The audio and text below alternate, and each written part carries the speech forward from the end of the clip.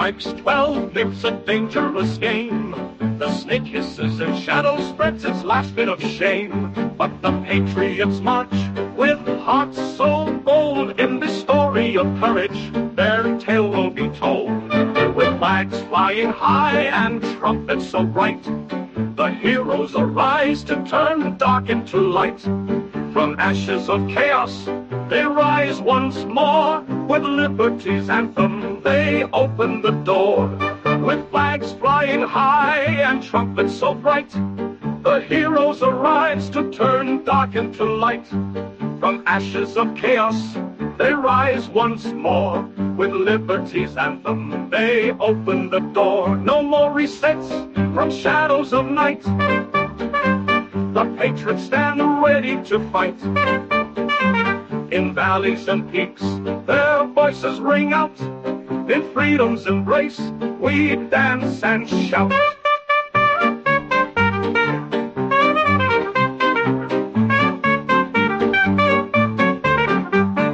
Trumpets sound clear as they reclaim the land. With a wink and a nod, they take their last stand. The evil may hiss with its venomous tune, but bravery will shine like the morning in June.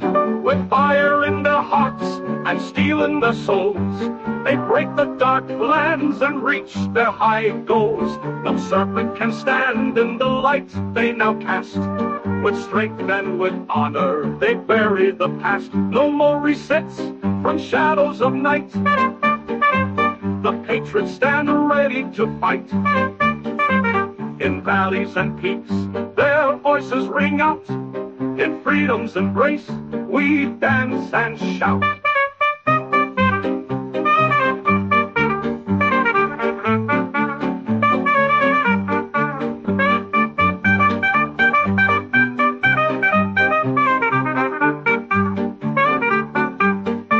No more resets from shadows of night. The patriots stand ready to fight. In valleys and peaks, their voices ring out. In freedom's embrace, we dance and shout.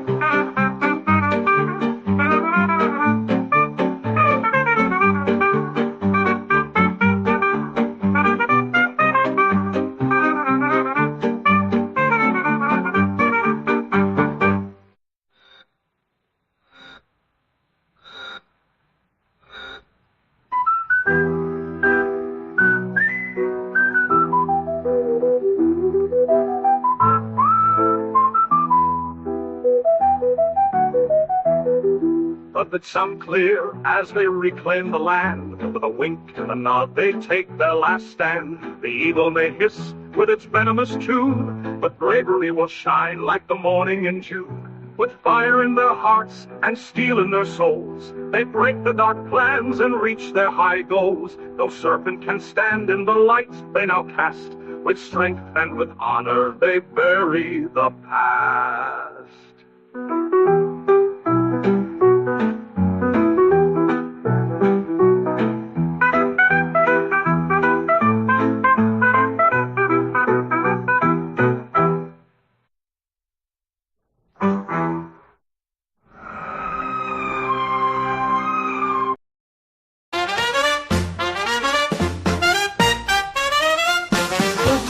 Fall at every turn. They plot and scheme but never learn. God's light shines so fierce and tall. Where we go one, we go all. From 47 ordained to lead, with vision sharp like a noble steed. Looking light shows us what's in store. The truth reveals so much more. Globalists trembling in their boots, their plans collapse like beaten flutes.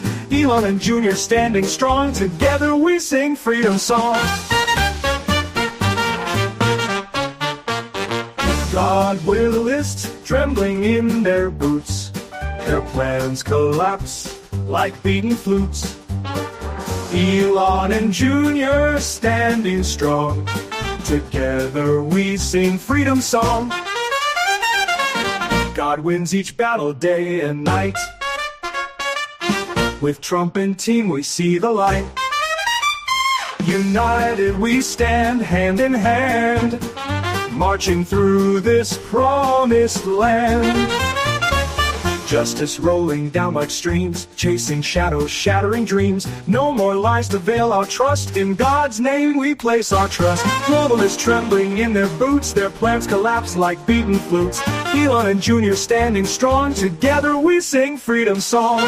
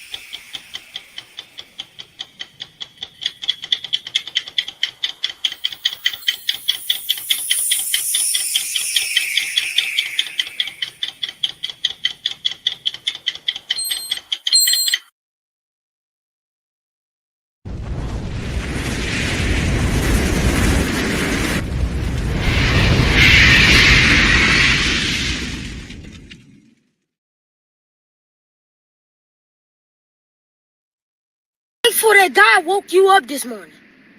Mama, you thankful? Oh, I'm thankful. So keep being thankful. What? I'm thankful. You done woke up this morning. And I'm God giving thankful. you another opportunity And I to wake thank up him. and be productive. Yeah. So be thankful. I'm thankful, James Jr. Be thankful all day. I'm thankful. Okay? I'm just making sure. Because y'all know, like I like to say, it ain't all good, but it ain't all bad either. So be thankful. Be happy. Smile. This kid.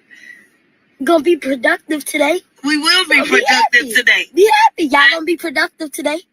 So just be happy. Be happy Be and happy. be thankful. Be thankful. Tell God thank you. Thank Y'all you, want to God. see thank you, God, all in the comments. Don't be, oh, well, I don't feel like it right now, or I got something to do. You got time today. Oh. You got time to pick up your phone and scroll on Instagram or TikTok. So be thankful. Yeah, I'm going in today, Mama. That's how you feel this That's morning? how I feel. You can put thank you, God, in the comments. Y'all can make y'all story. Thank you, God, for waking me up. Just praise God. Oh, you ain't even gotta go to the internet. Just get on your knees and tell him thank you. Okay then.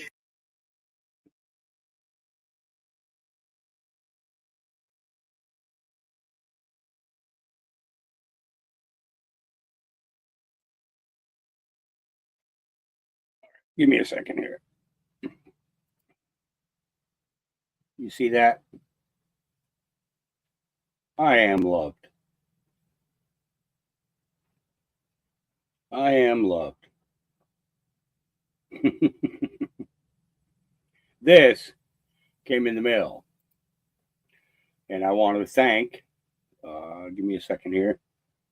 I need to switch back to there.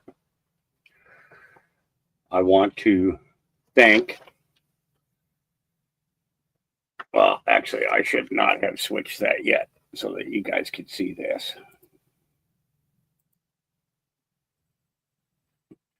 You have been the best teacher these past 5 years. Thanks for sharing your knowledge and helping us grow.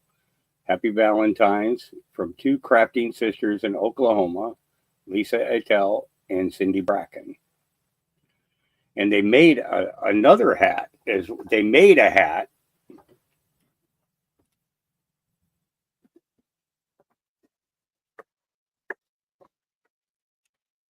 It's kind of cool. Look at that. Gotta love it. Gotta love it. Thank you very much.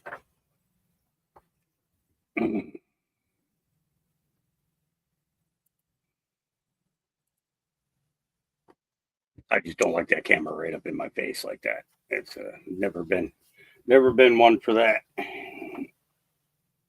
Even when I was on stage, I didn't care for the camera that people were flashing in front of my face and everything, you know. So yes, thank you. And seeing that they sent a safety meeting hat, I guess it's time to utilize it, and let's have a safety meeting.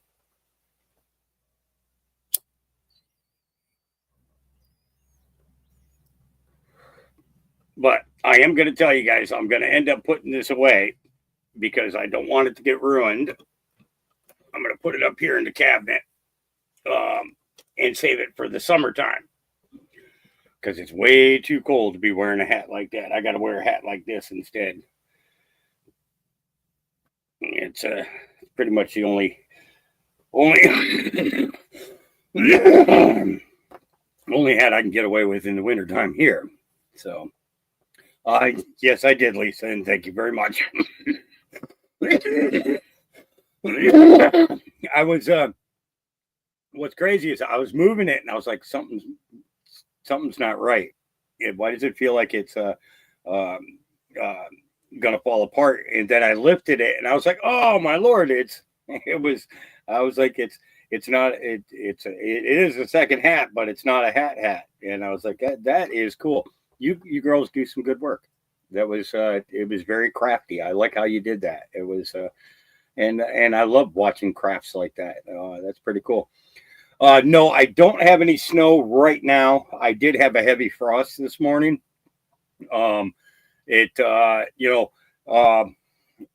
So because where I'm at between Salem and Lincoln City, we have a valley that comes through from that location. That's where the Highway 22 comes up.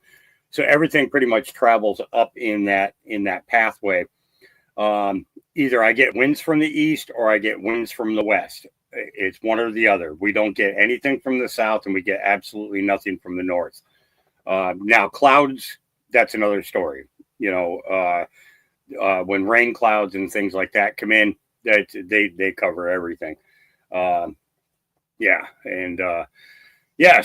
that kid had a great message this morning, didn't he? Yeah, you know, just be thankful. And let's see here. Let's go ahead and look at the second one that I had queued up and ready to go. There it is. And here we go. Hey, so I'm out here on the Gulf of America. All these motherfuckers getting so mad about me calling it the Gulf of America, man. If you believe it's the Gulf of America, repost this fucking video, man. Show them motherfuckers that it's the Gulf of America. Oh, and by the way, look at this beautiful sunset in the Gulf of America. That shit wasn't that fucking pretty when there's the Gulf of Mexico. Yeah, we're going to start seeing more and more stuff like this.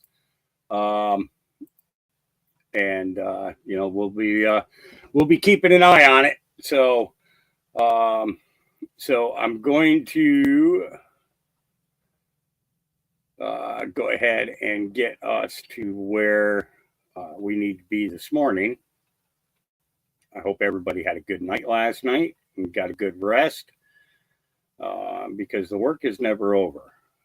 Never, ever, ever, ever over. And we know that the crooked politicians are going to keep going and going and going until they are brought to a stop. And the only way that that's going to happen is through us being persistent and making sure that the things that we voted for are completed, right? So, okay, and I think that that's right where I want to start. Is this it? No.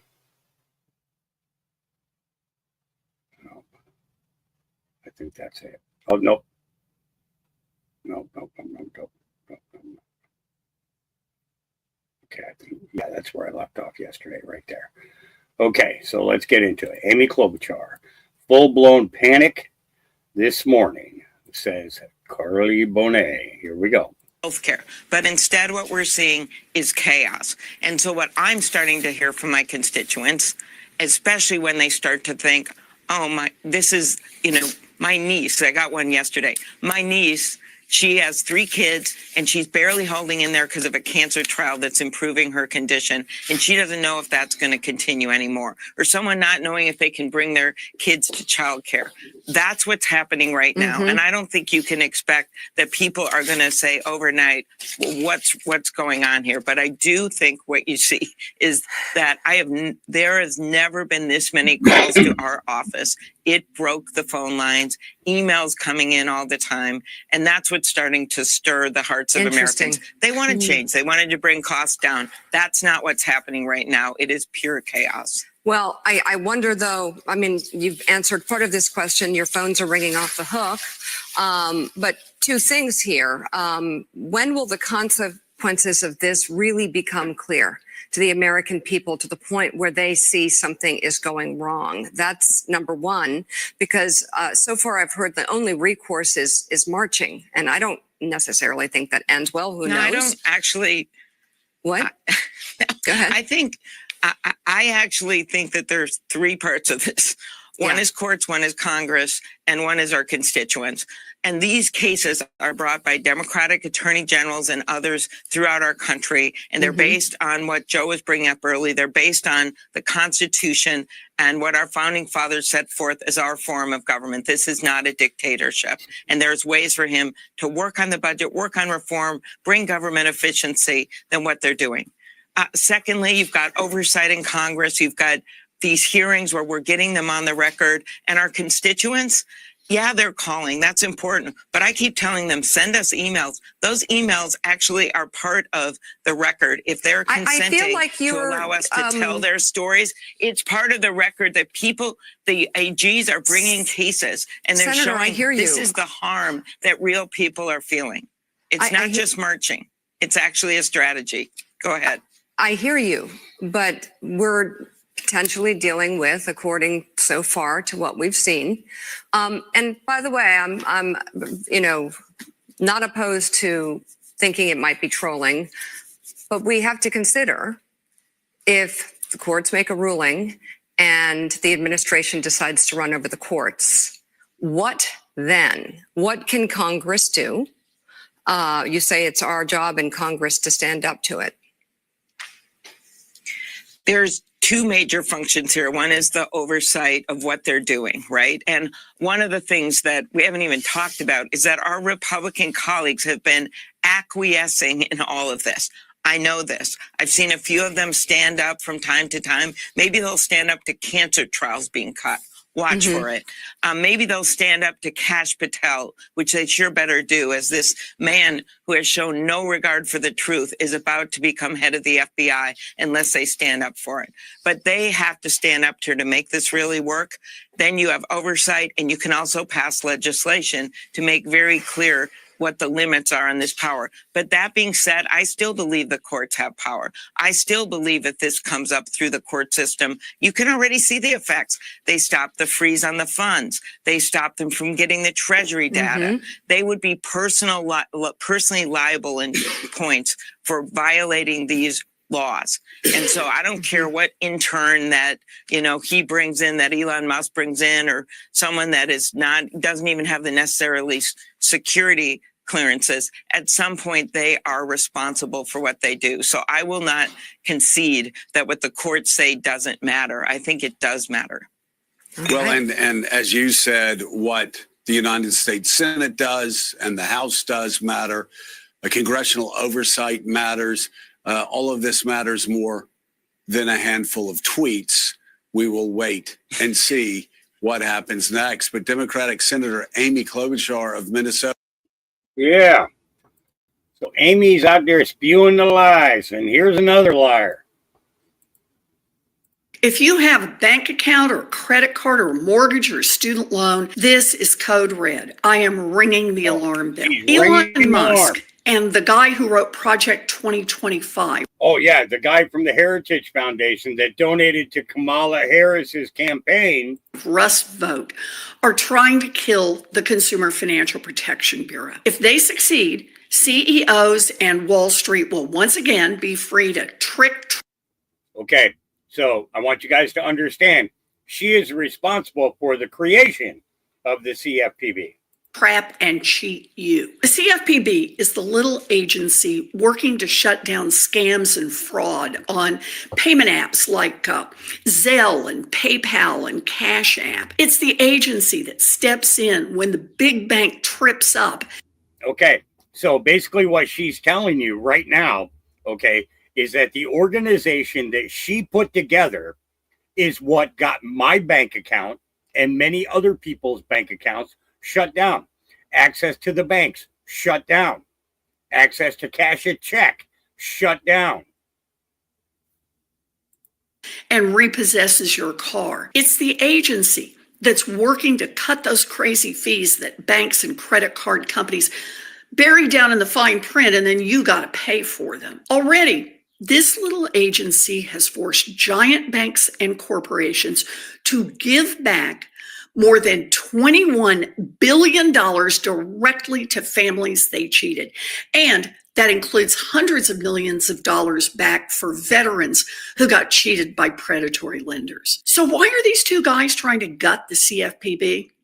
Not rocket science. Trump campaigned on helping working people. But now that he's in charge, this is the payoff to the rich guys who invested in his campaign and who want to cheat families and not have anybody around to stop them. Yeah, it's another scam. After the 2008 financial crash and the big bank bailout, Congress created the CFPB to protect people from getting swindled. For years, Republicans have tried and tried again to repeal it in Congress, and they have failed every single time.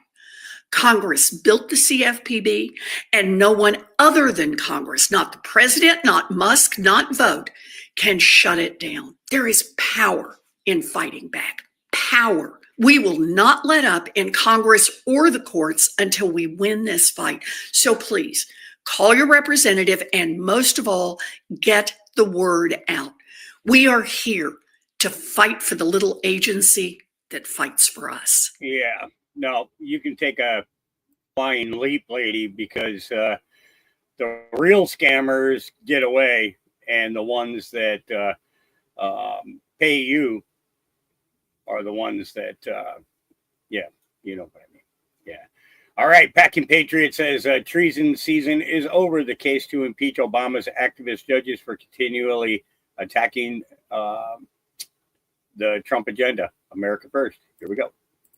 The coup started back when Barack Obama was president. I seen this coming a mile away.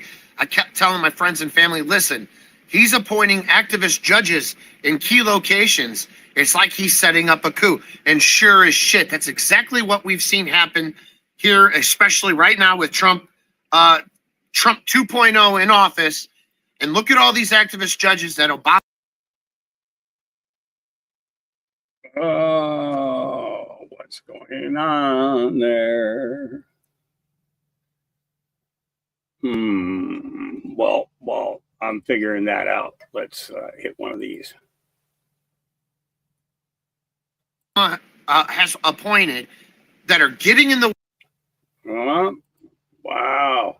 They really don't want this video played, huh? We're going to let it load for a second. So if you hear the flame hit the bowl, it's not my fault.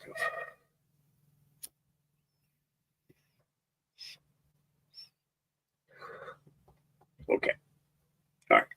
Way of the Trump agenda and stopping things like Venezuelan illegals going to Gitmo and much more. Check it out.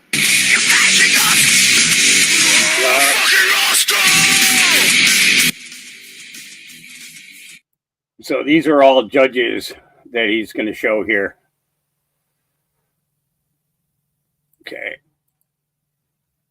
Give it a second. I want that. Okay. A federal judge appointed by the former Barack Obama has blocked the transfer of 3 Venezuelan immigrants from New Mexico to Guantanamo Bay. This decision comes in response to President Donald Trump's recent policy to detain undocumented immigrants at Guantanamo Bay as part of an immigration crackdown. The block was specifically for these individuals, pending further legal proceedings, highlighting ongoing legal challenges to the administration's immigration policies. Yeah, the American people want them the fuck out of here, okay? U.S. District Judge Paul Engelmeyer from the Southern District of New York. What did I talk about yesterday? Southern District of New York, SDNY. Okay, recently issued a ruling blocking the Trump administration from transferring Venezuelan immigrants to Guantanamo Bay. He's also the guy, or the same judge, who is trying to stop the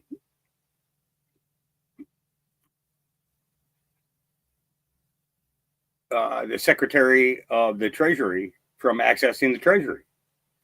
Okay. I use long stem pipes only. I used to use papers and stuff like that, but I need a cooler smoke at my age. Okay, so let's get on. Here we go. U.S. District Judge Paul Engelmeyer blocked President Trump's political appointees, including Treasury Secretary Bissett, I think it's Bissett, I think his name is, from accessing Treasury data. That this action was part of a broader effort to prevent what was described as potential misuse of sensitive information. And the thing is they don't have access to your Social Security number, your birth date, or any of that other crap. All right. U.S. District Judge John McConnell, a District of Rhode Island, issued a restraining order against Trump's attempt to freeze federal spending. This came after the White House tried to rescind a directive, but statements suggested the policy was still in effect, leading to judicial intervention to clarify and block the policy implementation. So they tried to use lawfare before he got into office, and now they're trying to use lawfare again. U.S. District Judge Deborah Boardman issued out of the District of Maryland, issued a nationwide preliminary injunction against Trump's executive order restricting birthright citizenship, stating it conflicted with the 14th Amendment and longstanding Supreme Court precedent, which is bullshit. Let's get back into here now that the music should be over. I just want to say this. It's got to come to an end. Something's got to happen. Treason season is over, and I'm just hoping that somebody has the balls to try to impeach these communist activist judges. We're done with you. Your voice is a weapon. Use that shit. Yep, your voice is a weapon. Use it. Rick, for MS, There's a couple of different that I know off the top of my head. One of the ones that I would highly recommend is a strain called Vortex. It was put out by a company called TGA Genetics. They're out of California. And the Vortex, it's a purple strain. Okay. Has very high success rate with muscle control, and also gastrointestinal stuff as well. And then they have another strain also in their catalog called Jilly Bean, which one of my dogs is named after. JILLYBEAN, all one word. I would check into both of those. But you should be looking at purple strains to handle the MS. It's they are the most medically noteworthy dealing with MS. It doesn't necessarily need to be sticky icky. I mean, if it's sticky icky, then that's really, you had a good grower. But a lot of growers, the way they trim things down these days and everything else, you lose a lot of that sticky icky like we used to have when we were kids, Craig. Yeah, it's that's not the same as what it was back in those days. It's really, really, really not. So Insurrection Barbie says we need to make mental asylums great again. Am I not really even? I am not really even joking. Elon says yes. And this is why insane asylums need to be made great again. Donald Trump is not staging a coup. Donald Trump is not staging a coup, and he never was. Donald Trump is a distraction. Donald Trump is a loudmouthed charlatan. Donald Trump is where they want you to look so that you're not looking at the guy who's taking over the treasury and dismantling the government from the inside out. Do we just stand and watch this happen? I'm so tired, and that's on purpose. I'm so tired, and I will not look away. They want us disengaged. They want us distracted. Don't let them take your attention away from this. The fate of our country literally depends on it. This is not a fucking joke anymore. Oh. God, I'm so fucking tired. We're just gonna do it tired, guys. Well, you know what, lady? We've been tired Donald Trump is not longer than you are, and we're still going. I bet you'll be curled up in a ball in your bed. This is another reason why mental institutions. Thank you very much for that, anti-adjack. Thank you. Rick. Another. I should have thought of this first. Is getting a. It doesn't need to be a high strength. I would say low to mid grade Rick Simpson's oil, RSO, because then she doesn't have to necessarily smoke it, and it will last a 24-hour period at a time. Now she will be high, unless you find a pure extraction of just CBD RSO. But honestly, I believe it's the combination of the THC and the CBD that, one thing works for one part of your body, one thing works for another part of your body. And the CBD is a great cleaner for the cannabinoid receptors. Okay. It cleanses them out. But the THC is the impactor. Okay. It goes in, it's what attacks after the receptor has been cleaned. So anything that's attached to the receptor is going to be attacked. And it gets rid of all the bad shit. And then the CBD comes in, washes it over. And then the THC comes back in, hits it again. And it works, it works on a rotation like that. Yeah, you can, Tony Garrett says, Where'd it go? Dang nabbit. How come I can't? Is that it? Hang on a second. Something just happened here. Tony said, oh, damn, where are my glasses? I saw CBD loud, and that's why. Okay, yeah, I've ordered some CBD gummies on eBay today. Yeah, that's not a bad thing. You do want to go through. You definitely want to go through all of the ingredients, Tony, on whichever product you're buying. See if there is an ingredients list there. And look up all the different things that they add to it, because each of the items that they're using, say for instance, prime example, I was talking with some friends a couple of nights ago. One of the things that I'm going to be producing out here on the farm for this year is tomatoes, right? And at the same time, I've been seeing a lot of videos in regards to and a lot of documentation. I should say that to clarify that, because I started looking into old medical journals and stuff, and looked up turmeric. And one of my biggest peeves out here is having to grow things in the greenhouse, because the deer and the elk will just come right in and eat it. So I won't have any tomatoes. I won't have any corn. Most of the lettuce would be gone. And then this guy says to me, he says, I've been growing tomatoes for about 25 years now. And he's got a big farm down in North Carolina.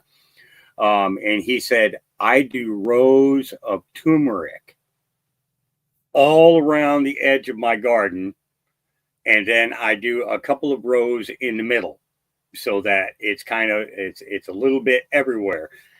And guess what doesn't like the smell of turmeric and will stay away from? Deer and elk don't like the smell of turmeric.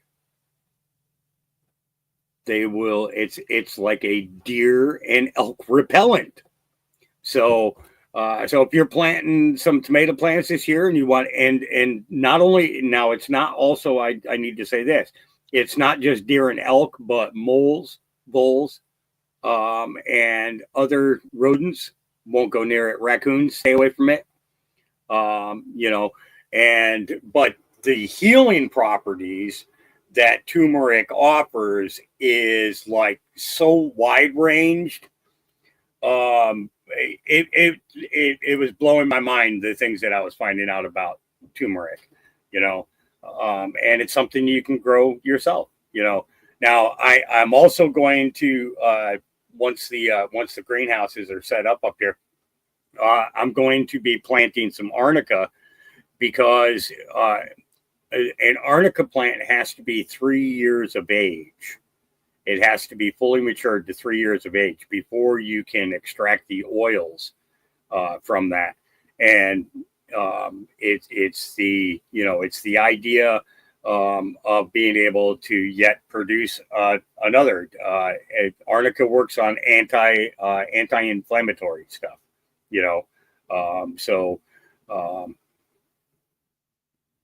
Pressure LA is not bad.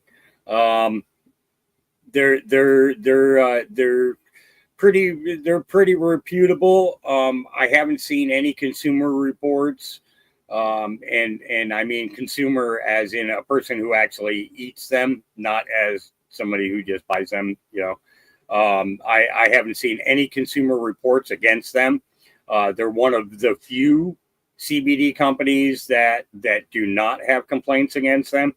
Any company, I would highly recommend. When you go to order, get the name of the company, and don't just go to their website. Go to the Better Business Bureau.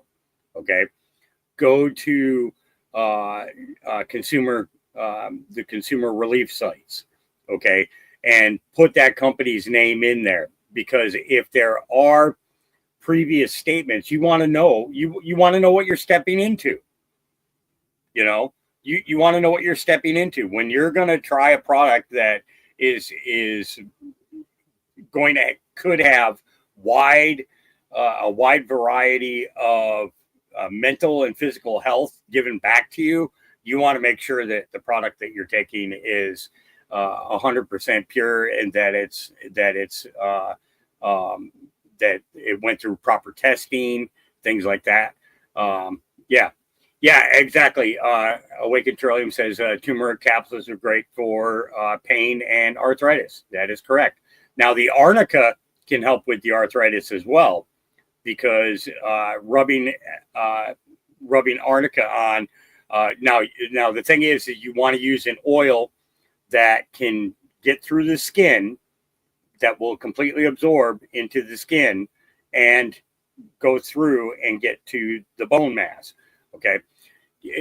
I'm going to give you a prime example of oil delivery system.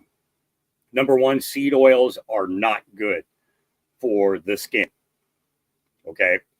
Olive oil, however, has the best absorption rate of any oil that's out there.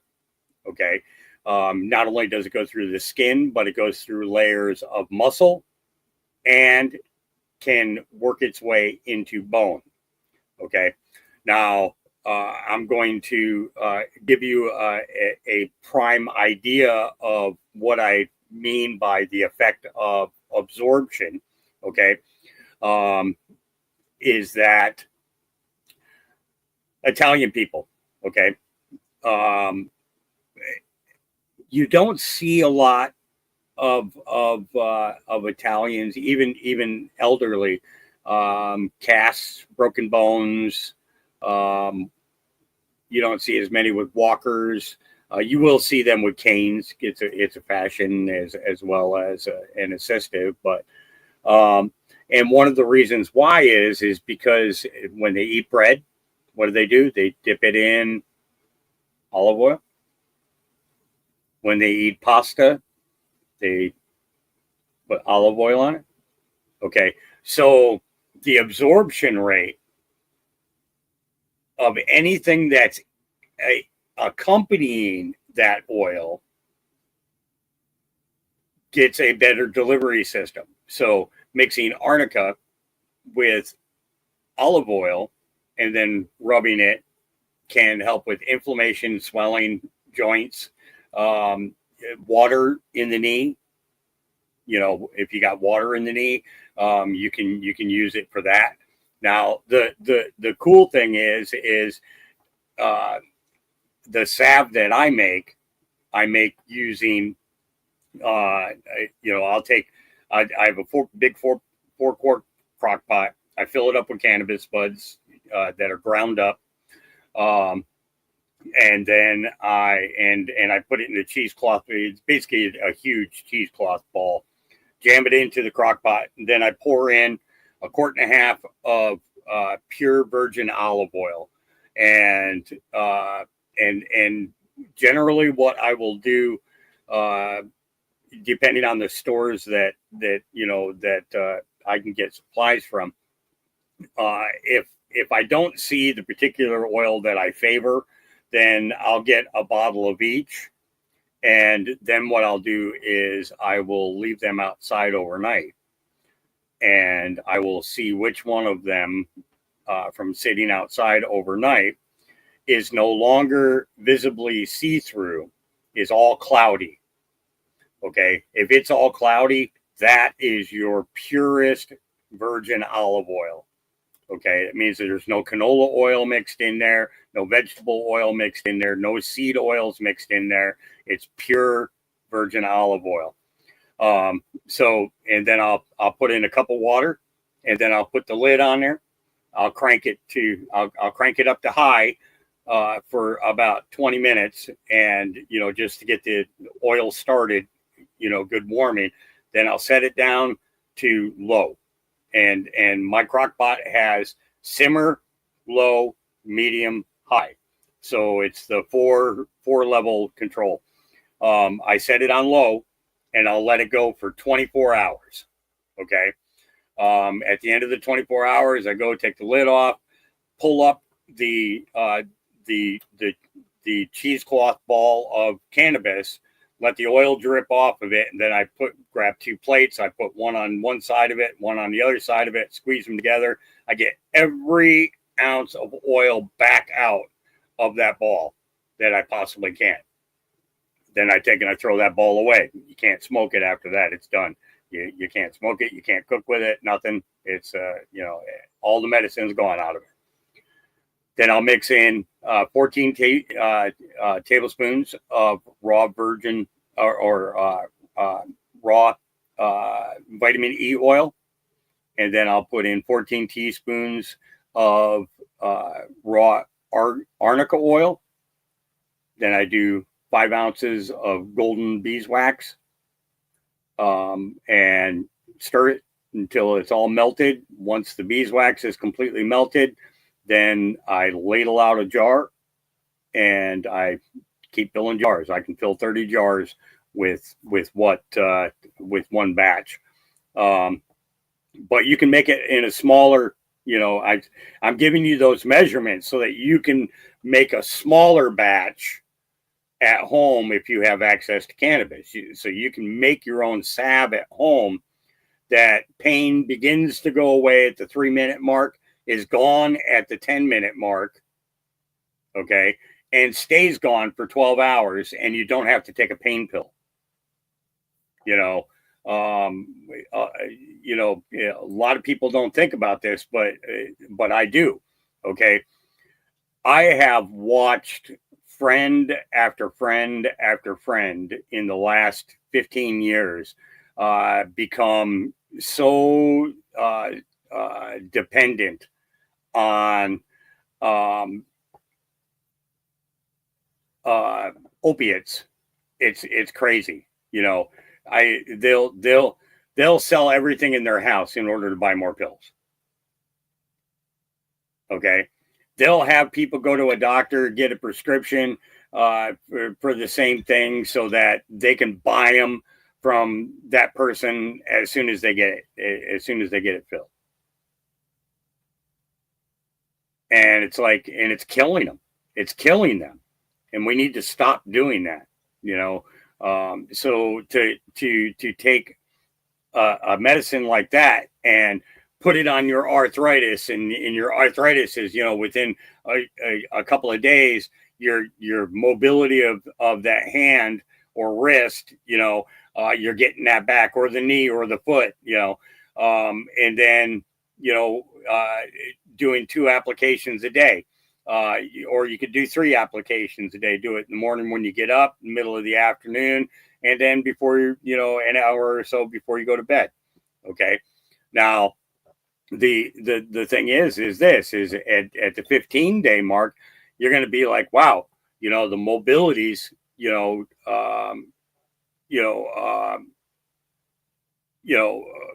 rotary cups, things like that, starting to get that movement back, if it's an elbow or a knee or whatever. Okay. 30 days, you feel like it's healed, but that doesn't mean you just go out and do everything that you used to do again. No, you keep applying it until the jar is gone. Okay. And if you put it on 2 to 3 times a day, that jar should last you 60 days. At the end of the 60 days, then you can get out there and try and ride a bike, or or do that other stuff. Now, if it's a mild pain that it's you're working with your hands all the time, you're working cranking wrenches, then you got your wrist, you got your elbow, your shoulder, things like that. You put it on these 3 spots, and you can maintain the discomfort of that, and stop things like carpal tunnel and things like that from happening. And I've had a couple of patients actually tell me they came and got the salve because they had carpal tunnel, and they were getting ready to have surgery done as soon as the schedule opened up, and they said, I don't have to get it done, it's completely gone. It's completely gone. Here's my X-ray, and they show me their X-rays and that carpal tunnel, that big buildup and stuff that was there. It's gone.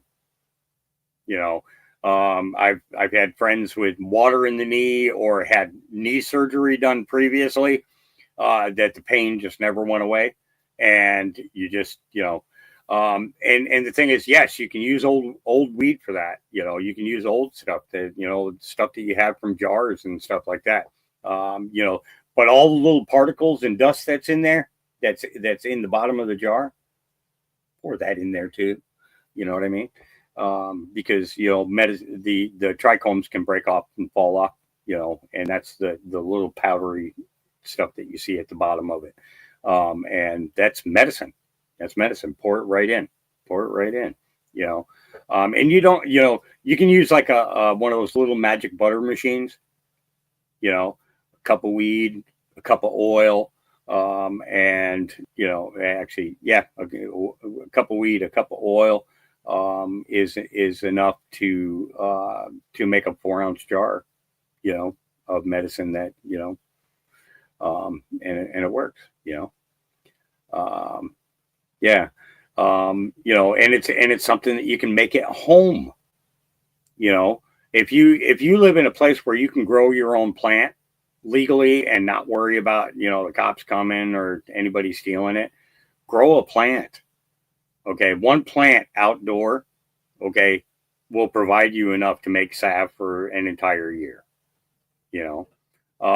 Most of the dispensaries have stuff like that, but I tell people, if it's got peppermint oil in it or something like that, or lavender and all those other fancy dancy, they call them essential oils. I don't consider it essential to smell like a lilac or a lavender. What I go after is the elements, simple, basic, that deals with pain, inflammation, swelling, and getting people back up and moving, so, but if you have a dispensary near you, you can buy them there.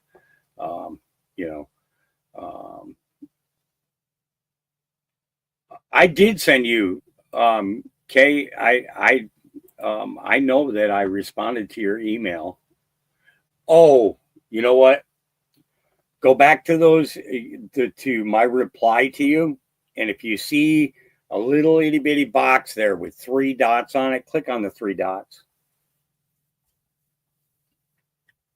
Because sometimes they take something that you copy and paste and do that, and it's, yeah.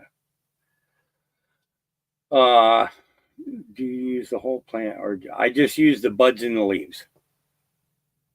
Now I get rid of the big leaves. The big leaves are just water leaves. They don't they don't contain any real properties that I use, the plant for. I do know people who every time they pluck the leaves and everything, they clean them and then they juice them, and it's like, yeah, gotta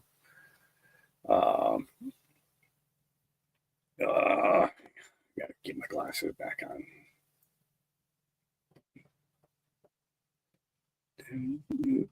That moved fast.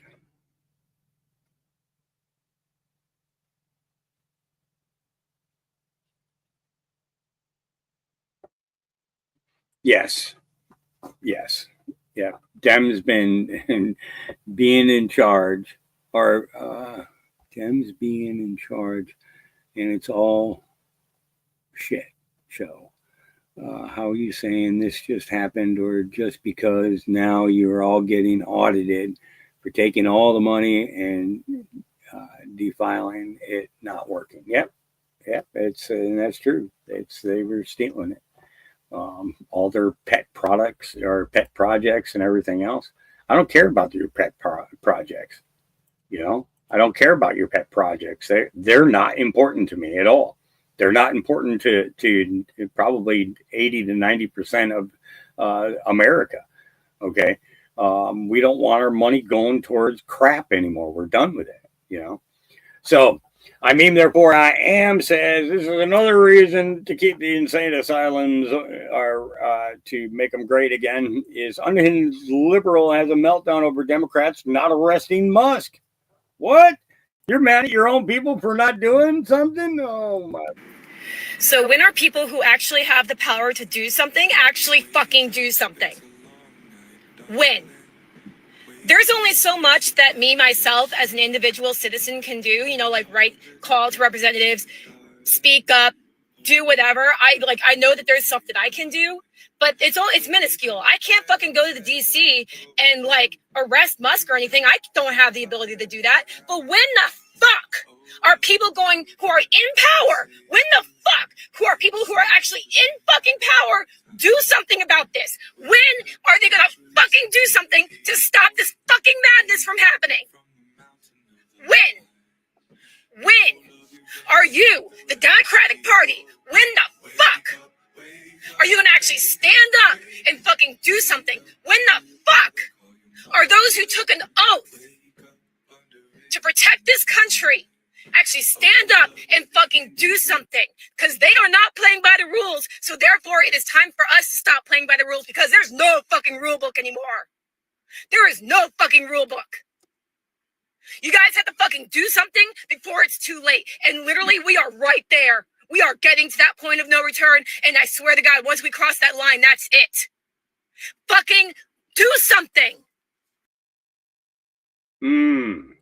Interesting. I'm waiting on my friend to come down from Portland that is going to send to you, Dean.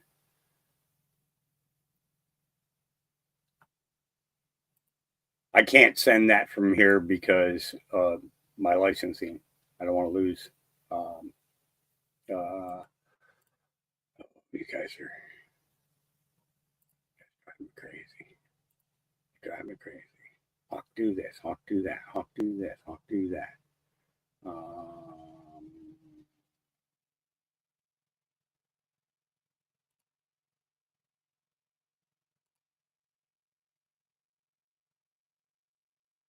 Oh, yeah, that's in my lineup already today. That's in my lineup today. Gotcha. All right. Let's go ahead and so Gary Codone says, cool. Who wants to join me in a class action against all federal employees involved in stealing trillions in tax dollars that we were told were allocated to particular key divisions of the USA, but in fact were diverted? Anyone?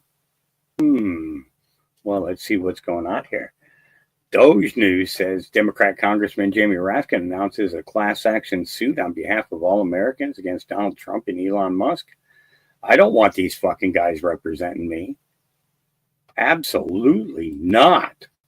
What I'm thinking about and talking to, my friends at Democracy Defenders and other lawyers about is, could there be a nationwide class action lawsuit to follow up on last week's victories against Musk, against the Trump administration for this breach in computer security and the data of all American taxpayers? It could be a class action suit on behalf of all Americans. If the Proud Boys and the Oath Keepers want to opt out and they don't want their part of the money for the contamination of their data, fine, they can opt out. But really, it's a suit on behalf of everybody because that's our information. Right. It doesn't belong to Elon Musk or his little midnight crew. It belongs to the people, and the government has to hold it in trust. Now, there's specific statutes which say that information can only be accessed for tax purposes,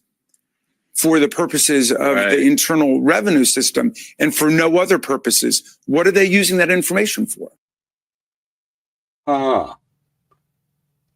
Representative Raskin, I do not want you representing me in any way, shape, or form. North African, illegal, wants to attack an English patriot and discovers that it was better not to. And he runs away like a rat. Look at that. Go away, man. Go away, man. He did warn you, mate. He did warn you. Good one, Fred. He deserved that. More than anything. Look at that. That kid's famous now. Look at that face. Where is it? Where is it? That face.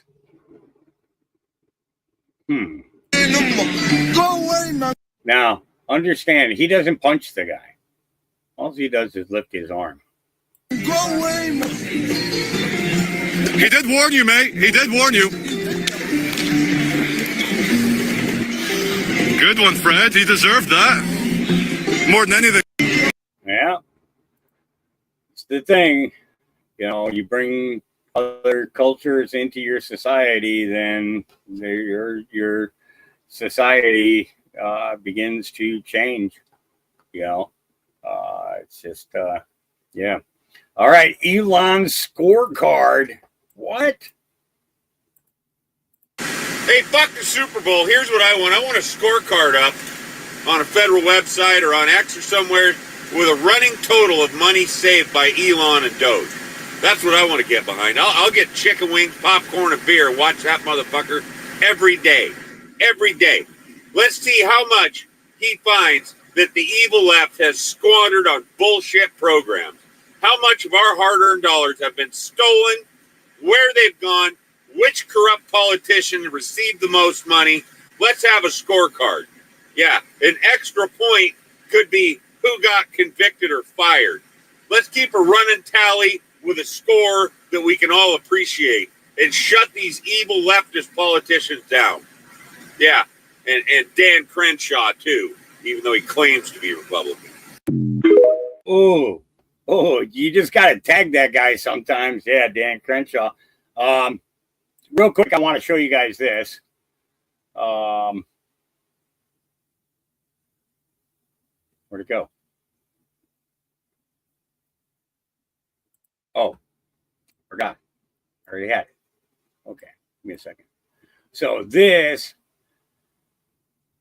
is the clock that everybody's talking about.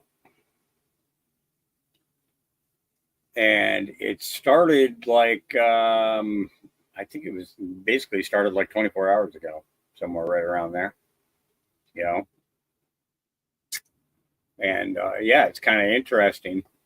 What's this countdown clock about? And is I don't know if it's 8kun or 8chan. So,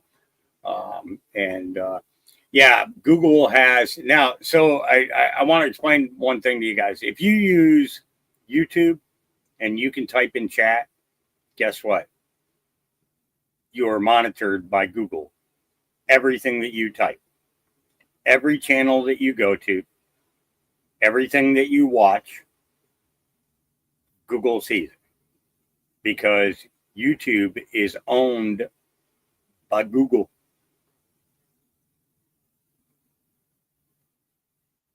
Yeah. You ever notice that you had to get a Google account in order to get your name, your YouTube name? You know? It's like, yeah, that's exactly why. Yep. So, yeah, they monitor every single thing. Why do you think that you watch a video about a particular topic and then all of a sudden your feeds on everything, whether it's Facebook or whatever, is all about that particular topic? They watch day in, day out. So, yeah, so that's the clock that everybody's talking about. And we'll see what happens with that at the, you know, I'll try and be watching the news and see what goes on there. All right. Here we go with Hot Rod Super Bowl symbolism. Let me know what you think. And here we go. All right, so y'all know I'm really good with picking up the symbolism, right? Here we go. All right, off the bat, it says start here, and then it's pointing an arrow. And then you had gaming controls, X, square, triangle, and circle. And there was a counter in the background that was jumping around random number. That went fastly from 0 to 100, and then you had the start here. Now it became very patriotic As you see, there's the flag. But there was one thing. In the streets, everybody was laying down at one point except for these people right here. And the colors are blue and black with some white, but the ones who survived are all white shirts. And you even have on the street lights white shirt. But quickly you saw everybody got back together and was in sync with one another. And if you noticed on the play buttons, they were all black and everybody else was in color and in sync. And then it finished with game over. So tell me what your thoughts. Take care. God bless. Interesting. And there's a couple of different breakdowns of that. There was a girl on the Facebook that had a really good breakdown of it, but I can't seem to find it again. All right. So Shadow Ezra says a former World Bank president has sounded the alarm, revealing that the Federal Reserve has lost over $1 trillion and counting, turning it into nothing more than a massive hedge fund for the rich and powerful. Oh boy. Let's hear what he says.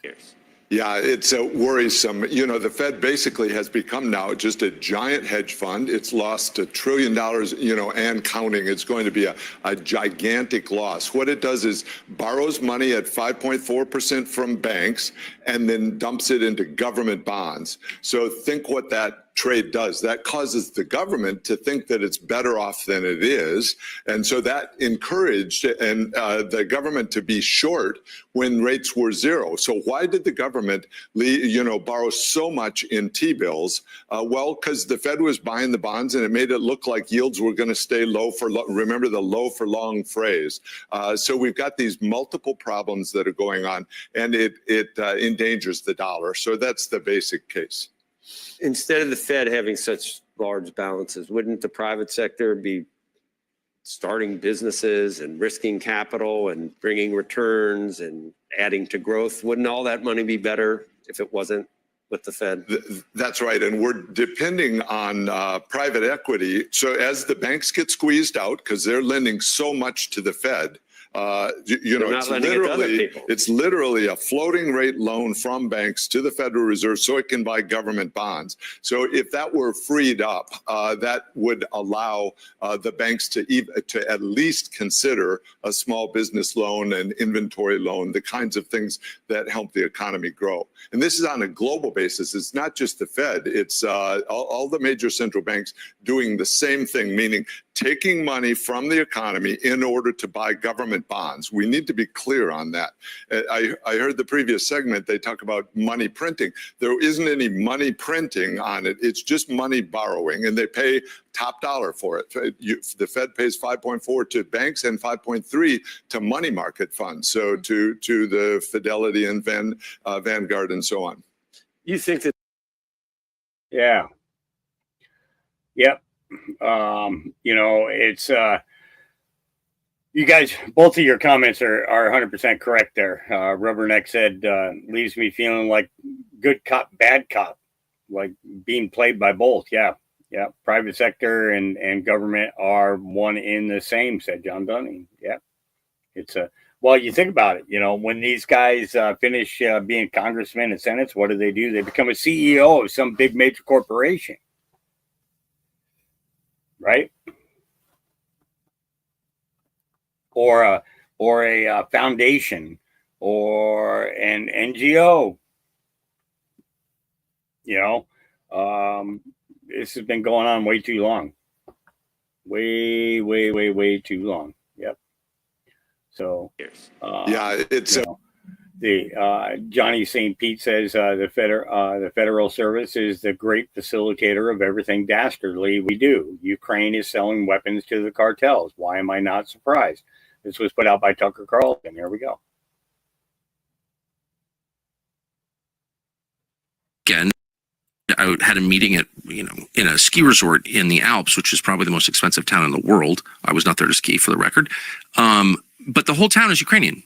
all the visitors are Ukrainian, and they're rolling into Hermes and dropping $1 million in an afternoon. Okay. So it's all through Europe. You see this. The richest people are the Ukrainians. That money is ours. It belongs to me and you and every other American taxpayer. That's where it's going. Second fact, not guess, fact is the Ukrainian military is selling a huge percentage, up to half of the arms that we send them. Half. And I'm not guessing about this. I know that for a fact. Okay. Thank you, David. Not speculation. And they're selling it. And a lot of us winding up with the drug cartels on our border. So this is a crime. What's happening? Our intel agencies are fully aware of this. You tell me they're not profiting from this. Of course, you think CIA is not profiting from this? Yes, they are. I can't prove that, but I believe that. What they don't know this, I know this, but they don't know this. They know this. And no one is saying it. Like, no American seems aware of this. We're sending these arms to Ukraine, hundreds of billions of dollars, and it's being stolen and sold to our actual enemies. Like, what the? I'm trying not to swear. What is this? Yeah, well, the reason why is because you have Zelensky, it was about 3 weeks ago, I think, was specifically asked this question. So he went at some length in one of his interviews to say, oh, no, absolutely not. There's no truth to that at all. We've implemented all this thing. I know that, but the media just reported what he said. The New York Times could get on the web and order Ukrainian weapons. That's a fact. I'm not guessing. It's a fact. They could do that today. Like, everyone who wants to know what's going on knows. And yet they're telling me, 70,000 Ukrainians have died. 70,000? Really? You think that's the number? Everything about this is a lie. And Tony Blinken, of course, because he's running the U.S. government, knows that it's all a lie. And so for him to say that out loud is evil. Like, that's truly deceptive, I think. Oh, and 100% it is, because it is in direct contradiction to reality on the ground. They're selling weapons to the drug cartels? Are you kidding? This is a nightmare. I don't understand. Why is nobody reporting? How come I know that? Yeah, that's one of so the New York Times doesn't know that? Yeah, you haven't seen that report. Yeah. I mean, how could they not? I mean, this stuff is all over the place. And this has been an open secret for almost the duration of this. Yes. And sometimes they put a little caveat headline and then move on to whatever's next. And they don't. No one says the implication of, wait, this stuff could come back to bite us on our. Oh yeah. They really don't like it when you got truth being put right out there, right? Own border. Well, yeah, we saw that in the 80s with the Mujahideen. Wow. 2-minute and 30-second mark. Then no one. Of course. How are you going to have commercial air travel around the world? By the way, if their missile systems, handheld missiles, you can shoot down a commercial airliner pretty easily with a lot of this stuff. That's what it's designed to do. And if it's in the hands of separatist groups, terror groups, drug cartels, which it is now, how do you have a civilization? How do you have global air travel? I don't get it.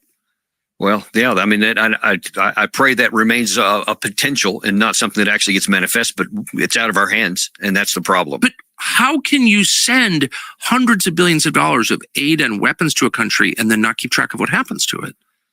I can only speculate that they just don't care about that. If some of it ends up hurting Russia, then cool. And I think they're also that's the sponsoring extent terror attacks inside Russia. A lot of them. Yeah. So since when does the U.S. government sponsor terror attacks? Like, this is our government. Well, of course, we just put a different tag on it. Well, no, we're just helping the Ukrainian side fight its war against the Russian aggression. You're assassinating people. That's yeah. I mean, and as I think you've talked about before, Dugin's daughter, who was caught up in a lot that. of other people. Yeah, certainly. Yeah. Yeah, general. Not speculating on this at all. I know firsthand. Yeah. So anyway, sorry to get upset. It's that the Blinken stuff is like, it's beyond. Yeah, and then Austin did the same thing. And see, that's the problem with these guys going behind paywalls, is because they do have real news. The problem is, when you go behind a paywall, you cut off a large percentage of Americans who can afford to watch you. And it's basically, means that you're tailoring yourself to the wealthy, and it's like, that's kind of not cool. I did it with Cat Turd. I paid the extra $3 to subscribe to his channel. And back then he was putting out, a whole lot of stuff in regards to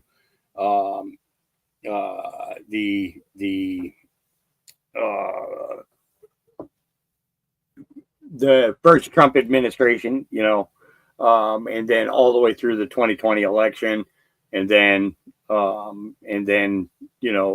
throughout, Donald Trump's most of Donald Trump's campaign trail.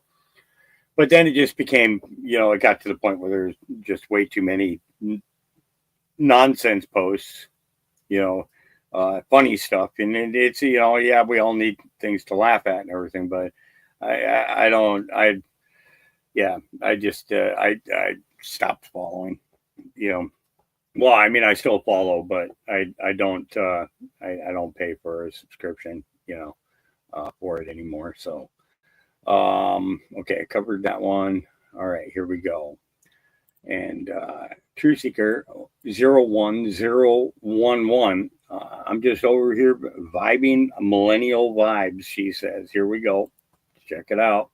What happened to the alien dudes? Are we in the season finale of Earth right now? Because everyone is so angry and so detached from reality, and everyone's absolutely losing their minds on everybody, and no one can seem to kind of calm down. And everyone's like, oh, why don't you post about political things? Because there's so much going on right now, and all I'm wondering over here is, where are the aliens? What happened to them? Last time I checked, they were around New Jersey, just flying around and stuff, and I thought they would show themselves to us, and that we would get, like, a season of aliens, and the memes would have been so lit. But now the aliens are gone. Everyone's freaking angry. And I'm over here wondering what happened to them. Did we scare them away again? And I know some of you are going to be like, no, the aliens are super mean and the UFOs. I don't know. They've never waged war on us. You know what I mean? Like, yeah, they've abducted a few people here and there, but they always had the courtesy of bringing them back, which means they're kind of chill like that. And I know you're going to say, like, being abducted is kind of traumatic, but so is this flesh experience on this prison planet of bullshit.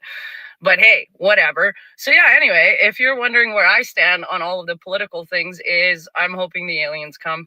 Why? Because I think it's funny. And I also don't take anything that's happening in the world serious right now, because how can you?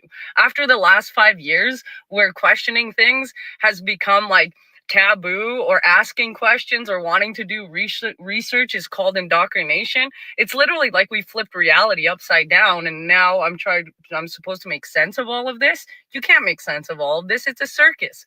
This is why I think that we're honestly in the season finale of Earth, and I have no idea how this is going to play out and how it will level itself out, but I think it's kind of interesting to watch human behavior and all of this, and how people are, I guess, reacting to the stress of everything that is happening.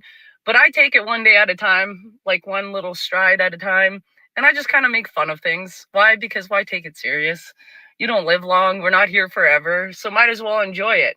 And yeah, I mean, there's a lot happening right now, and it's intense and it's insane, but at the end of the day, everything balances itself out eventually. And if it doesn't, well, I don't know what to say. I guess we're about to see more unprecedented times. And as a millennial, honestly, I've had so many of them that nothing really bothers me. Like a little ET dude can walk up to me right now, high five me, and I'd still just go back to work and finish my break and just chill and be like, yeah, I just met little green ET dude. He said hi. And I would just continue working, because you know what? Bills aren't going to pay themselves. And that's the reality of it. So yeah, if you guys are wondering why I'm so chill about all of this, I don't even know why I'm chill about all of this, but I just am. And I figure if you're laughing at it, it can't really hurt you, because then it doesn't really have any power over you. So yeah, that's how I'm seeing the world right now. Yeah. There you go. Yeah. Yeah. All right. Western Lensman says left October 2024. As the election neared, KJP assured Americans that no FEMA funds were being diverted to illegals. Right? Today, Elon exposes that FEMA is still sending taxpayer dollars to illegals. Just last week, having sent $59 million to illegals for luxury hotels. Legally in the U.S. So, disaster relief, this is a falsehood. Disaster relief funds used on immigrants illegally in the U.S. The fact is, no money is being diverted from response needs. That's the fact. Really? So,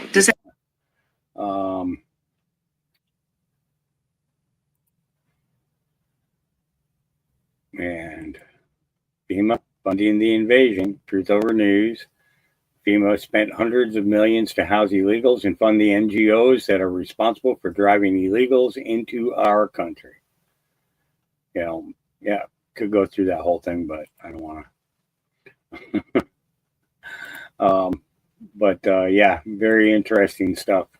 But Elon said, yes, that was a huge lie by the Biden administration. Funds were diverted from almost every part of the federal government to maximize the number of illegals in America. There also appear to be significant funds siphoned from Social Security to pay for illegals. Yeah. All right. This woman is a registered independent voter. She gives her opinion on what she's seen between Elon Musk, DOGE, and the Democrats from an independent voter's perspective. The video is only 35 seconds and it skyrocketed over 105 likes. It's pure gold. Well, let's take a listen and see if we agree. Democrats are acting like cheating boyfriends right now. I'm sorry, but somebody's got to say it.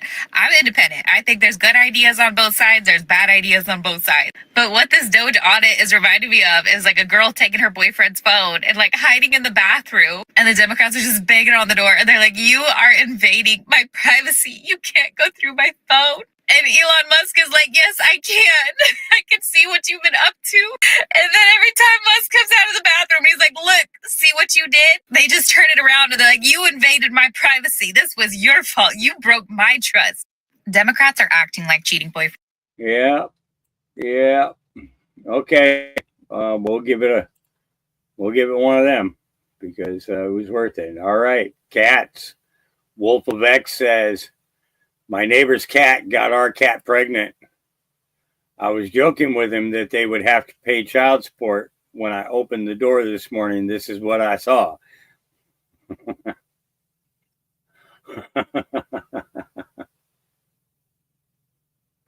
Oh, that's good. Let's get the next one. Here we go. I thought it was a loaf of bread for a second.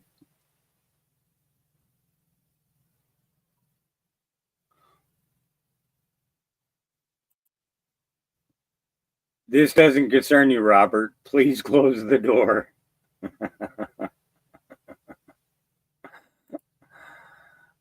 Cats are liquids. Liquids take the shape of the container while maintaining a constant volume. That's it. So cats are liquid. Where should stray cats? No, you're supposed to come over. Whoops, that wasn't what I was trying to do. That's what I was trying to do. Here we go. This woman built an apartment for cats in the winter. If winter comes, where should stray cats spend the winter? This lady considered this problem, so she built this cat apartment for stray cats by herself. The thick insulation board ensures that every cat can sleep here in peace in winter. The apartment has 3 floors. Each room can accommodate 10 kittens. There are fluffy blankets inside. You don't need to worry about the cats getting the blankets dirty because the clean cats will go out to use the toilet by themselves. After the apartment is built, the lady discovers a problem. The drinking water pool in winter often freezes. Even if she adds a sufficient amount of warm water every night, this problem cannot be avoided. So, she decides to make a thermostatic water dispenser. Use heating wires to keep the water tank warm to ensure that cats can drink water conveniently. Considering the kittens, the lady also made stairs to make it convenient for kittens to climb up. Finally, she found that it is very warm under the water tank. The lady made a few more rooms to let more cats live in.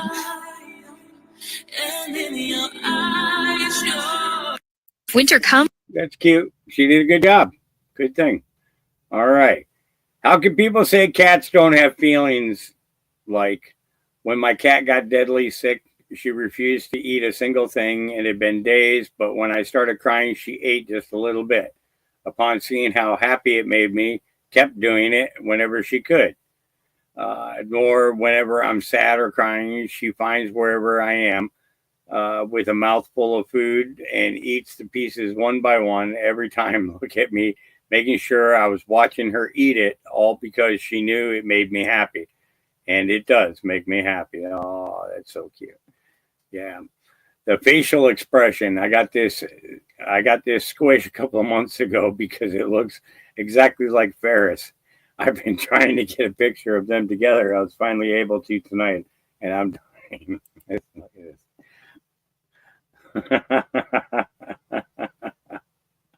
Oh, that is kind of cute. I'm not a cat person, so yeah. But let's get back to the real stuff here. All right. One word: firmament.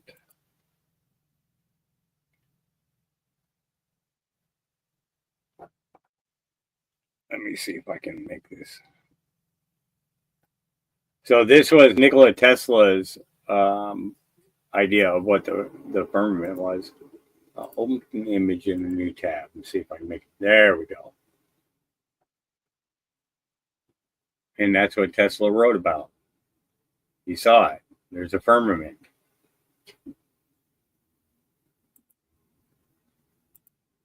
Whoops. Let's shrink that back down to size. Actually, I could keep it at that size, and video is pretty easy, I think, without having to make a big screen. All right. I'm guessing he was a liberal. I just went in and had my taxes done. This year I earned $85,727.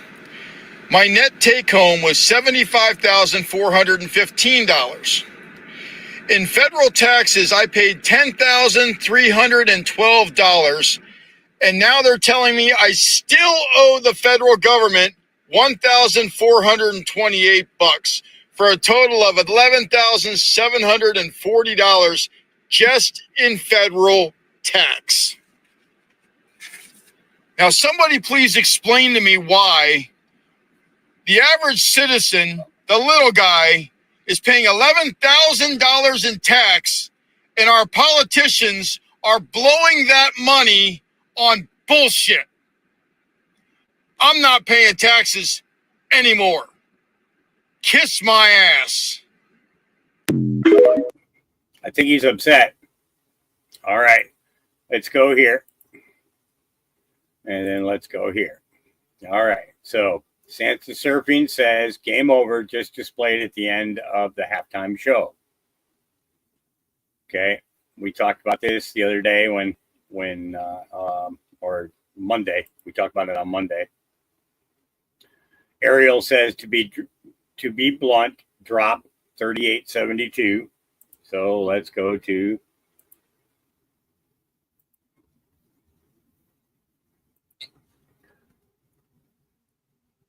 hashtag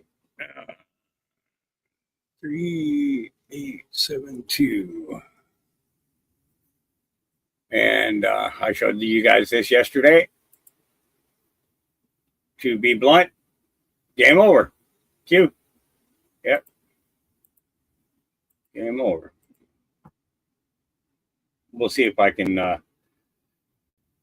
might try and stay going until the clock comes to an end, so we can see what happens at the end of it. So. All right, DOGE has uncovered that FEMA allocated $59 million last week to luxury hotels in New York City to house illegal immigrants. Yep. I was a side administrator at the Row Hotel. So in the hotel, we have close to 5,000 migrants. If anything involving this hotel, I was helping run it. Everything ranging from doctor's visits to medication is paid for the migrants. Anything you can possibly think of, it's being given to them. Car seats, cribs for newborns. There's, I want to say, at least 2 to 3 babies a week being born at this hotel. The migrants being in those hotels have destroyed them. There's a lot of alcohol in these rooms. Housekeeping is there all week, and they'll clean it. And by the end of the night, there's kids getting drunk together. There's people hooking up with each other. There's multiple guns in these rooms as well. The alarming thing is that this hotel is meant to be a family hotel. You were actually showing me some text messages between a social worker about a drunk 10-year-old in this hotel. Can you talk to us about what happened there? Yeah, it was a drunk 10-year-old who was caught with a 14 and a 12-year-old, and all 3 of them were intoxicated. And when we looked them up in the system, the parents had checked out 2 days ago. So their parents just left them there. Yeah, the parents will leave the kids unattended in the hotel. We heard a security guard start yelling, there's a gun on site, there's a gun on site.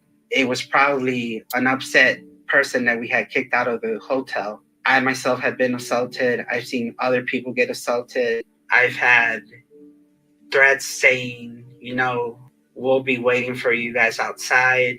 There's been times where staff has had to be, escorted to their cars, to their trains. Because the migrants are threatening them. Yeah. Often at times there was migrants causing chaos with shoplifting.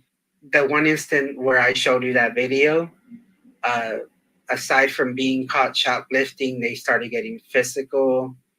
And a lot of the times it was, go calm the migrant down, get him inside the hotel. I've been doing this for 5 years. And in my 5 years, this has been the worst experience by far. The city of New York does not know what they're doing, and it's only going to get worse from here.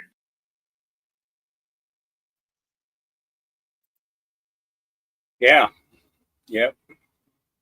So here we go. Obama judge demands Trump resume all paused funding. Judge John J. McConnell Jr. has ordered Trump to resume all paused funding and restore withheld funds.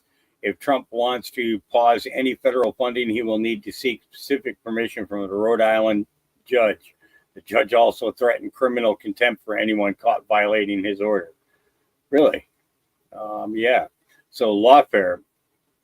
Yeah. What happens is that those who want the government corruption and waste to continue will shop around the country for an activist judge to do their bidding. It is an undemocratic and unconstitutional power grab by a tiny group of radical leftists, and they're right. Yep. So that was yesterday's podcast, and here we go. It's all right. We'll just leave this here. This is a picture of criminal migrants landing at Guantanamo. Does this Caucasian man look like a criminal migrant, or maybe he might be a deep state traitor? Ooh, possibilities. Trump says more to come. Yep. This just a quick update for you. Here we go. The Trump administration has filed a motion, an emergency motion, to vacate the Treasury's restraining order, asserting no court can sever supervision mandated by Article 2. Elon Musk is demanding impeachment of the corrupt judge that blocked DOGE's access to key Treasury payment system. And last but not least, Tom Homan vows handcuffs to whoever leaked the ICE raids in Colorado. So things just keep getting better and better, guys. I am loving what President Trump is doing in this country. Let me know your thoughts in the comments. Y'all have a... Okay, did that link appear in the? Did this link appear in the YouTube chat? So what you do is you go to that website there, qalerts.app. Okay. Now, anytime you write a number, you're doing a number, you have to put the tic-tac-toe sign in front of the number. Okay. Got to remember to do that. All right. So this one will piss you off most of today. I've had a hard time just hearing this without wanting to explode. Just wow. And this is from Dr. C. Here we go. Last weekend, I had a meeting in a ski resort in the Alps, which is probably the most expensive town in the world. I was not there to ski, for the record. But the whole town is Ukrainian. All the visitors are Ukrainian. And they're rolling into Air Maze and dropping $1 million in an afternoon. All through Europe, you see this. The richest people are the Ukrainians. That money is ours. It belongs to me and you and every other American taxpayer. That's where... That's it. These people are going on vacations on our dime. Yep. Not cool.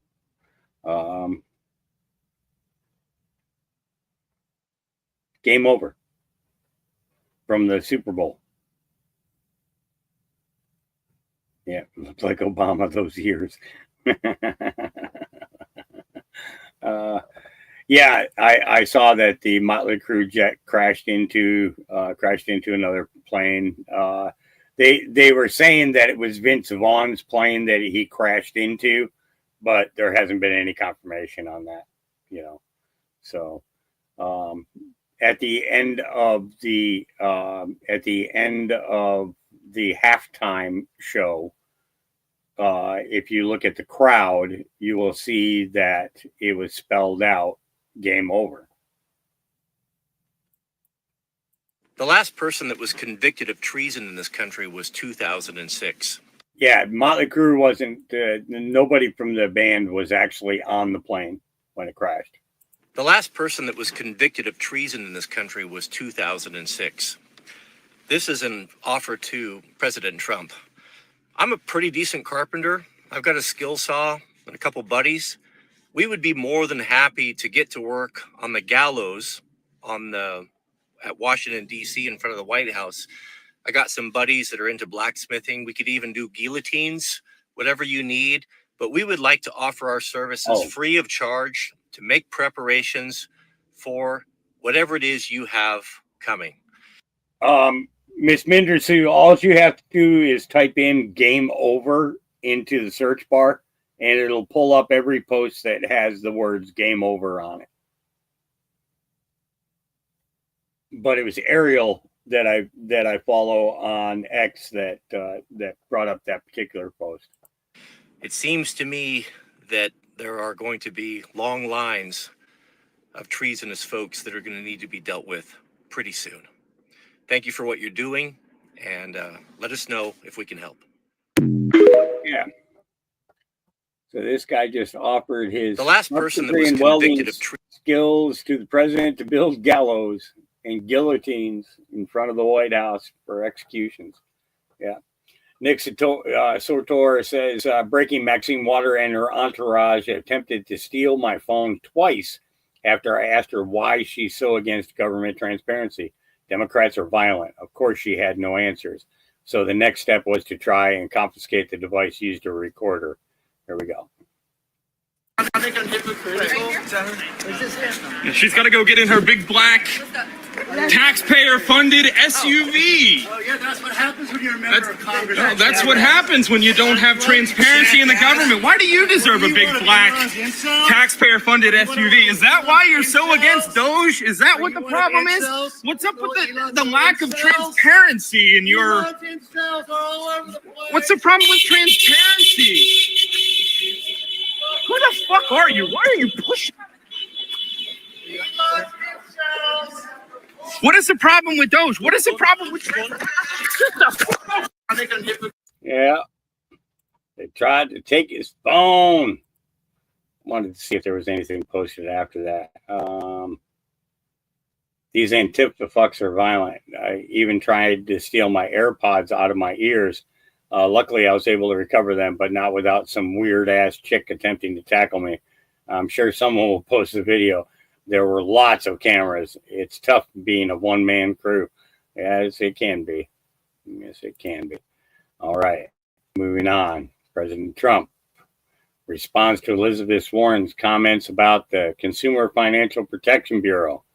Mr. President, regarding the Consumer Financial Protection Bureau, Democrats, including Elizabeth Warren, have said that by freezing it, it's giving big banks and giant corporations the green light to scam families. Pocahontas, the faker. That was set up to destroy people. She used that as her little personal agency to go around and destroy people. And she's a fake. Just like she said she was an Indian, and she wasn't an Indian. You have more Indian blood in you than she has. She went to college based on the fact that she was an Indian. She got jobs based on the fact that she was an Indian. She's a fake.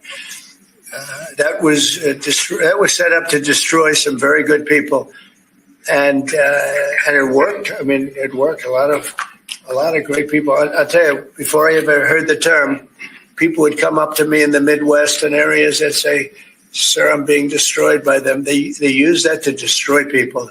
She's a nasty woman. She's a really nasty woman. despite her phony beer commercial. Now, we did the right thing. That was a very important thing to get rid of. And it was also a waste. I mean, number one, it was a bad group of people running it, but it was also a waste. If you looked at when she really ran it, wow, that was a vicious group of people. They really destroyed a lot of people. And you can confirm it's your goal is to have it totally eliminated, the I would agency? say, yeah, because we're trying to get rid of waste, fraud, and abuse. Waste, fraud, and abuse.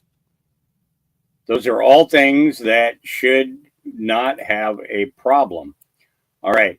So Sarah Fields says the documents are authentic. A former Pennsylvania State Police employer has submitted an official criminal complaint alleging that Governor Josh Shapiro was involved in the attempted assassination of Donald Trump. Here we go.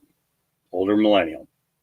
All right, look, so I have to be super careful about how I word this because this is a very serious allegation against the Democrat governor of Pennsylvania, Josh Shapiro. In this affidavit, a federal whistleblower named Hadassah Feinberg alleges that Josh Shapiro, in his personal, individual, and official capacity, facilitated, organized, and carried out his plan to assassinate President Trump. She alleges that Governor Shapiro conspired and colluded with Pennsylvania officials, namely State Police Commissioner Christopher Paris, and that he used Commissioner Paris to not only facilitate the attempted assassination, but also to conceal it. She alleges that Shapiro and Paris's actions were willful and were not a security failure. Obviously, this is an extremely serious accusation. This is not something that can be ignored or thrown under the rug. Hadassah gave this testimony under oath. He gave this criminal affidavit under oath and under the protections as a federal whistleblower. Now we wait and see what happens next. This is a governor accused of trying to assassinate the president.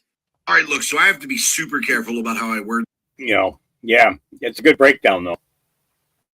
It's going to be interesting. I made the comment after watching this video. Doesn't this jackass speaking know they gutted the Social Security? Doesn't he know how much they have stolen in all the time he's spent in office? How much went into his pockets and or projects and or pocket? Yeah, Raw Alerts put this out.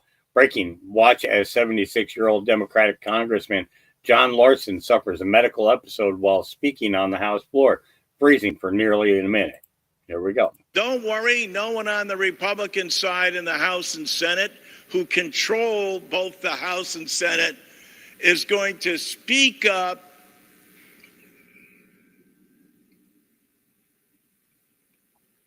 and challenge us.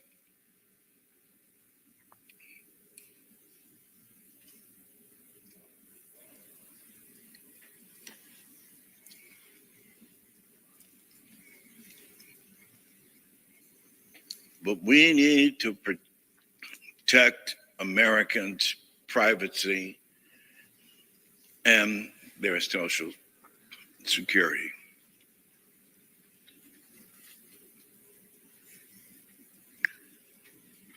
For 40%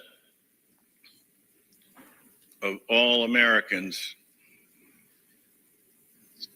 Social Security is the basis for their retirement and their retirement savings. And for 28 million Americans, Social Security is the only thing that they have. And that's why we have to make sure that we are protecting it as well.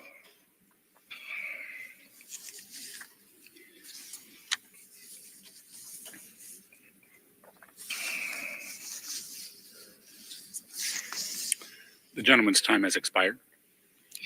The letter that. Yep. Yeah. So John Larson, huh? How long has he been in? Let's see.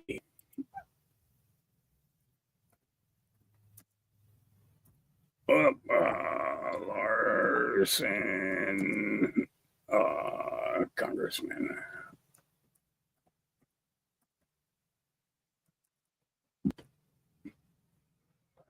Let's see here.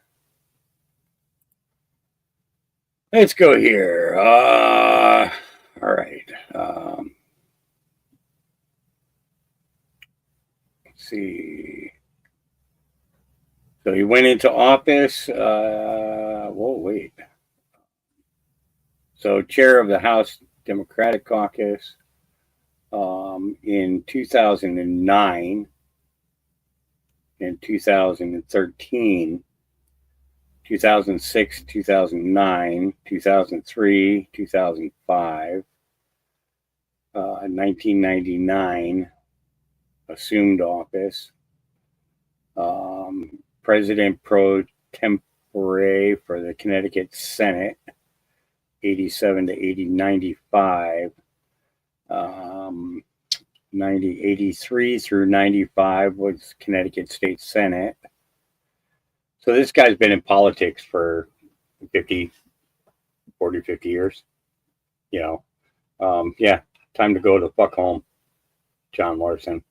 It appears that your batteries are dying.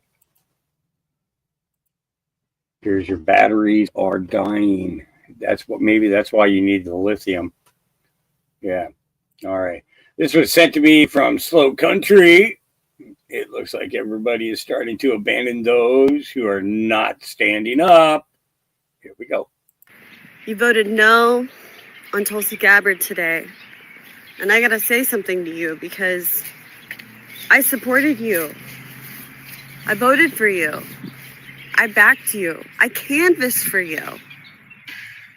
And you voted against Tulsi Gabbard, a woman who did the same. In fact, she did so much more. She basically sacrificed her future and her career in the Democratic Party to back you. And today, you voted against her. And for what? Because the Democrats have continued to perpetuate a smear invented by Hillary Clinton that was hoisted upon her because she dared do what was right at the time and back you over Hillary Clinton? Shame on you, Bernie Sanders. I'm breaking up with you forever. Like, forever. We're never, ever getting back together. Ever. You voted. Yeah. He canvassed and caucused and everything for her. And yeah, she sees who you are now. All right. Gold Gananza, says Script Keeper. Let's see. Gold stockpiling in New York leads to London shortage. What? The Rothschilds don't have gold? Something big is going down on Wall Street, and they're doing their baby Jesus best to make sure we are too distracted to hear about this. Bank of England has been caught with their knickers down. Gold shortage was uncovered because the withdrawal time went from one single day to 8 weeks. That's how short they are on gold. Where did it all go? Well, it's all been shipped to New York. The question is, why? They're saying because there are tariffs on gold, but President Trump never did that when he was first elected in 2016, and it hasn't happened again. So what tariffs are they president of? And the math is still not mathing because 393 metric tons were sent to New York. However, what was supposed to be in the Bank of England were 5,000. So someone isn't being truthful about where the gold is or why it was sent and what is happening. It means the gold that we now have in New York is more than we had in 2020. Something is coming. What do the powerful know that we don't? What do they know that we don't? Yeah. Benny Johnson says, this is big. Senior DHS official has just confirmed to me that FEMA's chief financial officer, Mary Comins, was just fired for illegally funding migrant luxury hotels in New York City against the orders of President Trump. Comins is arguably most powerful person at FEMA, controlling billions in funding. Effective immediately, FEMA is terminating the employment of 4 individuals for circumventing leadership to unilaterally make egregious payments to luxury New York City hotels for migrants. Firings include FEMA's chief financial officer, 2 program analysts, and a grant specialist. Under President Trump and Secretary Neum's leadership, DHS will not sit idly and allow deep state activists to undermine the will and the safety of the American people. This is an earthquake. The DHS would not rule out criminal charges against FEMA employees for gross misuse of taxpayer dollars. Here is her soon to be removed profile on FEMA.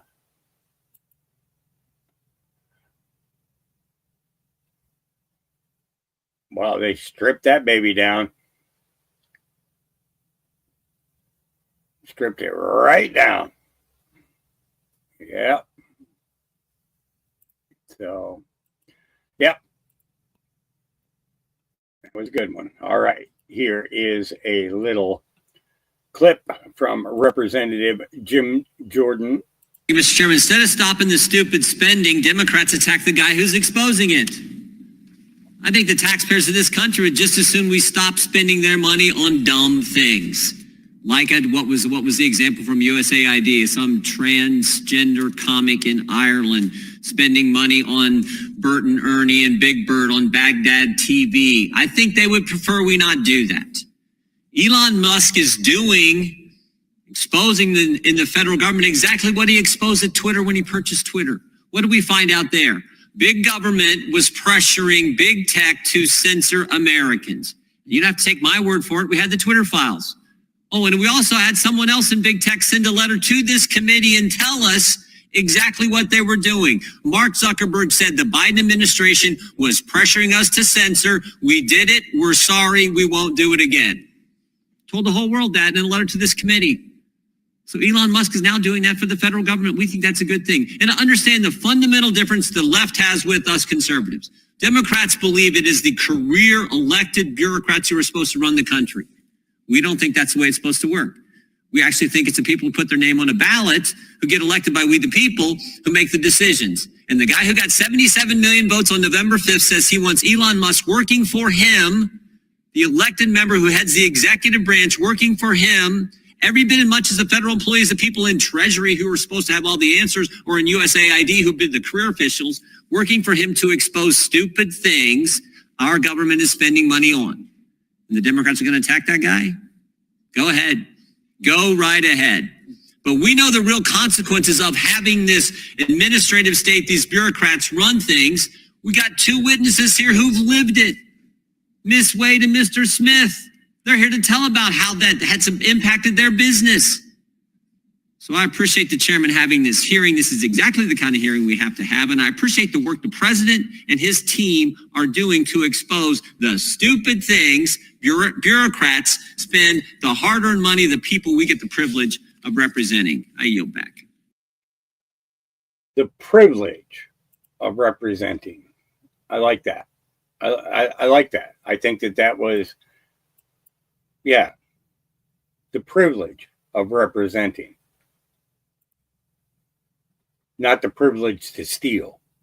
You guys want some more FEMA news? Sure you do. We're just going to pump videos out left and fucking right today. I am bitter. Trump just put a statement out on his Truth account stating that FEMA spent tens of millions of dollars in Democrat areas disobeying orders, but left the people of North Carolina high and dry. It is now under review and investigation. The Biden-run FEMA has been a disaster. FEMA should be terminated. It has been slow and totally ineffective. Individual states should handle storms. I told you, as they come, big savings. I told you. Give that shit back to the states. It is much easier and much more efficient for a state to handle its each individual issue. Plus, it is much easier to change things at a state and a local level than it is for you to try and change anything at a federal level. It's much easier for you to get a new governor. It's much easier for you to get a new school board. It's much more efficient to do it this way. I hope he makes good on this promise. As far as the firings go, the names are now starting to be released. So what had happened is a bunch of people, 4 people specifically, are getting fired from FEMA today because they sent $59 million over to New York City to house illegal migrants in luxury hotels. And one of those people that got fired was FEMA's chief financial officer, Mary Comans, fired for illegally funding, blah, blah, blah, blah, blah. Fired. You're fired. And it's not just the recent events either. FEMA has been involved in some pretty dark shit. They've been accused of human trafficking, including migrant worker exploitation and civil rights violations. specifically related to Hurricane Katrina and Rita. Investigate FEMA and shut it down. Yep. You know, you think about all those unused camper trailers that were left there in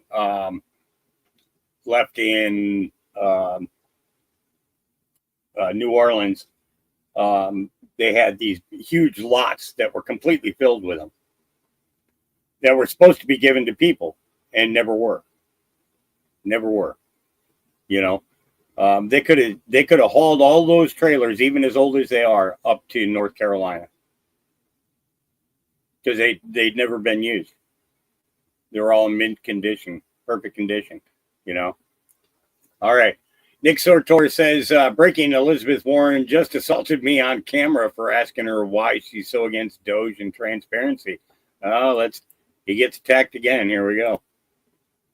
The shutdown. So Senator Warren, why are you so afraid of transparency? Why are you bothered by the fact that Elon Musk is attempting to expose all of this fraudulent spending? What is that about? What is the problem here? What is the problem with transparency? Do not touch me. Do not touch me. Senator Warren, I just want to answer a question. How did you get a $12 million net worth on a $200,000 salary in Congress? How did you do that? Excuse me. How did you do that? You can keep trying to block my camera. We're on a public sidewalk, so get off of me. So you don't want to answer that question. What is it about DOGE that's such a problem to you? You just elbowed me, Senator. I got that on camera. Thank you. Transparency is your enemy. The shutdown. So Senator Warren, why are you so afraid of transparency? Transparency is your enemy. She knows it too. She knows it. Yep. Here's Elon Musk. If a judge tried to tell a general how to conduct a military operation, that would be illegal. If a judge tried to command the attorney general and how to use her discretion as a prosecutor, that's also illegal. Judges aren't allowed to control the executive's legitimate power. The word legitimate is doing a lot of work here, but we do know that judges do get to say whether the executive is complying with the law or not. That's been the case for decades, hundreds of years. Well, I think there's a difference between saying whether you're complying with the law and then you have these individual district court judges setting effectively broad federal policy that is specifically reserved for the president of the United States. I think we do have a constitutional crisis, and it's being caused by these judges. They're not here to tell us. They're not here to tell us how to spend the money. They're not here to set broad federal policy. That is the president's job as elected by the people. These judges are supposed to be settling discrete, specific matters, not policy setting. I think Vance is right. I think Trump has a point, and these judges want nothing more to continue the lawfare. I don't think anybody's going to. Yeah, lawfare. It's still going on. Yep. It couldn't end with the election being won. It's got to continue because they don't want their crimes exposed. They just don't. Yep. All right. DOGE disrupts DC. Wear a seatbelt. Cuts from yesterday, okay? 24 hours on a Monday. First Department of Education, you had close to $900 million cut with 89 contracts that were canceled, DOE. Then you got another $100 million cut specifically for DEI training grants, about 29 of those, one of which was aimed at teaching students about oppression and privilege. A lot of other dig into that as well. Now let's move down here, Jimmy, Department of Agriculture, right? You got about $9 million cut on Monday. What had 18 contracts canceled, which included over here the gender consultants in Central America. There's a lot more in this stuff. You really have to read deep into it, but these are just some of the broad details that we're learning. Senator John Kennedy, Republican out of Louisiana. Sir, good morning to you. I don't know if you thought you would ever live to see the day where Washington would go in the other direction. Now, the judges are slowing it down. It takes some time to move through the courts, but this is going to happen. Do you believe it will be enough to exact change permanently in Washington, D.C.? I certainly hope so. Here's what I see. Look, I'm unapologetically with Trump and Musk. And now among the blue hairs and the opinion writers in Washington, we're losing. We're winning with the American people. And I think, Bill, and Danny, it's the big picture should not go unnoticed. Some people, mostly my Democratic colleagues, have chosen to support the bureaucracy and the spending porn over the American taxpayer. These are the same folks who chose to support illegal immigration over the rule of law.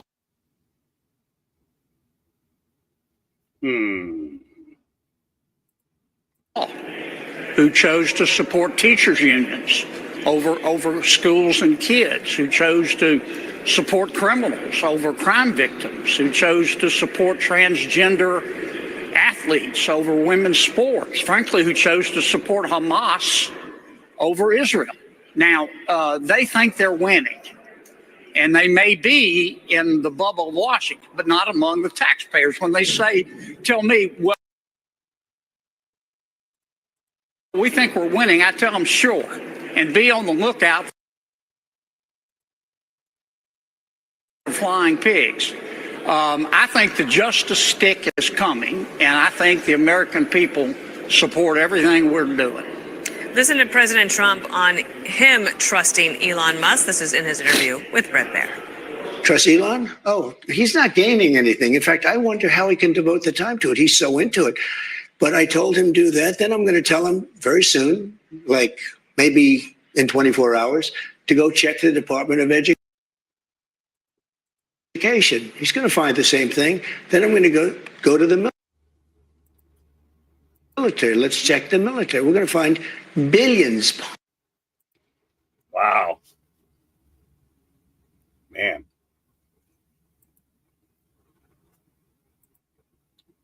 Hundreds of billions of dollars of fraud and abuse. And, you know, the people elected me on that.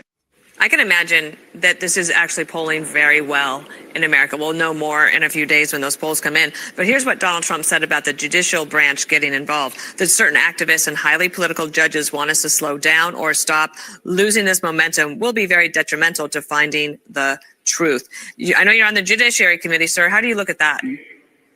Well, 2 points quickly. On the prior discussion, the same people who are screaming at Trump for auditing federal spending were the same people under President Biden who wanted to hire 80,000 new IRS agents with guns to audit the American people. I find that breathtakingly hypocritical. In terms of the courts, look, we have some federal judges who try to rewrite the Constitution every other Thursday to advance their social and economic agenda. We know that. But that's why God made courts of appeal. That's why God made the Supreme Court. And I'm not going to stand up here and criticize the institution of the federal judiciary. I believe in the federal judiciary. I believe in Article 3 of the Constitution. I criticize my Democratic colleagues when they said after the Supreme Court handed down Dodd, we needed to pack the Supreme Court and get rid of them. And Senator Schumer screamed at Justice Gorsuch and Justice Kavanaugh. I don't like that stuff. We don't need to undermine the federal judiciary. We need to appeal from the bad decisions. And that's what we're going to do, and I think we'll win. Senator, let me squeeze this in. Linda McMahon's hearing is on Thursday for her confirmation in committee. Yeah. That's Department of Education. Now, I imagine Democrats will go on offense in that hearing. We'll see how much is heard there. What's the mood in the hallways up there? What's been happening over the last 3 weeks among your colleagues? Cliches become cliches because they're true. It's been like drinking from a fire hose. I mean, it's like fighting Muhammad Ali. I'm glad I'm on the side of Ali. It's like just the punches keep coming to my Democratic colleagues. And I think that's good. That's the only way you're going to change this place. I've said before, common sense is illegal in Washington, D.C. If you depend on Washington to develop common sense, it'll never happen. When I feel inadequate in Washington, D.C., and I do a lot, I just look around.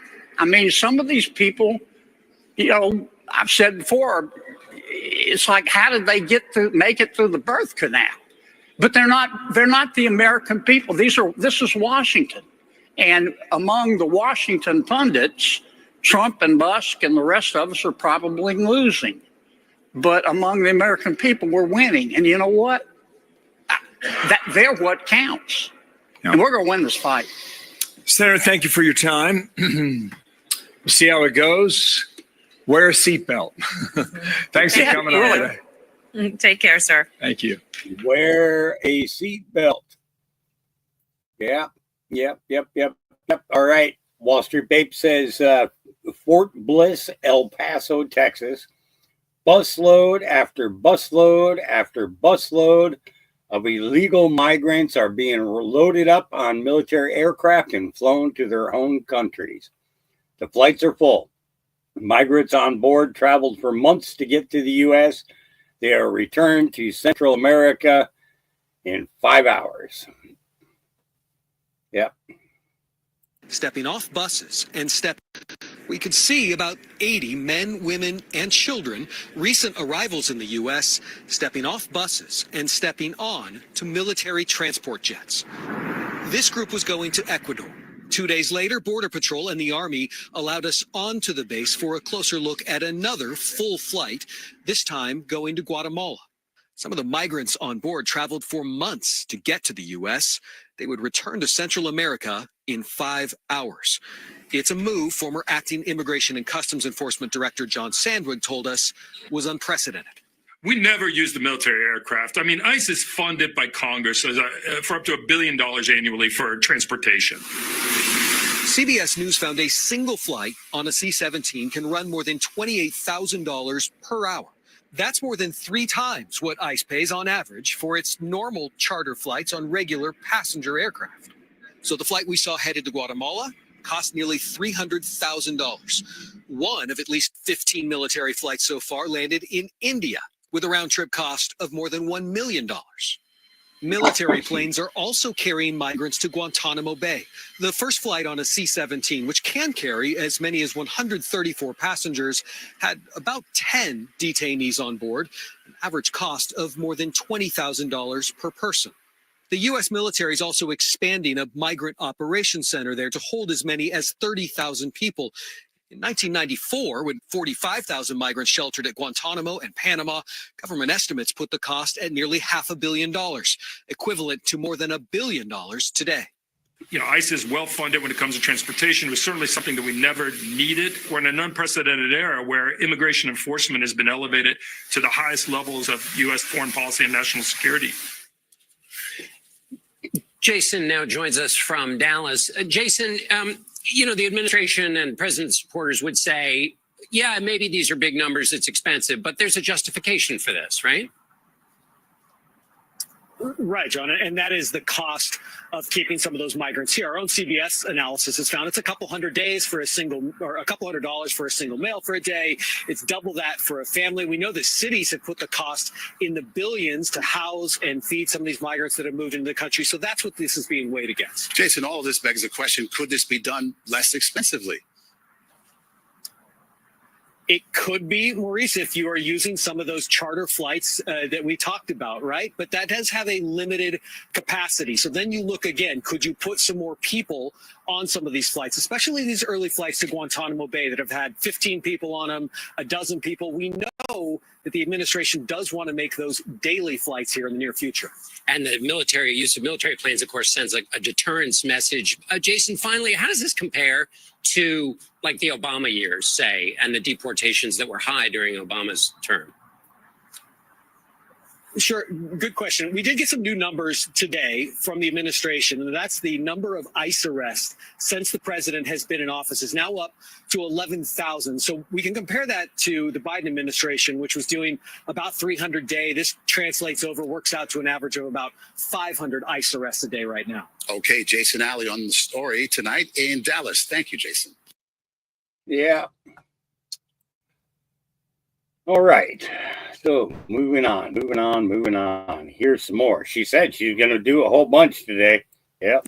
They're getting fired. We received this Yeah, together. We received a statement from the DHS regarding the $59 million sent from FEMA to New York City migrants last week. Quote, 4 employees being fired today for circumventing leadership and unilaterally making the egregious payment for hotels for migrants in New York City. A couple days ago, it was found out that FEMA was paying millions and millions to $59 million to house New York City migrants in luxury hotels. The funds were discovered by his Department of Government Efficiency, or DOGE, and Elon Musk. Elon Musk had tweeted out that the money that they were using was actually meant for American disaster relief and instead being spent on high-end hotels for illegal aliens. Clawback demand will be made later today to recoup those funds. FEMA just needs to close. Like, the whole organization just needs to be shut down. Like, they are more problems than what they are worth. I've heard more complaints than I have of good things. Shut down FEMA, start giving that money back to the states, let the states handle their own disaster proclamation. The whole thing has been nothing but a nightmare. Also, this is my new account. I don't know. It's my only account. I don't have any other accounts. I see accounts with my name and my videos out there with 100,000 followers. Like, are you fucking for real? I don't have any other TikTok account. I'm not going to make another one. I don't have another one. I appealed the old one, but we'll see. Even if I win the appeal, I'm not going to go back because that account's already got a huge target on its back. I'm getting kind of tired of it. People used to get really upset with me because they're like, I can't believe you're so nuanced about TikTok getting banned. And well, this is fucking why. Is it right for the government to ban TikTok? Sure. No, it's not. It's definitely not right. But it's also not right for TikTok to do this kind of shit. This is like my 40th account. And you know what? For the last at least 2 years, I've really tried to kind of ride that line of community guidelines. I took my more egregious shit over to X, right? I need to quit. Like, I won almost all of my appeals. I don't even know what that last strike you had on me was. Like, it's gross, TikTok. It's gross. You will not catch me out here trying to save you ever the fuck again. It's ridiculous. Mm-hmm. Because where are they getting their money from? Yep. All right, so Donald J. Trump, our president, the real Donald Trump, there on X 45 and 47. I am hereby instructing Secretary Lee Zeldin to immediately go back to my environmental orders, which were terminated by crooked Joe Biden, on water standards and flow pertaining to sinks, showers, toilets, washing machines, and dishwashers, etc.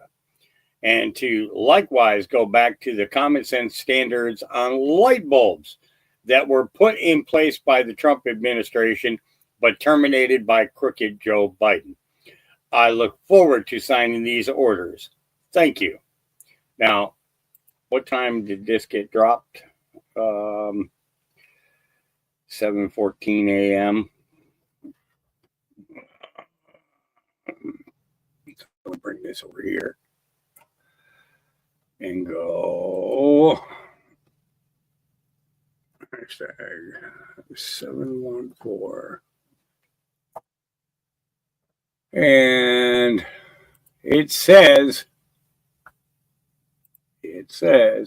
mess with the best, die like the rest. 2, highly classified clown ops exposed. 44 remaining. Wizards and warlocks. Save the best for last. P. Q.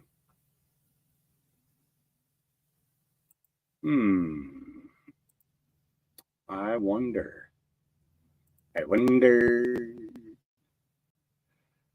what you'll think of me in the morning. All right, Script Keeper says, U.S. aid, wake up. Script Keeper. 60 seconds on popcorn. So, if you look right here, 26.3 billion in wasteful spending found and eliminated in 1 week. And these people, elected by us, we the people, are trying to stop it. Open your eyes. Just a quick breakdown. I'm going to read some of it to you guys and go over a few pictures for everyone. Did USAID under the Biden administration commit treason? This is uncensored.ai. USAID under Biden misused American taxpayer funds to spread controversial programs worldwide, including those promoting diversity, equity, and inclusion, DEI, and various social agendas. The organization, founded by President John F. Kennedy via executive order in 1961, has strayed far from its original mission of providing humanitarian aid and international development. Now, I'm not going to read the rest. I'll let y'all screenshot it. I'm going to read it.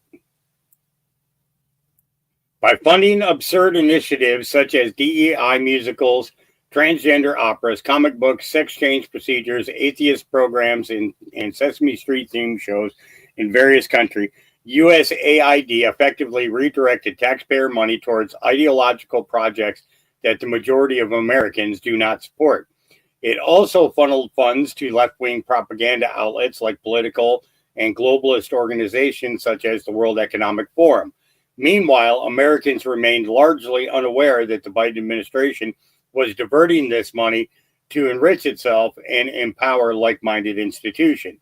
It is evident that the USAID was deliberately orchestrating international social changes aligned with corrupt and depraved interests rather than genuinely assisting nations in need. This blatant misuse of funds for political and ideological purposes at the direct expense of the American taxpayer is a betrayal of public trust and undermines the integrity of the nation. Simply put, this misuse of power and resources was... This is going to get... Oh, dang nabbit. I can't see the last line. Can't see the last line. All right. Got it. Here we go. This is going to get a little tricky, so I can't talk too much. The investigator is Ben Hu, right? So if you see Penning, they got source of support, NIAID, right? You see the total award amount, $3,566,760. All right? You're going to scroll down a little bit, and you're going to see it again. Total award, $3,066,735.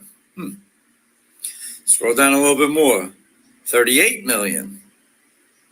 You guys starting to catch on yet? Now, this is some breaking news, right? USAID had given over, what is that? $2 billion to Gavi. Yo, $2 billion to Gavi, the front organization for Bill Gates. Agenda 2030 only happens with digital ID. This is the line you do not cross. Digital ID must be accepted by U.S. citizens by 2028 or risk exclusion from society. You sure about that, Bill? So I'm sure you guys are seeing all the connections right here. Event 201, World Health, Gavi, Oxford, yeah, screenshot it. Now, don't you remember me putting out a video about all of this? The wheels around the bus go round and round. Script Keeper, you cannot say that because DOGE has officially shut down that project of finding out if the wheels on the bus do in fact go round and round. Okay, we just watched the video of it a day ago.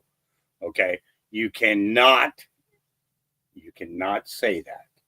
You cannot say that. Round. To everyone about to get fired in D.C., learn to cope. That's what Joe told the 10,000 pipeline workers he fired on day one. You haters should be furious about all the wasted billions instead of being mad at the one who found the wasted billions. And by any chance, do you think this is possible? This is just for entertainment purposes. Hey, President Trump, can you have Elon audit the $1.7 billion in cash to this fruitcake sent to Iran a month before leaving? Absolutely don't know nothing and didn't lose any accounts telling y'all about this 3, 4, 5 years ago. Salute. You know, speaking of the wheels on the bus go around, let's talk about woodchucks. How much wood could a woodchuck chuck? What the hell is wrong with you people anyways? I hope you're all right with this. You know, I thought all of you were smarter than this, but apparently not. I mean, look at this. You can see it all. And now, after all this work, just because of Elon Musk and Donald Trump, I lost my job. We're never going to now know how much wood a woodchuck chucks if a woodchuck could chuck wood. And I almost finished. Look at this. The project was almost done. How are future generations going to put food on the table now? This is terrible. I hope you're happy with yourselves. I don't know. This is something for the Department of Education to figure out. We can't block the doors. I don't know. This is a tragedy. Okay.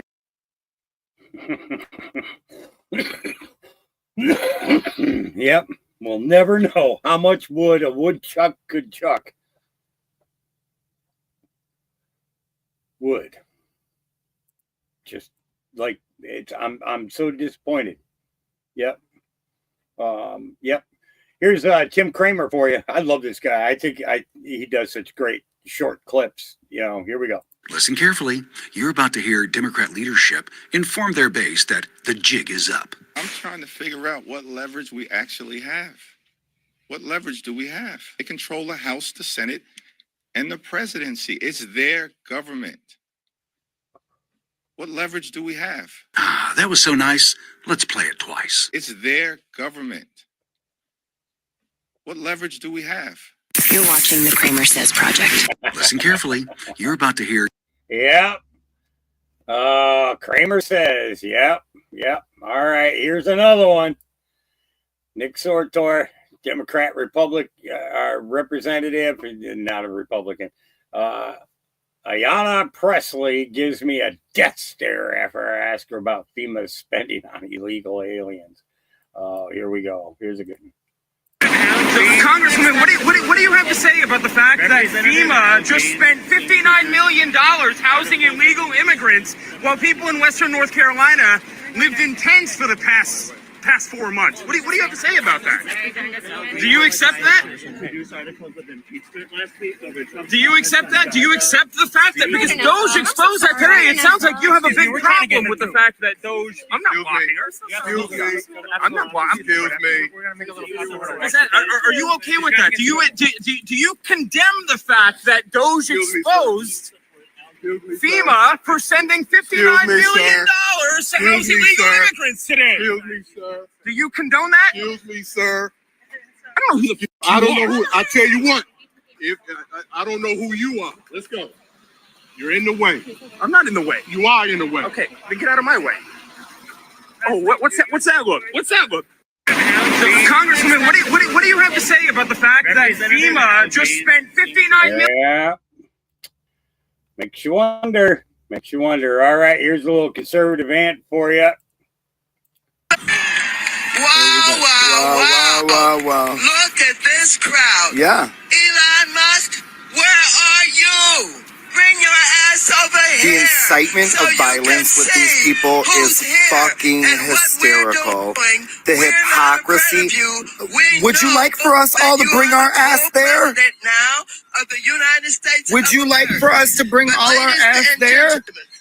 Because the last time we brought all our ass there, you guys said it was an insurrection, but now I don't care what you're saying. But now we have the backing for it to not be one. Would you like us to bring our ass there? Important.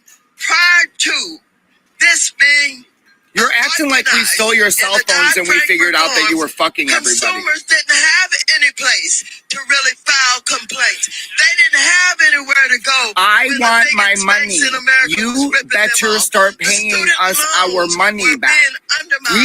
Every American should get a cool million minimum. Every single citizen of the United States should get a cool million from your pocket. You're the fucking gangster.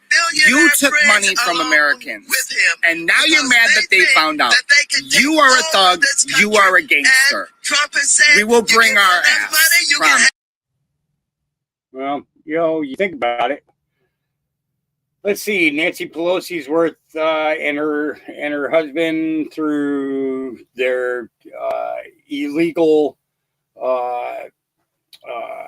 stock trades, insider trading. Between the two of them, it's $720 million. There's only 330 million Americans. So yeah, they feasibly could pay every American $1 million.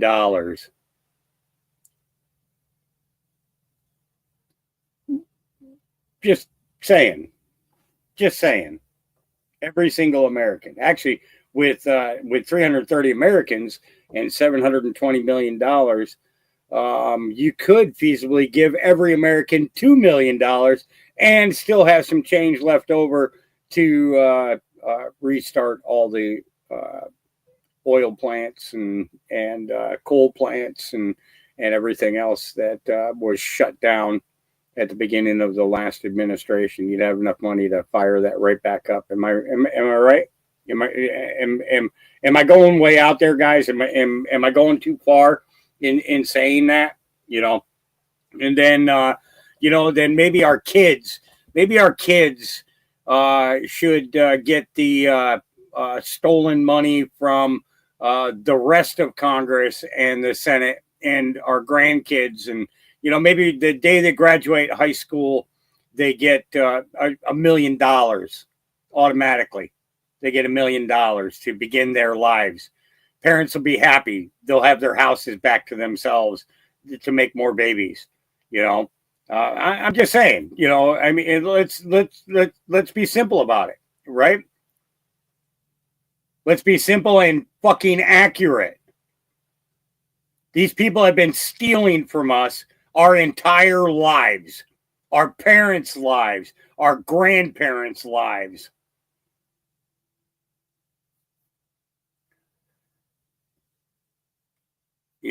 Just saying. Just saying. I don't want 40 acres and a mule. I want a cool million. But Elon, like I said yesterday, Elon Musk, Elon, if you can hear me, Elon, are you there? Elon, are you watching?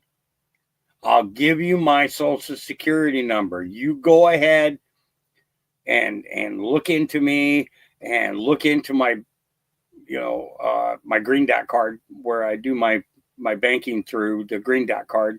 While you have those numbers, feel free to leave as much as you want. I mean, I do have a lowball number, that would, would be my lowest intake would be 100,000, but $1 million would be great. I mean, I could have this farm up and running with $1 million with no problem. Now I could even hire a couple people, move a couple other people out here, move the dogs into, yeah.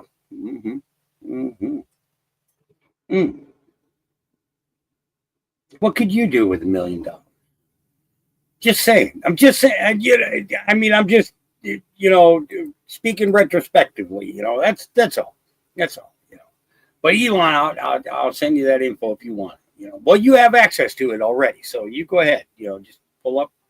Yeah, right on. Love you, brother. Keep doing good work. Yeah, but it would be helpful. You'd save my farm, and I'd appreciate it. All right, George says, Speaker Mike Johnson said he met with Elon Musk and more bombshell findings are coming. Oh, boy. I met with Elon yesterday about this to get an update. And to me, it's very exciting what they're able to do, because what Elon and the DOGE effort is doing right now is what Congress has been unable to do in recent years, because the agencies have hidden some of this from us. There's a lot of oversight activity that goes on around here all the time, you all know. But when duly elected representatives of the people request information to find all of these abuses and it's not turned over to us, what it takes is an actual audit of the systems and the files themselves that are often hidden from Congress. That's what you're seeing right now. And that's why this is so exciting. They're uncovering things that we have known intuitively have been there, but we couldn't prove it. Now the proof is being provided, and no one can argue the counter to that. So stay tuned. There's a lot more to come. And I think that the courts should take a step back and allow these processes to play out. What we're doing is good and right for the American people. What DOGE is doing is making sure that your taxpayer dollars, all of us, are spent in the way that they're intended to be spent, and that they're in America's interest, and they're financially responsible with the precious taxpayers' money. We have a $36 trillion federal debt, and we have got to get a hold of these things. You're going to see it reflected in the reconciliation package that comes forward. You're going to see it reflected in appropriations as we go forward, and you're going to see it in these efforts to cut the waste, fraud, and abuse. And we think the final number on that is going to be substantial and a game changer in Washington for the country. Interesting, huh? Yeah, very interesting. All right. Keeping an eye on that clock there. All right. Shipwreck, Vatican, and the Pope need to sit this one out. Ready for some more? The Pope has come out and said that he rebukes Trump administration over migrant deportation, saying people are being terrorized by the U.S. crackdown on migrants and vital church-run aid programs are being jeopardized by the planned gutting of USAID. But like... In 850, Leo IV decides to build a wall around Vatican City to defend against invasions. The wall rises 39 feet high and stretches 2 miles long with 3 fortified entrances. The wall protects the Vatican from foreign attack. How many immigrants you think the Vatican's going to take on then, huh? Why doesn't somebody just try and enter the Vatican without the proper authorizations? Just try it. Just see what happens. Vatican and this new age pope can take several fucking seats. I don't have it in me to deal with the bleeding hearts anymore. Ready for some more? The Pope has come out and... Yeah. All right. Shipwreck. Gross. She's a fireball. Firecracker. A whole lot more. Why do you trust Hillary or Elon?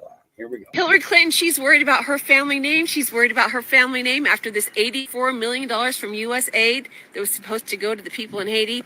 All of this is coming out. She posted on X after a box labeled Bill. I'm sorry. Safety meeting.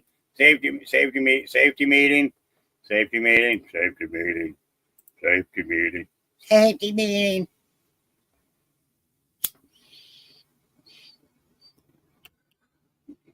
All right, there we go. We're good. And Hillary Clinton with receipts totaling $83,624,489 was found. Hillary Clinton posted on X that there are some false claims going around about her family and about the Clinton Foundation, saying it's very important to correct the record, saying that they have helped millions and millions of people across America and across the world. And it is very important to know that their family doesn't earn anything from this work and that Chelsea Clinton did not receive any of this money. However, we learned from DOGE that the U.S. aid did give the Clinton Foundation $84 million. And from that relief effort, there are line items showing that Chelsea Clinton received $10 million for a beautiful mansion to live in and $3 million for a beautiful wedding. So us taxpayers, we paid for Chelsea Clinton's beautiful wedding, for her $10 million mansion. The Clintons, they need to live a luxury life in America, while all of us need to work 2 to 3 jobs in America just to survive. And the Clintons can give their only daughter a $10 million mansion to live in. There you go. Chelsea and Chelsea was on crying about all the haters and everything else. I'm not even going to waste our time on that. All right. Chief Nerd Bobart, implant aborted baby parts into lab animals. Implant aborted baby parts into lab animals. Have you heard of that sort of research? Yeah, we did an analysis a few years ago showing that over 90% of experiments with using human fetal tissue and putting them involved animals were funded by Fauci's NIAID. Do you know where they're getting the aborted human fetal tissue? A lot of it is happening at colleges and universities that have affiliated hospitals that perform that procedure. Madam Chair, I think we need to look into that as well. Implant aborted baby parts into lab animals. Have you heard of that sort of research?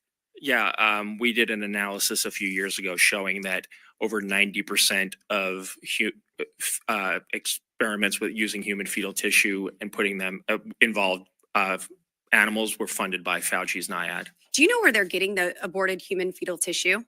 A lot of it is happening at colleges and universities that have affiliated hospitals that perform that procedure. Madam Chair, I think we need to look into that as well. Really? Yeah. When kids say, I'm going to be a dog today, and play at being a dog for the day and then go back to being a kid that night, I don't think that they meant that they wanted to be put into an animal. Yeah. Under Biden, FEMA took money away from Americans in need of disaster relief and spent it on 5-star hotels for illegals, said Elon Musk, pure evil. Yeah. They told us FEMA had no money for Americans on Maui. No money for Americans in East Palestine, Ohio. No money for Americans in Western North Carolina, but FEMA had an extra $1 billion to spend on illegals. What the fuck? This is criminal. 100%. 100% criminal. All right. Here is Benny Johnson and Ryan Mata exposing Joe Biden Save the Children links. Here we go to the Epstein trafficking network. Can you explain Save the Children and Jill Biden's role in that organization? So in 2017, Joe Biden was elected as chair of the board of directors of Save the Children. Save the Children is one of these NGOs that supposedly is supposed to be providing aid and comfort to these children that need a home, or they need to find refuge. That they're the ones that's going to coordinate a sponsor or an adult figure that where they can take the child that says, yeah, my parents abandoned me, or I've been raped, I've been assaulted, I've had a really bad life. Save the Children comes in. They act as that humanitarian aid foundation. They take the child in, and then they try to coordinate the delivery of that child to a so-called sponsor in America, or a sponsor in some third world country that can actually take custody of that child and provide that child with a better life. And Jill Biden was appointed as chair of the board of directors in 2017. And on April 25th of 2024, Save the Children was raided for trafficking children out of Guatemala into America by the Attorney General of Guatemala. Not just Save the Children, but there was 5 NGOs total that were also raided simultaneously with Save the Children, but Save the Children being the kingpin. Save the Children in 1985 was working with Ghislaine Maxwell. In 2003 was working with the Clintons. In 2012 was working with the Obama Foundation. In 2017 was working with Harry and Meghan from the royal family. Pretty much every single person that was on the Epstein list, if we were to assume, we would get the Epstein list, we would assume who was on it. Almost every single person that was on the Epstein list at some point did some type of promotion with Save the Children. Save the Children. So they were raided by the Guatemalan government for child trafficking. So they would traffic the children to, and here's the article here, Guatemalan prosecutors raid offices of Save the Children charity. The prosecutors say that this could be a complaint against migrant children's rights, child trafficking. What happened here? Did people go to prison? People go to jail? They raided the foundation. The crazy part about that is, Benny, is they contacted Ken Paxton, and they wanted to do a collaboration with Ken Paxton because they wanted to not only raid the offices in Texas or in Guatemala, they wanted to simultaneously raid the offices in Texas. But because Ken Paxton was getting attacked by the Biden administration, they assumed that communication between Ken Paxton and their office fell on deaf ears. So that's why I've tried to be on the forefront of this and trying to kind of promote this and put this out there and saying, hey, like Ken Paxton, the Guatemalan Attorney General's office wants to work with you. They want to work with the Trump administration. They've already been in contact with Todd Bensman. They've been in contact with the Trump administration. And they're saying, hey, the Guatemalan Attorney General's office right now is willing to do whatever is necessary to work with the Trump administration to completely eradicate child trafficking, not just eradicate child trafficking, to put an end to this weaponized mass migration. And they're willing to do whatever it takes. And so they raided the foundation, Save the Children. And since raiding that foundation, right, they raided it on April 25th of 2025 or 2024. And for the first time in American history, since we recorded the data, goes all the way back to 2012, the amount of children coming from Guatemala decreased by 23% year over year. To put that into context, over the last 4 years, Benny, 190,052 children have been kidnapped and trafficked out of Guatemala and arrived at our border without a parent. And they've been processed into this system that Alejandro Mayorkas and Xavier Arbazar have created. And then now we can't find 75% of those Guatemalan children. 190,000 children coming out of a country the size that has a population the size of 15 million. That is a mathematical anomaly, Benny. That's not possible. It's not feasibly possible. You know, we've heard stories about the Clintons, right? And we heard about Laura Silsby and the 40 children she tried to kidnap out of Haiti. Twice, Laura Silsby got busted taking 40 children out of Haiti. Whether you want to call that a conspiracy theory or not, I think we're past that at this point. But 40 children coming out of one country, she got busted twice doing it. 190,000 children have been trafficked out of Guatemala, and they've been processed. And our government, the United States government, has taken custody of these children. They've processed them into the system, and now we can't find about roughly 75% of those 190,000 children. do you have any evidence other than the position and title that Jill Biden was knowingly servicing and allowing for the child trafficking from Guatemala into America, that she willingly and wantonly did that? Because that's a really, Brian, that's a really big bombshell. I mean, for a first lady, it's one thing to have Mayorkas. For first lady to be a part of an operation like that is demonic. Benny, it's beyond demonic, and I don't want to make any claims that I can't back up, but I was just given a thumb drive on my last trip to Guatemala 2 days ago. I was so afraid that I didn't even fly back into the United States with this thumb drive. I flew back into El Salvador so I could release this information. And on this thumb drive, I have offshore bank accounts of Todd Robinson. Todd Robinson is the previous ambassador to Guatemala. When you talk about this child trafficking operation that's being ran out of Guatemala, it didn't happen overnight. This is a 5, 10, 20-year operation that was created with U.S. aid, and specific people were put into key positions. And Jill Biden being elected as the chair of the board of directors of Save the Children, and then Save the Children being raided for child trafficking. I mean, obviously, you start to sound like a conspiracy theorist when you start to go down these rabbit holes. So I don't want to make any claims that I can't back up. But as of right now, in my possession, I have offshore bank accounts from Todd Robinson. He was the ambassador of Guatemala, appointed by Barack Obama. And I believe that Trump at one point removed him from power in 2017. So there's a lot more. I also have Thelma Aldana. She's one of the she was one of the previous attorney general of Guatemala. I have her offshore bank accounts. She was in the White House about 4 weeks ago campaigning with Kamala Harris. So we have a fugitive that has a warrant out for arrest in Guatemala, and she's in our White House 4 weeks ago prior to the Trump administration doing photo ops, campaigning for Kamala Harris. And I have her offshore bank accounts right now, Benny. So what is that going to lead to? How is that connected to U.S. aid? How is that connected to Save the Children?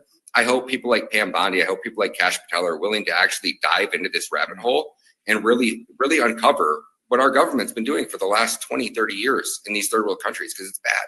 It's really bad. I live in Florida, and we actually live in the city where Pam is from, and we know her closely, and our show has a great relationship with her. And I got to tell you, there's not a single individual that fought harder for the death penalty for pederasts in this state than Pam Bondi. And this is something very personal to her.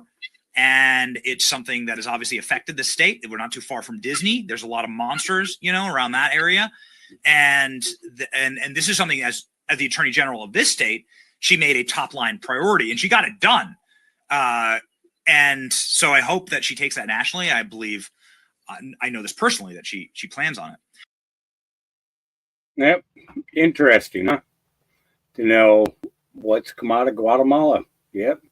All right. Strong language alert. This man says it's time once and for all for Black Americans and white Americans to unite against the evil politicians in our country trying to destroy us. I'm gonna be on this motherfucker all day posting videos. I want you motherfuckers to understand what the fuck we dealing with. This is spiritual warfare at its best. But the problem is that, you have Black Americans and white Americans that don't get it. We need to fucking unite. There are gifts and talents that Black Americans have that they don't want you as white Americans to know about. But if we join at the hip, man, we are a mighty motherfucking force. It's time to put away that shit about skin color and shit like that. We need to be done with it. We need to be done away with that. Get over that shit. It's time for us to fucking unite and take this country back. I'm serious, man. Serious as fuck. I get on here and I talk with a fucking acid tongue because I really don't give a fuck anymore. I see shit for what it is. I know the truth. This is our last chance to actually take care of one another and look to the Most High to protect us, because these motherfuckers, they don't care about us. They care about themselves. They rather live happy on earth and destroy us and burn in hell than to actually take care of their own people and live in paradise. They don't want to do that shit. They rather live now and destroy and hurt people and go to hell for an eternity. Think about that shit. Yeah. And he's right. He's right. It is time. It is time. It's been time. But we know that it takes time for everybody to wake up to it. You know? All right. Carly Bonet says, happening now. The King of Jordan says he can take in 12,000 children. Here we go. Now, this is the King of Jordan. We can take in 12,000 children and then wait for the Egyptians to present plan on other challenges, to which our president, President Trump, says, I didn't know about the children. Beautiful gesture. I mean, a lot is moving right now. As we know more, we'll continue to tell you as we're learning outside of that meeting, what's going on inside of that meeting, the tape play out when we get. Now, this is the King of Jordan. Okay. I'm going to play this a second time because I think that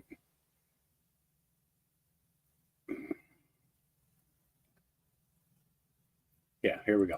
We can take in 12,000 children and then wait for the Egyptians to present plan on other challenges, to which our president, President Trump, says, I didn't know about the children. Beautiful gesture. I mean, a lot is moving right now. As we know more, we'll continue to tell you as we're learning outside of that meeting, what's going on inside of that meeting, the tape play out when we get. Now this. Okay. So I'm assuming that those 12,000 children are from Gaza. Okay. And I hope that my assumption is correct. If anybody has heard anything more about this, you know, you can feel free to let me know. You know, but if you think about it, you know, the king of Jordan didn't want to take in Palestinians a year ago. What's changed? What's changed? What has happened that all of a sudden now they're willing to look at the children? This is a big step. This is a big step towards peace and revitalization of the country of Palestine. And that's what it is. The country of Palestine.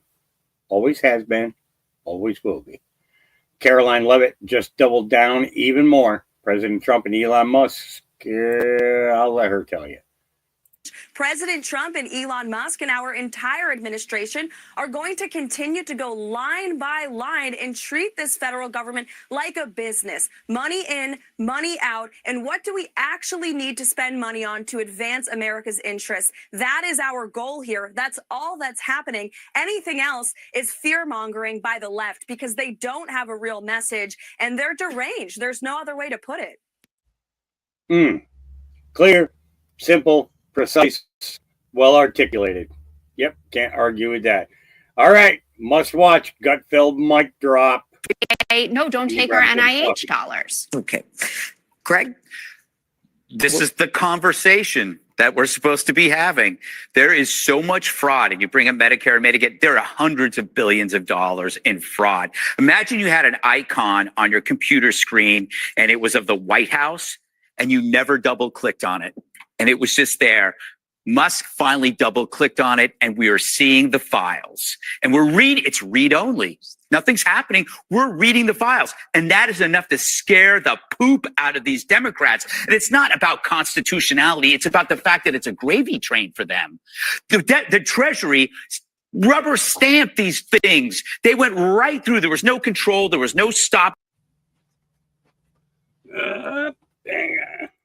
Gap. And this is becoming a revelation for people. So when you're a victim of fraud, there are three parties. There's the victim, the perp, and the person you call to stop the fraud.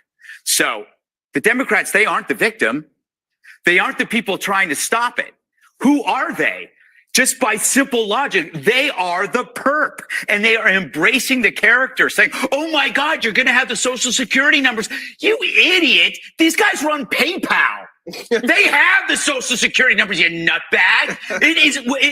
They don't even know. Okay, either they're so stupid that they don't know how a business works, that everyone else gets this, that you do, every business does an audit. It's called zero-based budgeting. That's what you do. Every year you start at zero and try and figure out how to cut costs. But they act like it's an act of terror because they've never run a damn business.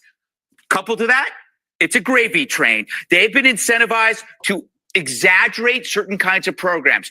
Why do victims of disaster not get funds, but there is a trans opera in a foreign country? It's because that incentivized and exaggerated funds that trickle down to people. So you're looking at corruption, you're looking at ignorance, and I'm there for it. And you know what? This isn't going to go away. We double clicked on the icon. Yeah, it's fun.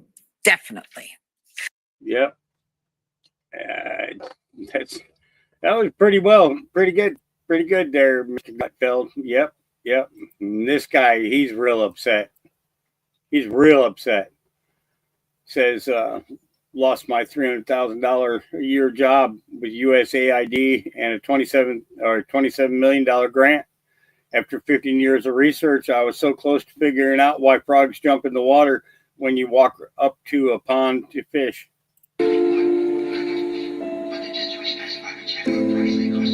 Devastated. Absolutely devastated.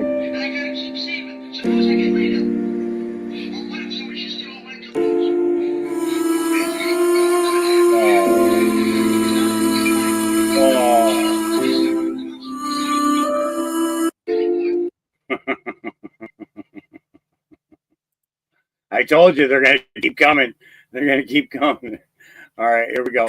What about the groceries? Have they come down yet? I don't give a fuck about grocery prices. We are exposing the corruption in this country in real time, and we're reducing government spending at the same time. Billions of dollars we are saving after we cut off funding dumb shit. And all you guys can talk about is grocery prices. Anybody with a brain knows you can't fix the economy in a day. We all know that. Donald Trump knows that.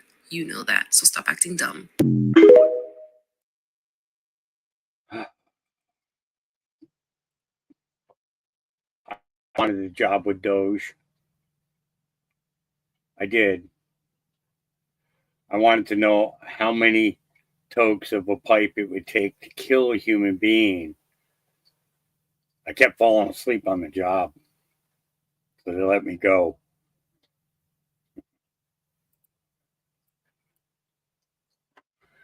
All right.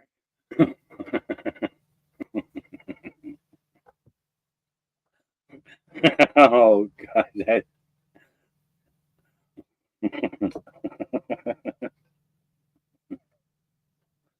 Oh, sometimes I just only amuse myself.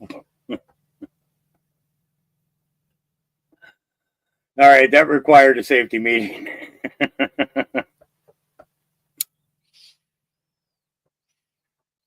Guys are giving me the munchies. Knock it off. For Pete's sakes. All right. Chief Nerd says, watch Elizabeth Warren narrative fall apart in under 2 minutes during today's Federal Reserve hearing. Here we go. By forcing the CFPB not to do its job, President Trump, Elon Musk, and the author of Project 2025, Russ Vought, are giving Wall Street banks an unlimited get-out-of-jail-free card so they can cheat working families, even while community banks continue to play by the rules. You know, for any Americans who have money deposited at JP Morgan or Wells Fargo or any other of the giant banks, they should now know that there is no one on the job to make sure that those banks are not scamming you. The suggestion that the ranking member has made here is that the big banks can now scam individuals right now. Any change in the laws regarding how they're supposed to be treating the individual consumers out there or anything along that line? Law changes? No, I'm not aware of Any changes, any rules that they would have to follow? Not that I'm aware of. Are they still audited, and do they still have the regulators in watching all of their businesses just as they did before? Well, they'd have all the regulators except for the CFPB. Very If in fact, in the hypothetical, the CFPB weren't carrying that out. Anything else you'd like to add before we move on?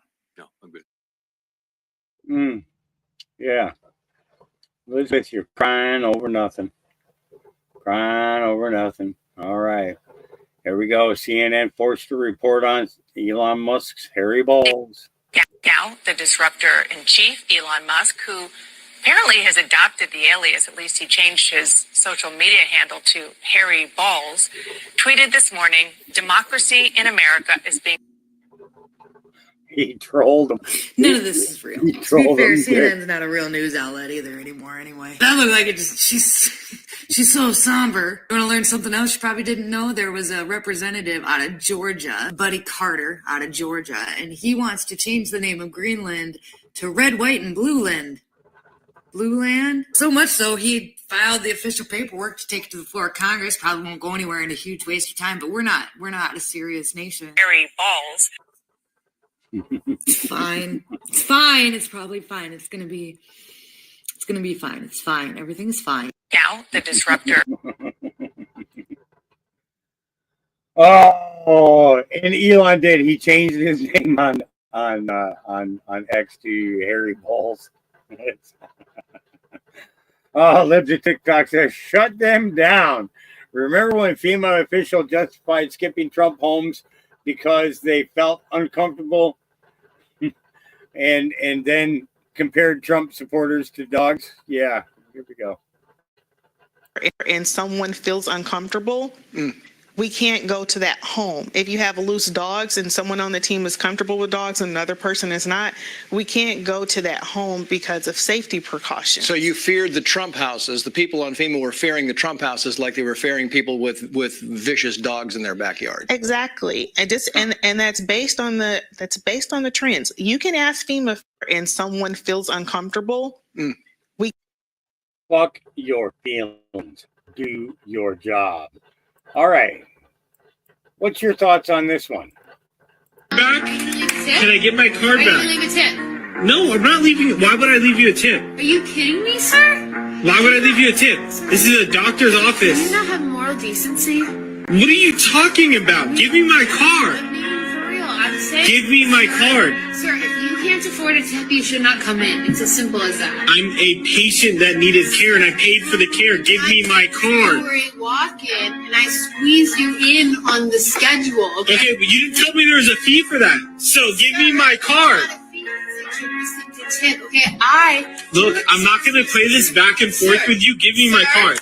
Sir, you did not even have insurance, and what my And I paid the fee. I paid for the care. No. What we did was we actually gave you a deal, okay? We gave you... I don't... Give me my card. Sir, Give me my... just reach over the desk! I'm going to reach over... You're holding... You are holding my card hostage. No, I'm not holding it hostage. I'm asking you to leave a tip. I'm not leaving you a tip. I'm not leaving you a tip. How much would you like to Look, leave? I'm not leaving you a tip, okay? Sir? This stupid machine, it doesn't even work. It doesn't even work anymore. You cannot just touch our equipment. Look, What's give me wrong with you? Give me my I'm card. not giving you your damn... Give me my card. Give me my card. Give me my card.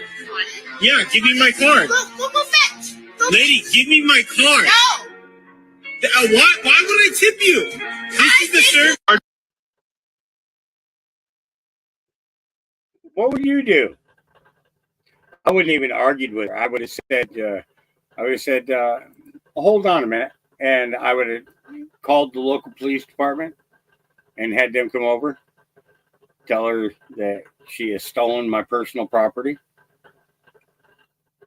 And I'm going to press charges. And she'd turn around and she'd hand him the card and then probably get in trouble. But it's, yeah. No, there's no satirical on that. There's no... Back? Can I get my card back? Leave a tip. So she must have been a waitress before she auditioned to be a nurse. So, all right. George says, I want you to notice how Vance didn't even attempt to air kiss Bridget Macron, Emmanuel Macron's wife. He took Bridget's hand like you'd shake another man's hand. JD wasn't trying to kiss any dudes in disguise. Let's freaking go. That's my VP, future president. Watch close.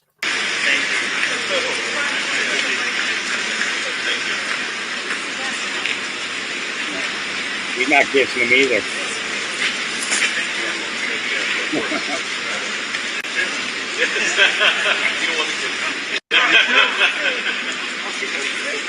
Oh, no, that's very sweet, but there's 7 4s.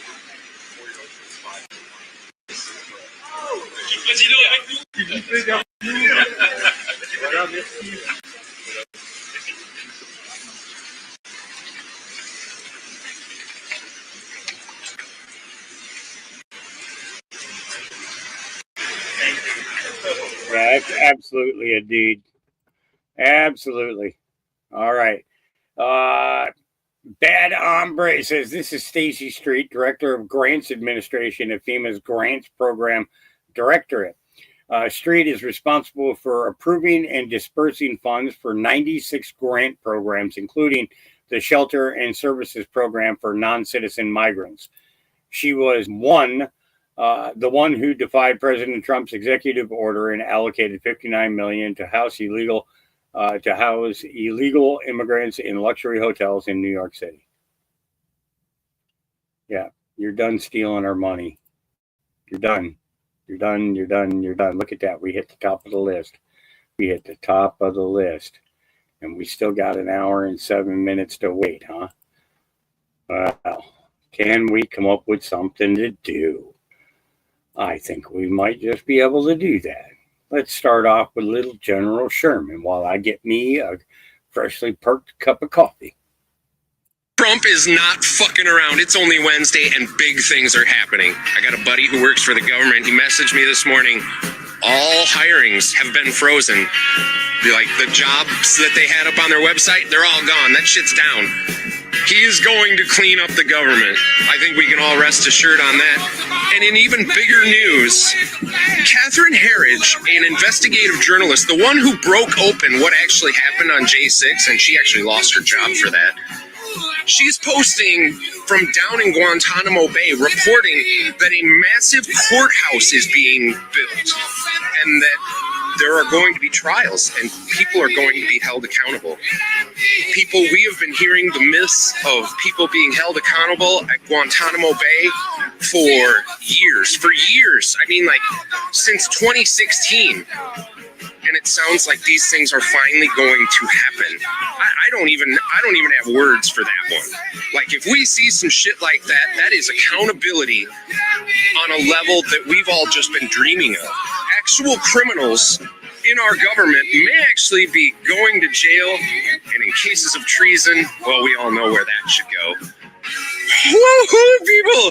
Like this is it. This is the upswing, and it might be bigger than any of us ever even imagined.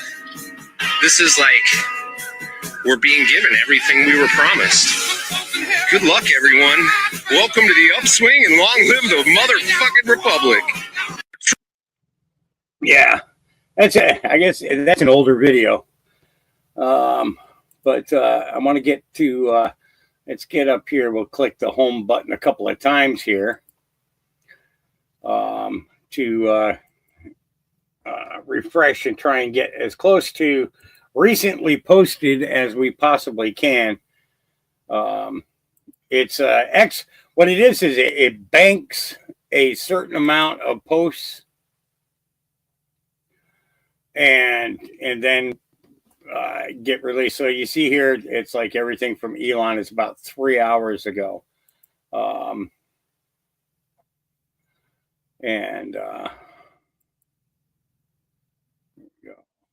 See what I mean? So now we're getting down to 1 hour.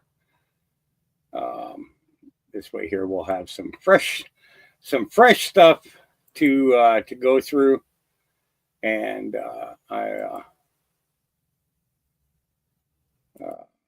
come on.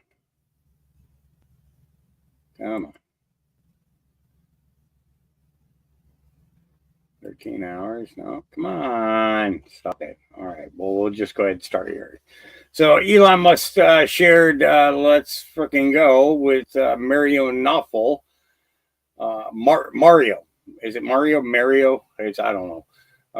It doesn't really matter, I guess, unless you're following him yourself. Trump is to sign executive order putting DOGE in charge of federal downsizing. Trump will sign an executive order today directing all federal agencies to work with DOGE to cut staff, limit hiring, and streamline operations. The move is expected to significantly shrink the federal workforce as DOGE leads the charge to eliminate waste, reduce bureaucracy, and overhaul government efficiency. Yep. Wild content. This video will always be wild. Dude,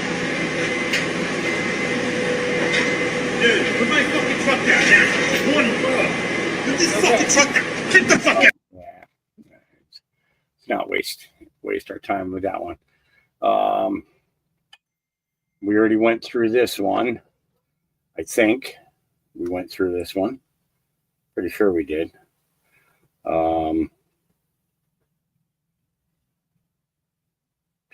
Yeah, that's Navy vet. That's what Rob. It's what exactly what I'm watching. Because it's going to be extremely okay. I've been saying this for about a week now, that Q needs to drop something. I'm just saying Q needs to drop something fresh. You know what I mean? Because okay. So there's two reasons why I say that. One is that those of us that have been following this, pretty much like within the first month of it beginning, right? And then those of us that are just awakening. Okay. So a new Q drop, wouldn't that kind of reinvigorate the conversation around Q?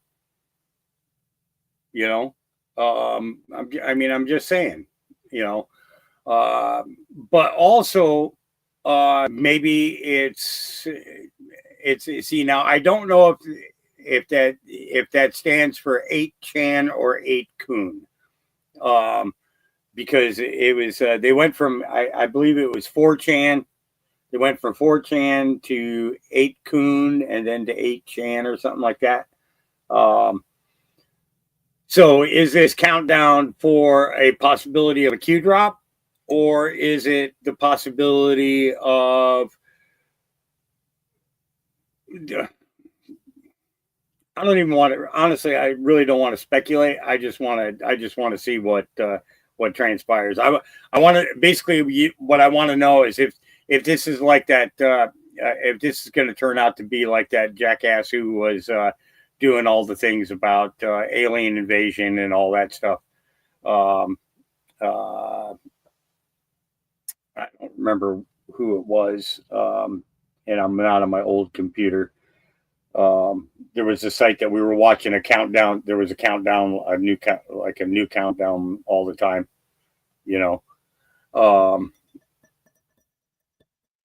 kind of thing. So,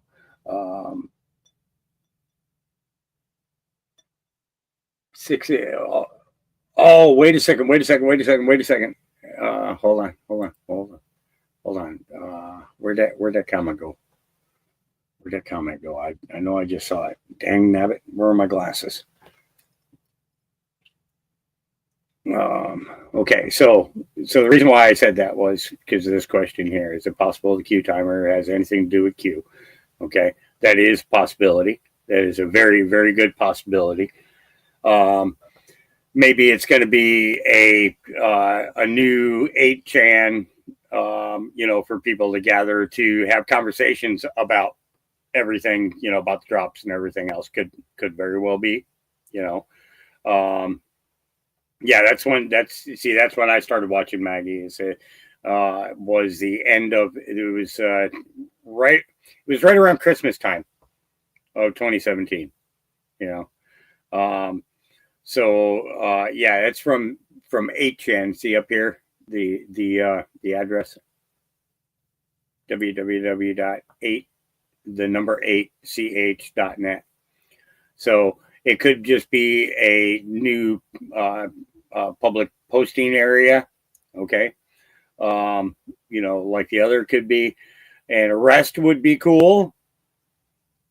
You know, an arrest would be cool. Yeah, absolutely. But this one here was the one that I was looking for. And DM, Demera. I'm taking a wild guess here. I'm probably messing that up 100%. You know, I probably did mess it up. I apologize. But she says 6 p.m. is a dangerous hour. Okay, so looking at it from that perspective, okay, yeah, this is going to be. Do you hear the choir? You guys hear the choir? Can you hear the choir? I hope you can hear the choir. They're singing for you guys.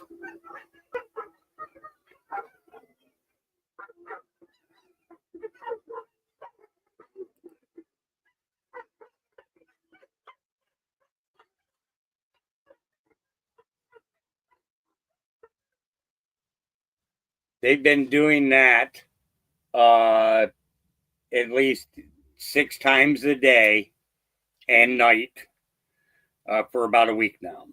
There has been so many emergency vehicles. They go west on Highway 22, and then they're coming back about an hour later. So something's happening somewhere between Salem and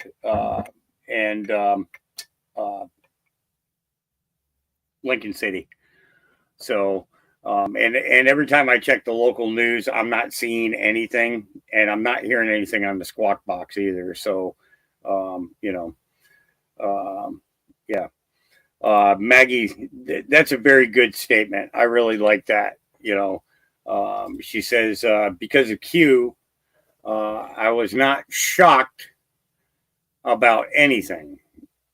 You know, and it all begins with knowing that everything that you've ever been taught is a lie. You know, it really truly begins with that. You know, yeah, that's what I'm talking about, Clay B. Yeah, is this going to be one of those clocks that keeps resetting itself after it hits 0? Yeah, it's how many times have we seen that, right? You know, oh, it's just your nationals. That's a lot of names. D, M. So D's one name, M's another name, R's another name, E's another name, H is another name. You got a lot of names, lady. Okay, just saying. No, they've already been fed. Okay, but the sirens are, yeah, it's nuts, and they just go crazy. Yeah. So it ending at 6 p.m. Eastern time. And what was that about Washington being or DC? Yeah, I have. Well, we'll have to wait and see. We'll have to wait and see. Yeah. Hallelujah. That's what they were singing. Yeah. My clock says 4:22. My clock always says 4:20. Safety meeting.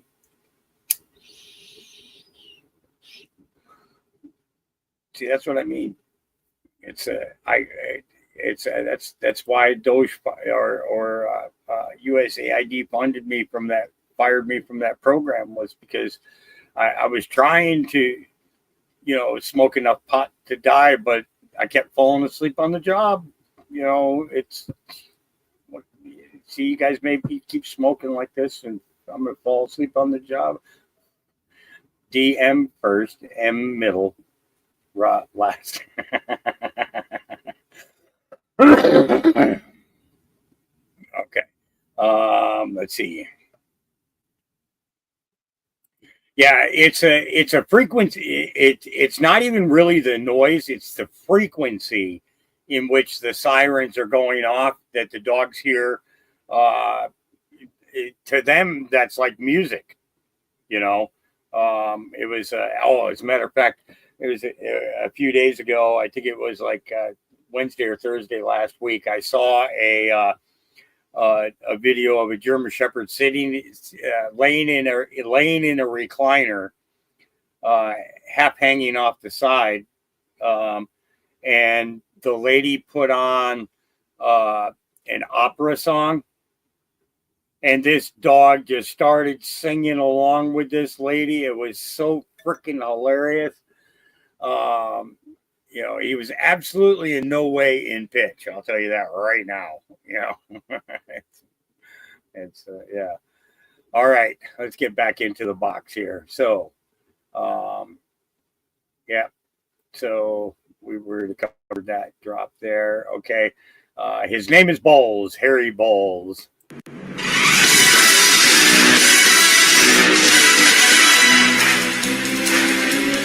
The name is Bowles. Harry Bowles.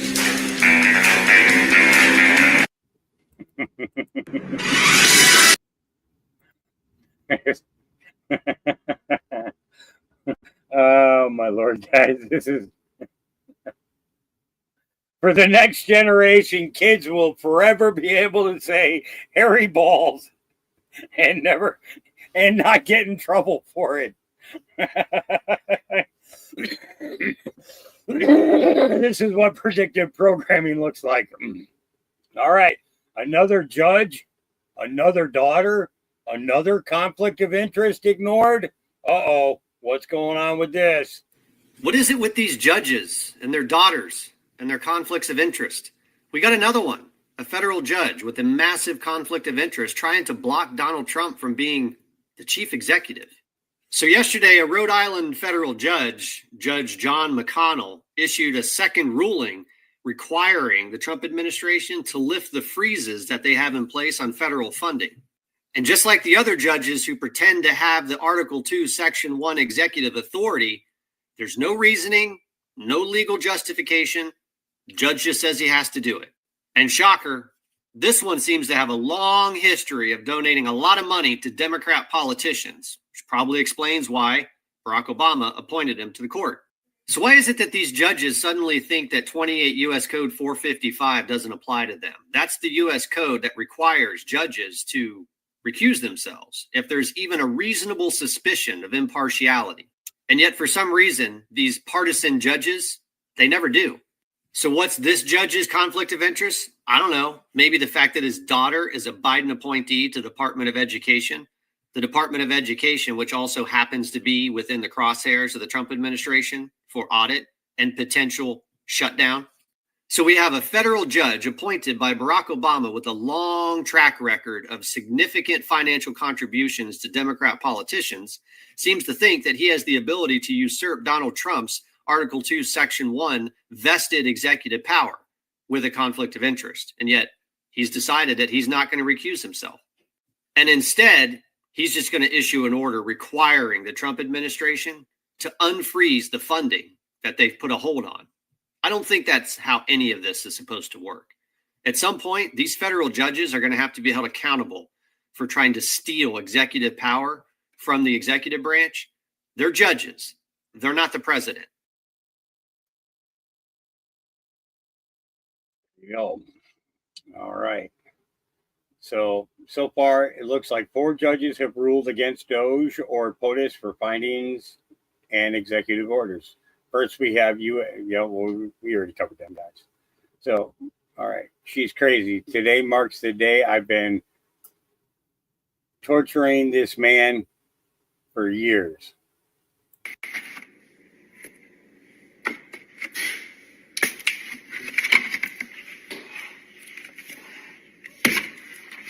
Chris, why are you smashing the food? Christy. Babe, what are you doing? Cutting onions.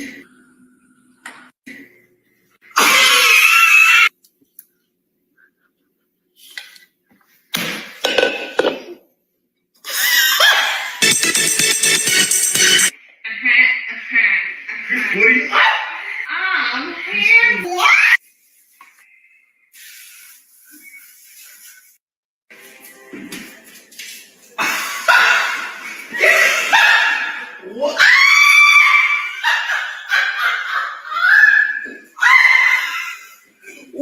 the world is wrong with you? What is wrong with you?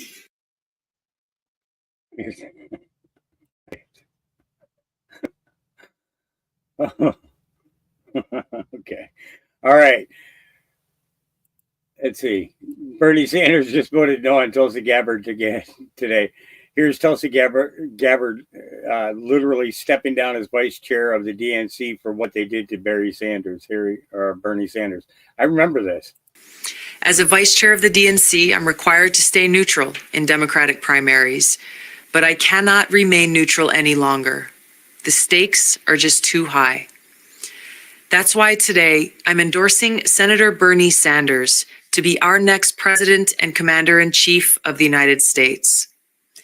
We need a commander-in-chief who has foresight, who exercises good judgment, and who understands the need for a robust foreign policy which defends the safety and security of the American people, and who will not waste precious lives and money on interventionist wars of regime change. Such counterproductive wars undermine our national security and economic prosperity. As these elections continue across the country, the American people are faced with a very clear choice. We can elect a president who will lead us into more interventionist wars of regime change, or we can elect a president who will usher in a new era of peace and prosperity. It's with this clear choice in mind that I'm resigning as vice chair of the DNC so that I can strongly support Bernie Sanders as the Democratic nominee for president of the United States. And now I ask you, stand with me and support Bernie Sanders. So she stood up for him when she saw what Clinton was doing in order to get the nomination. And she came out and she told the American people. And then Hillary Clinton said that she's a Russian, she's a Russian spy. No, I think she was a Trump spy. Why do I say that? Well, because somehow you have to make sure that you have the entire Democratic playbook.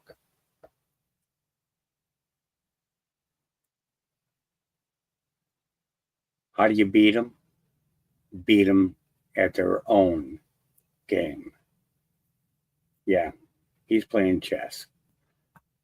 And she is not a pawn. She's like a bishop or a knight.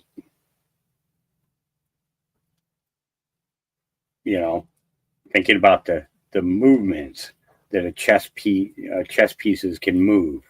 Okay, a pawn can only go forward one space, and the only time that it can go in an angle is it has to be to a corner square from the square that it sits upon, and thus taking a piece. But it can't move in that direction like that unless they are taking a piece. Okay. Then you've got your rooks. Now, rooks can go the full length of the board in a straight line. Can't make any turns. Can't go diagonal. Can either go straight or sideways or back. That's it. In that type of direction. A chess, okay, or a knight is able to go two spaces forward and one to the side. So it looks like it's going in an L shape. Two squares forward, one to the right or to the left. Okay. And it doesn't matter which direction you're going. but you can only go north, south, east, or west with your 2 spaces, and only north, south, east, west, or the other 3, or the other 2 directions, or I should say 2 cross directions, 1 space, thus making an L no matter which direction it goes. Okay. And then the bishop can only move diagonally. Can only move diagonal. Okay. The queen can do all of them except for the move that the knight makes. Okay. All right. And then the king, but this is the crazy thing. The most important piece that you have on the game board, the king can move in any direction, but only 1 square at a time. Now the queen, she can go diagonal across the entire board. She can go sideways or backwards or forwards, all the way across the board, or until they come to a piece, which they're taking a piece, right? Yeah. John, that's true. If you own the board, you can do anything you damn well please. But a king can only move in 1 space in any direction. Why is the king limited as to how much he can move? What's the purpose of this? Why is the queen able to go in every direction across the board, and the king can't? Castling is interesting. Yes. So she's a piece.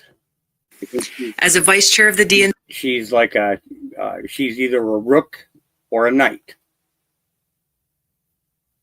because of her military intelligence background. She's a knight, I think, or a rook. Definitely not a pawn. Something big about her coming. I can see it. All right. It's time we audit our politicians. Oh, is this going to be another request to DOGE? Ilhan Omar is worth $83 million after 8 years in Congress. Dick Blumenthal is worth $70 million. Now, I want to know how these Congress members on $175,000 to $215,000 taxpayer salaries turn that money into almost $100 million. Like, what's their secret sauce, right? Hardworking taxpayers across this country want to know how you do that, because we want to do it too. And after everything we're learning with DOGE in just 3 short weeks, I think it's high time we start auditing our elected politicians. Because I think that if you're going to run for re-election as a U.S. representative, you should be audited every 2 years and every 4 years for a Senate seat. And by audit, I mean it should be audited and then available to be viewed by American voters prior to the election. What say you? Interesting, right? Very, very interesting. Thank you, Buck. All right. Let's keep moving along. Look at our timer here. 38 minutes. All right. Okay, here's yeah, this is not cool. It's these hearings on, especially with animal testing, is just, it's heartbreaking to me, because I think about the dogs, but at the same time, it's stuff that we need to hear. What is the worst animal testing experiment you've ever heard of? and uncovered? There's some really bad ones out there. What is the absolute worst one you've ever heard of and uncovered? The kitten cannibalism was pretty horrendous. Breeding kittens just to force them to eat cat meat and then killing them even though they were perfectly healthy after they collected their feces out of a litter box. I mean, that's literally what was happening. They were doing that to thousands and thousands of kittens. The DOJ until recently was stabbing, shooting, and blowing up live animals for training exercises. We were able to cut that and defund that. The experiments that the NIH funded and Fauci funded in Tunisia, where they were putting the dogs and heads in mesh cages and filling them with biting flies. There's a lot of nightmare stuff that we're being forced to fund, and taxpayers don't like it, and they don't even know how bad the situation is. If they did, they would be, marching in the streets. Yeah. What exactly is the price of science? Life. Stick to fucking rocks. Stick to soil. Stick to air. Fucking animals alone. All right, here we go. Donald Trumpo. What's your priority list? Because Epstein, 9/11. Our first investigation will be announced, but it's going to be covering on a thorough investigation into the John F. Kennedy assassination. And I can tell you, based on what I've been seeing so far, the initial hearing that was actually held here in Congress was actually faulty in the single bullet theory. I believe that there were two shooters, and we should be finding more information as we are able to gain access into the SCIF, hopefully before the files are actually released to the public. What's your priority list? Because this is going to be interesting. Yeah, this was a gem, says Elon Musk. Joe Biden said the Supreme Court tried to block me from relieving student debt, but they didn't stop me. I relieved student debt for over 5 million Americans. I'm going to keep going. Taxpayer dollars. Yeah, So, all right. IRS saying we owe them taxes is diabolical. The IRS saying that we owe taxes is absolutely diabolical, given everything that's coming out. The fact that you tax us on what we earn, what we own, what we sell, capital gains, like you name it, you tax us on everything 4 and 5 times over. And then Congress approves these ridiculous bills to send money to everywhere but here.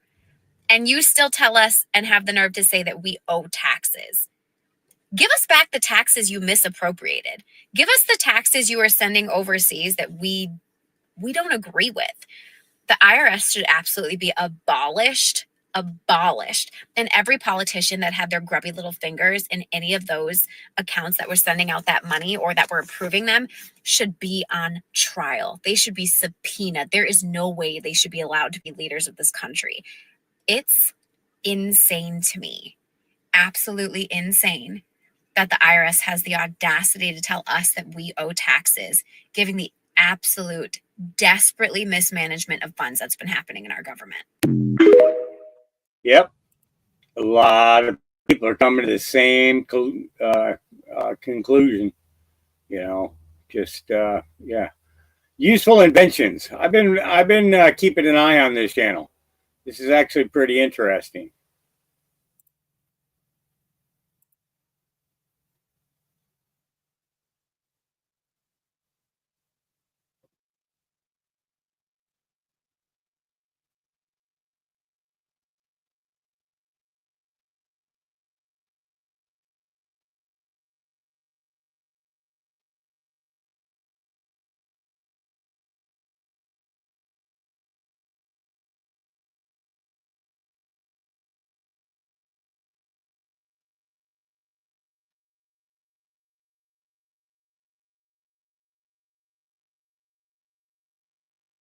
See, and everybody thinks a regular post hole digger is like the way to go. Now, this could kind of be cool. I'd have to make more legs than that, though. I couldn't do just 2 legs. We'd have to go faster. We would absolutely have to go faster. Yeah. I've been watching some of their stuff. They do pretty cool stuff. I am streaming. Okay, here we go. Going out to the car in this to get my husband's reaction. All right, I'm gonna go get changed. She's gonna be here in a couple minutes, and hopefully he likes it. Let's see. Should I do like heels too? No, that's too much, right? Okay, so he just pulled up, but I have to make sure my neighbors aren't out. Oh my god, I'm scared.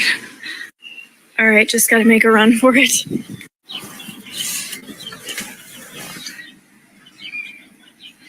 Hi. What's up? What? Well, hi, sweetie. Grant. Oh, Graham. Don't you look cute? She wanted to check out the new car. Okay. Oh, Going out to the car in this. Going out to the car. Hi, Grandma. All right.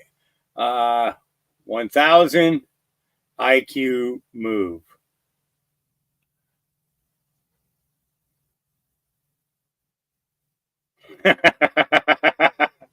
Did you guys see that? Okay. This person's coming.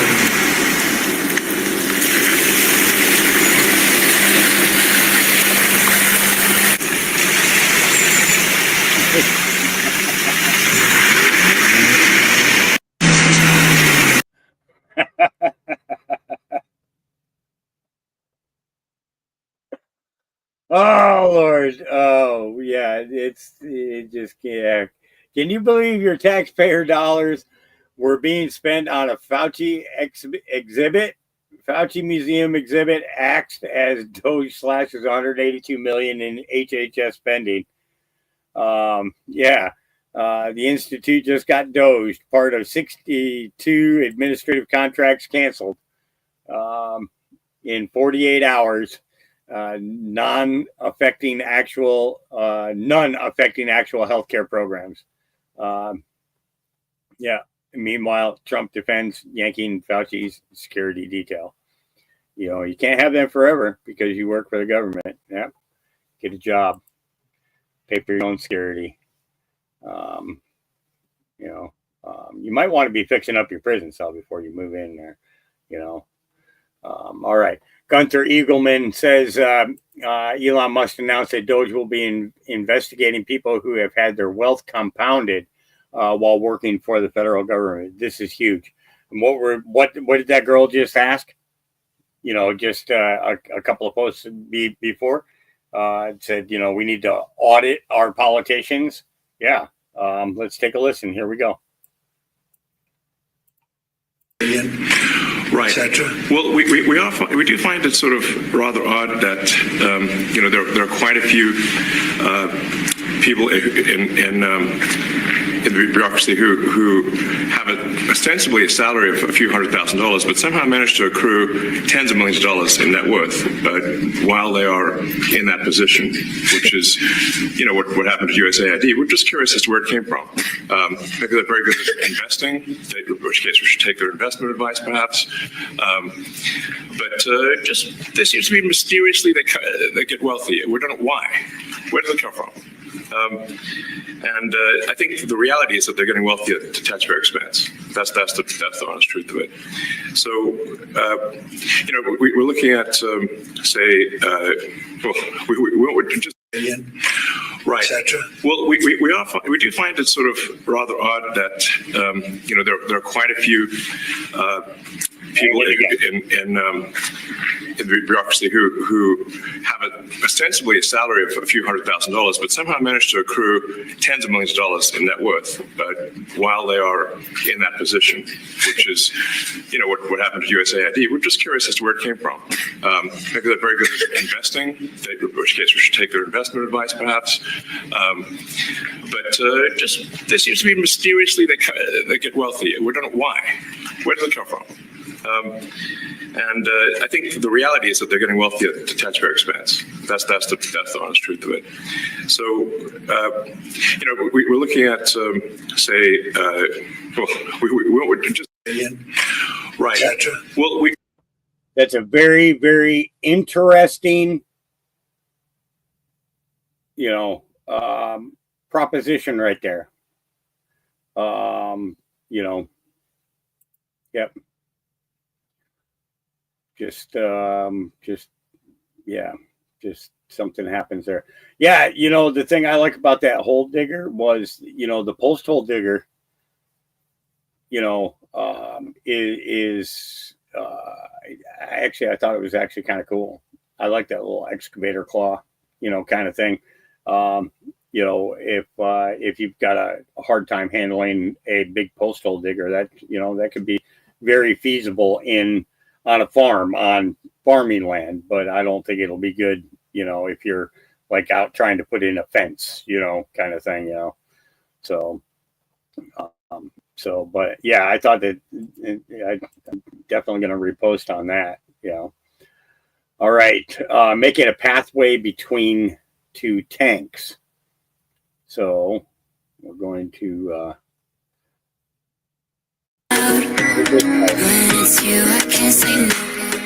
gotta get rid of the music. So he's putting water in the upper tank so that the fish can go in between them. That's pretty cool. Yeah, it's kind of genius. Yeah, good idea. So, all right. The press really doesn't know how to deal with a genius that has his child on his shoulder. The president's directing you to look into the Department of Defense. Is Yes, that which we a definitely need conflict to of do and interest? are going to do at the president's request. Does that present a conflict of interest for you? No, because you'd have to look at the individual contract and say, first of all, I'm not the one, you know, filing the contract. It's people at SpaceX or someone who will be putting for the contract. And I'd like to say, if you see any contract where where it was awarded to SpaceX and it wasn't by far the best value for money for the taxpayer, let me know, because every one of them was. The president said the other day that you might look at treasuries. Could you explain that a little bit? What kind of fraud? And that question goes to. Okay, I got to respond to this comment. It can't wait. It says, Hawk, what if Elon hits Warren and Pelosi with his guy Harry Balls? It'd probably be the most joy that either one of them have had their entire life. Yeah. Okay. Both of you, what kind of fraud are you expecting to see, or do you see right now in U.S. treasuries? Yeah, I think you mean the Treasury Department as opposed to Treasury bills, or. You also referenced treasuries on Air Force One the other night. Well, as I mentioned earlier, really the first order of business is to make sure we're actually collecting. Sorry for this. I thought my son might enjoy this, but he's sticking his fingers in my ears and stuff.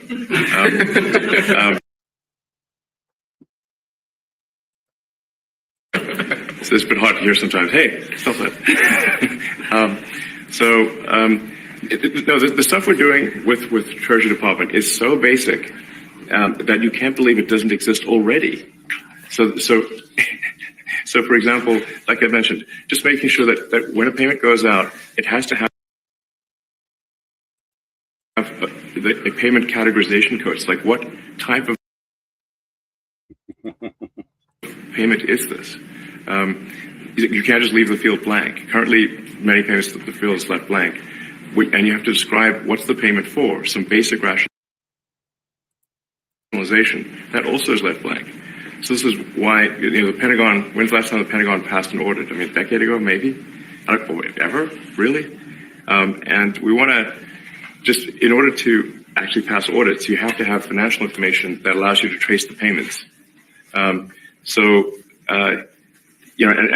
in a while, the Treasury has to pause payments if it thinks the payment is going to a fraudulent organization.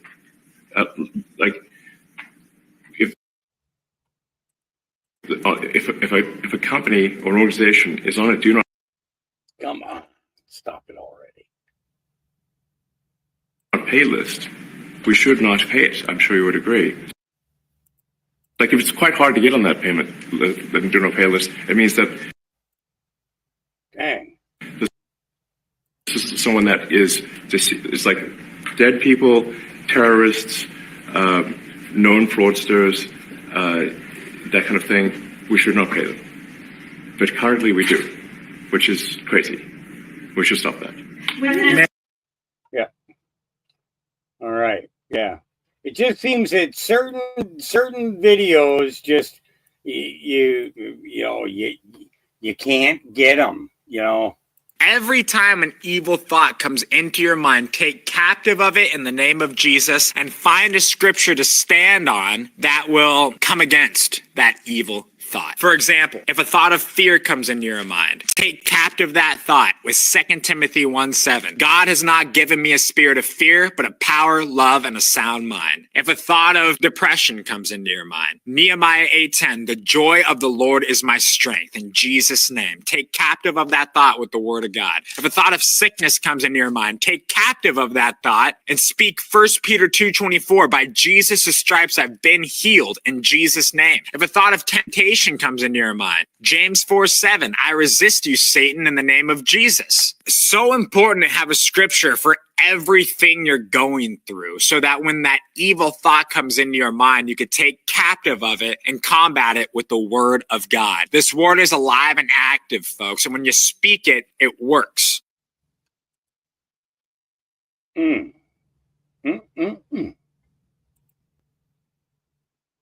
Yeah. Pam Bondi is pissed.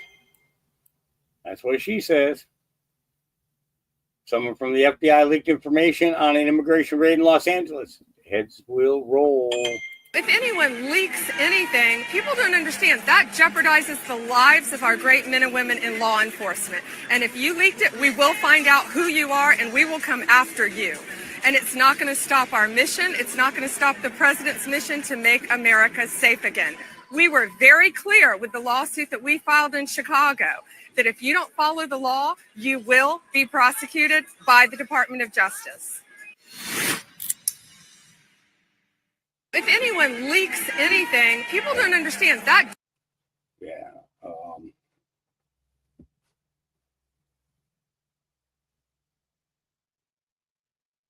Yeah. Okay. Sorry. I had a text there I had to look at. All right. Here we go. Sorry. I'm going to start it over. If anyone leaks anything, people don't understand that jeopardizes the lives of our great men and women in law enforcement. And if you leaked it, we will find out who you are and we will come after you. And it's not going to stop our mission. It's not going to stop the president's mission to make America safe again. We were very clear with the lawsuit that we filed in Chicago that if you don't follow the law, you will be prosecuted by the Department of Justice. Boom. That's simple. And it really needs to be. All right, here we go. She just exposed the Democratic Party. Everything that Donald Trump is doing right now at this very moment is precisely why he was nearly assassinated twice. It's precisely why they spent years trying to prosecute him for a misdemeanor paperwork crime that they bumped up to a felony. And I don't understand how it hasn't clicked for y'all. These people are literally throwing money at random $2 million for sex changes in Guatemala. Get the out of here. No, you're laundering it and you're pocketing it, and you knew that Donald Trump was the one who was calling out this corruption. That's why they wanted him dead, because they lose money, they lose credibility, they get exposed, and they were not going for it. We are awake now, the young ones, the old ones, all of us. She just exposed. We know, we see. All right, White House Post, are you ready for the greatest event in history?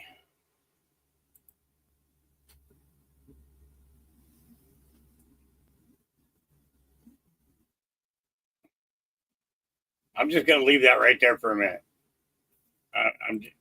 I'm just going to leave that right there for a minute.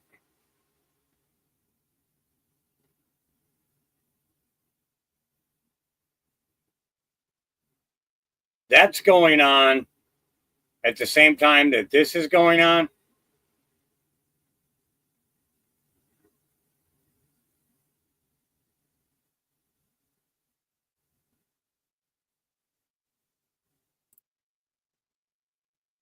So from the White House, 941. Oh, just for, I'm doing this just for shits and giggles, guys. I'm just doing this for shits and giggles. What time was, I forgot what time it was. 9:41 a.m. So that would be Oh,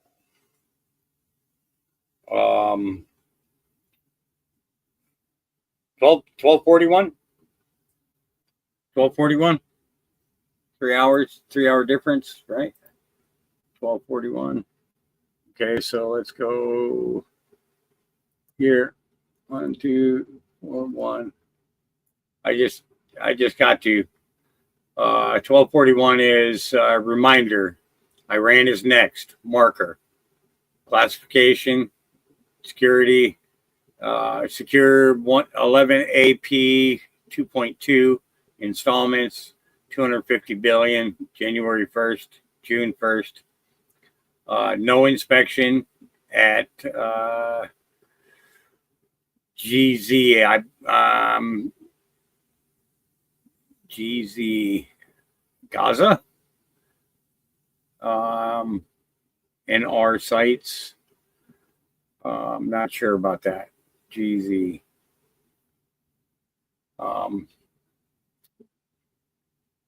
See.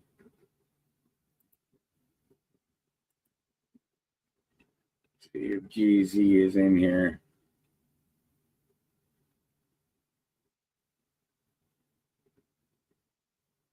G2.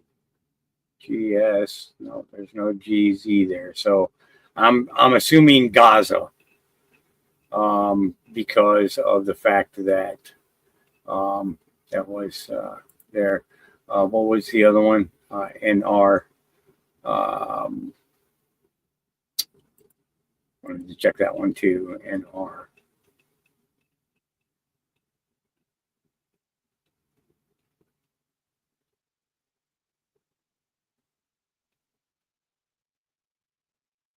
And,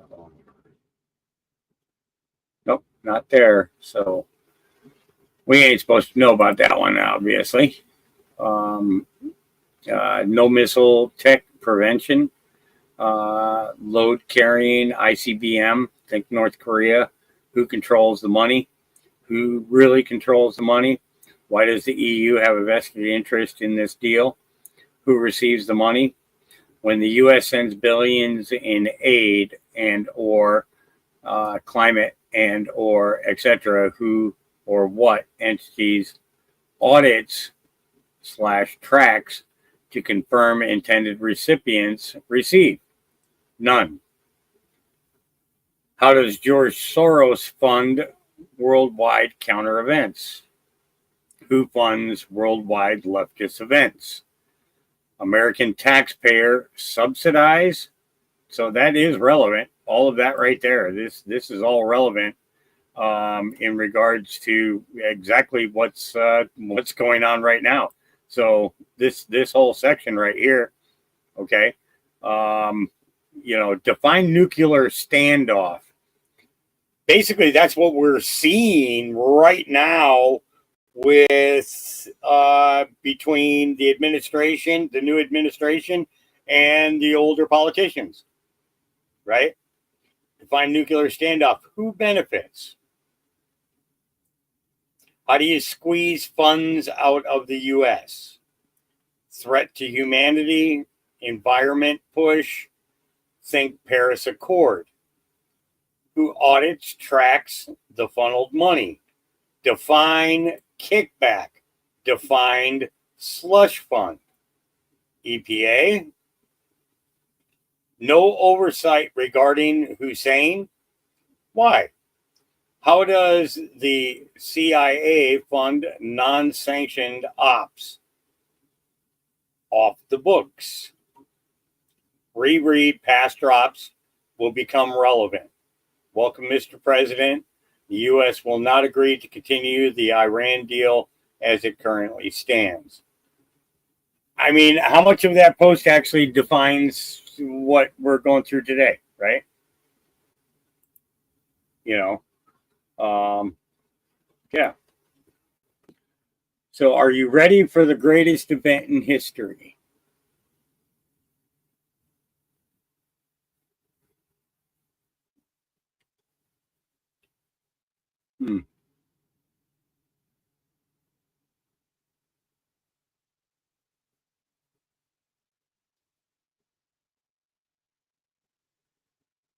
Yep.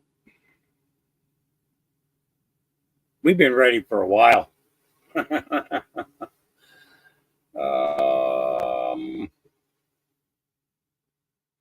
Even the cat's ready. Even the cat's ready. Somebody better save this for 10 TV. I'm ready. He looks like he's sort of ready.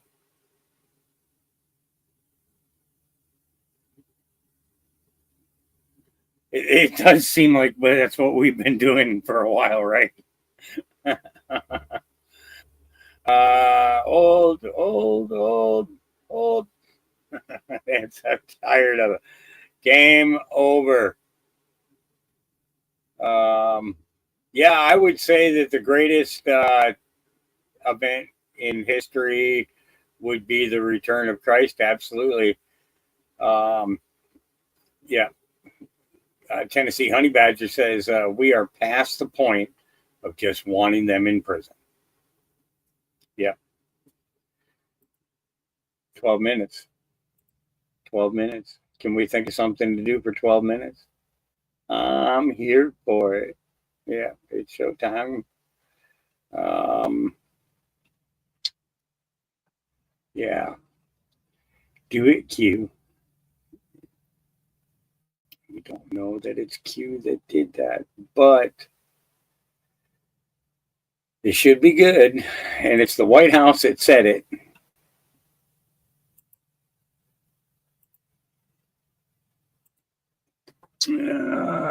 Very interesting. You can run on for a long time. Run on for a long time. Run on for a long time.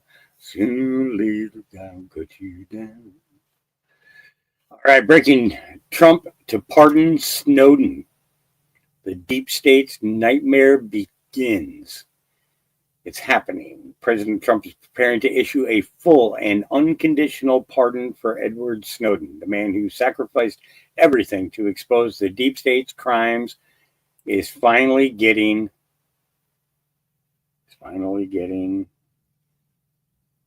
justice. And the corruption establishment is in full panic mode. This isn't just about Snowden. This is about tearing down the surveillance state built to control you. The hero who exposed their spying machine. Snowden revealed the NSA's illegal mass surveillance of every American. Your phone calls, emails, private messages monitored, stored, and weaponized against you. Big tech, Google, Apple, Facebook acted as deep state collaborators, feeding data straight into the government hands. The deep state's worst fear, Trump and Snowden together. Trump knows firsthand what the deep state is capable of. He lived through their Russia hoax, their witch hunts, and their rigged elections. And it just dawned on me, where was Snowden when Trump went to Russia and received that football?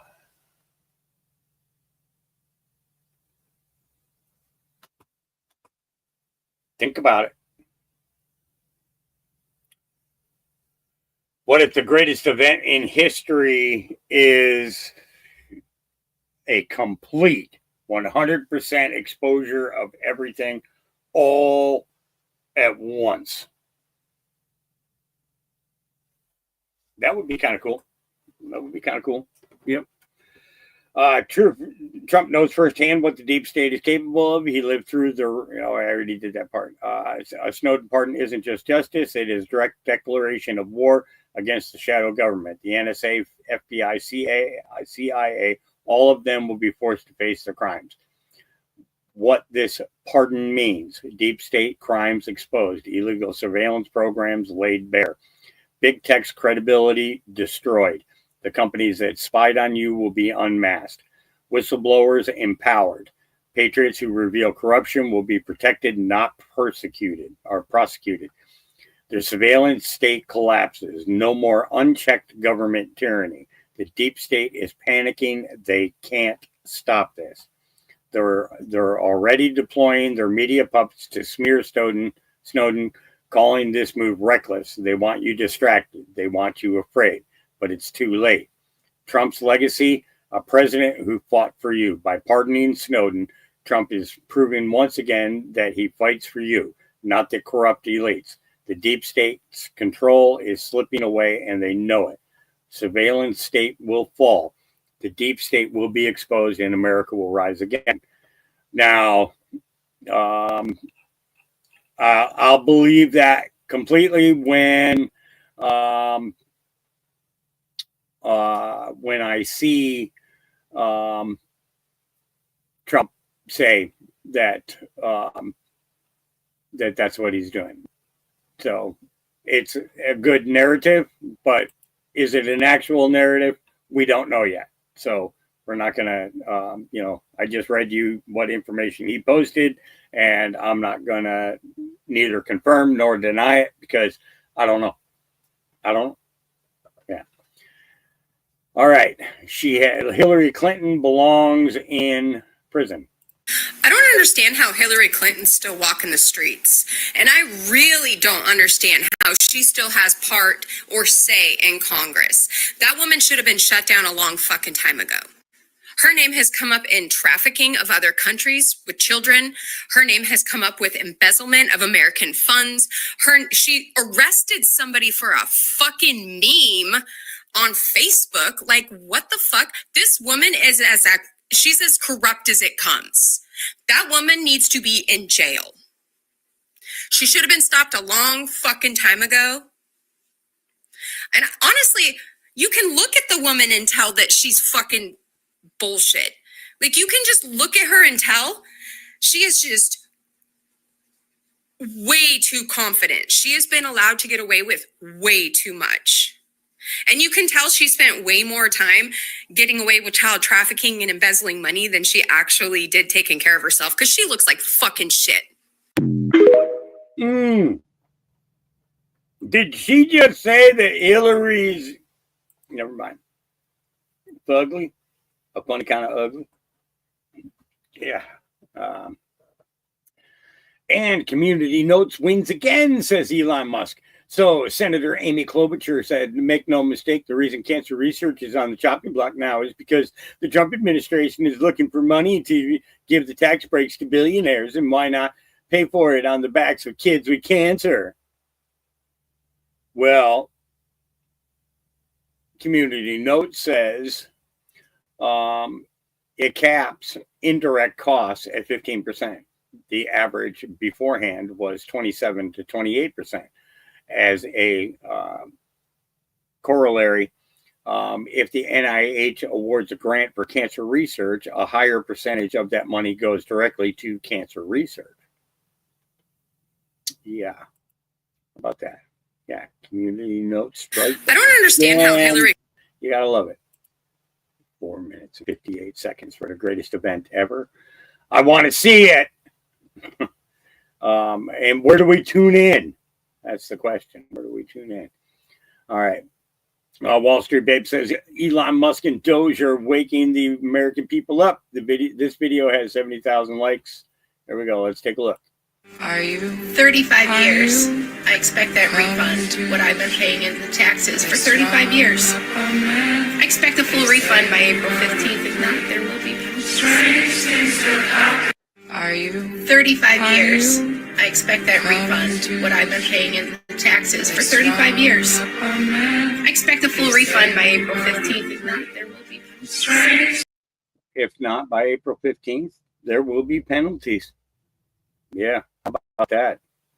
How about that? Yep. So we saw that one. All right. Okay. Elon Musk says, yeah, I can't emphasize this enough. The goal of auditing Social Security Administration is to stop the extreme levels of fraud taking place so that it remains solvent and protects the Social Security checks of honest Americans. That's it. That's the goal. End of story. Mike Lee had said, oh no, Planet, does DOGE want to take away anyone's Social Security check? And on no planet is violence warranted by what DOGE is actually trying to do. Stop waste. fraud and abuse in government. Let's see. Tennessee preacher Steve Caudle appears to call for violence against Elon Musk while spreading a rabid form of misinformation about DOGE. What's this? And in this nation, I'm worried that we are on the verge of bloodshed. This is an attempt to take us back to a day that we do not want to go and we will not go. Therefore, there will be conflict. I pray that the peace of God will win out and overcome the madness that is attempting to take over this nation. And I will say to you, beloved, no one likes violence, but sometimes violence is necessary. When Elon Musk forces his way into the United States Treasury and threatens to steal your personal information and your Social Security check, there is a possibility of violence. Sometimes the devil will act so ugly that you have no other choice but to get violent and fight. Well, someone might say, now, Reverend, you shouldn't be talking about violence. This isn't the Christian thing to do.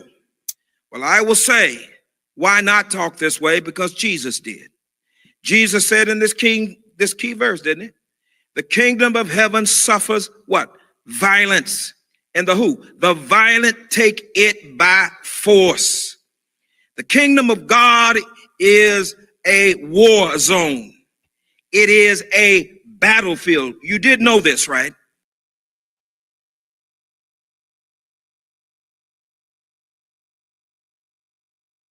All right. Hold on.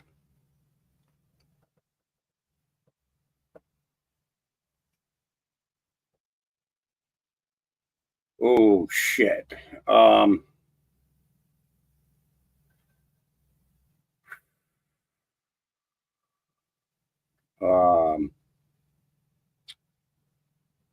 Whoa, fuck.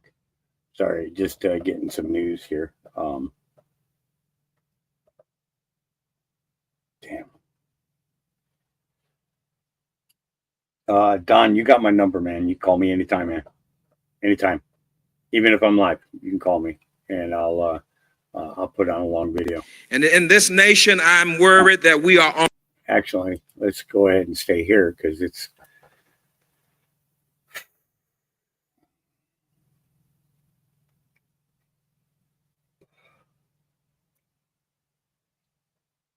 A friend had a death close to him. Somebody that I consider a good friend, somebody who's talked to me through thick and thin through a lot of things. His stepson committed suicide. All right, 1-0. You'll see.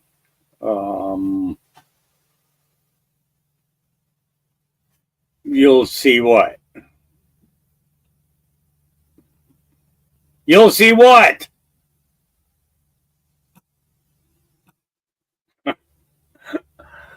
Oh, man.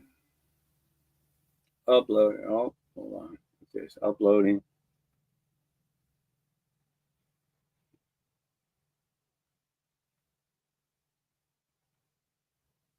What are you uploading?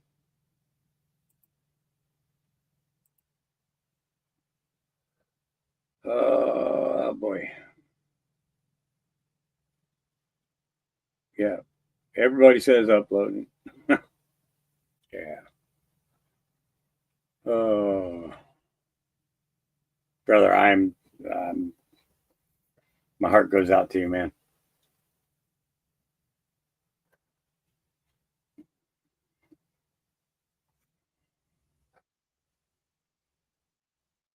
Don't blink, you'll miss it.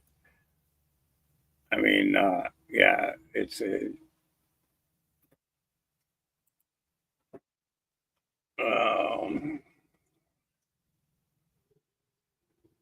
they better not pull up the picture of me riding the tractor naked through the fence. Better not. Everybody's going to get a different upload. They're going to upload.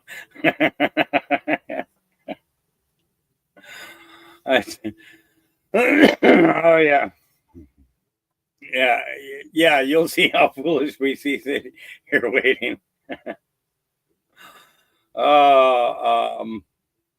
Yeah.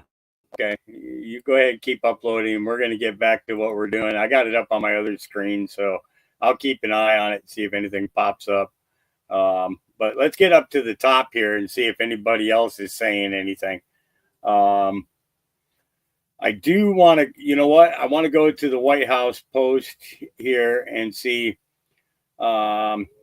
Associated Press denied access to the Oval Office event. Keep all fake news out.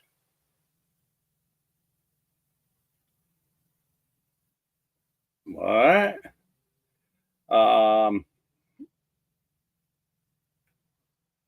So an hour ago, they said breaking DOGE cut $900 million from the Department of Education. This is a huge win. Keep it going. Holy shit. Donald Trump said the hotel that was paid $59 million from FEMA charges twice the room rate for tax-paying citizens. They should be boycotted into oblivion. This should be illegal. And we had Elon Musk announce DOGE will investigate federal employees with high net worth while being paid far less. Protect Elon Musk at all costs. The deep state will not be happy. Interesting. That page is still uploading. So, yeah. Donald Trump stuns the world by having Elon Musk and little X in the Oval Office. Trump has accomplished more in 3 weeks than any president has accomplished in 4 years. I voted for this. Oh, so you're not the real White House.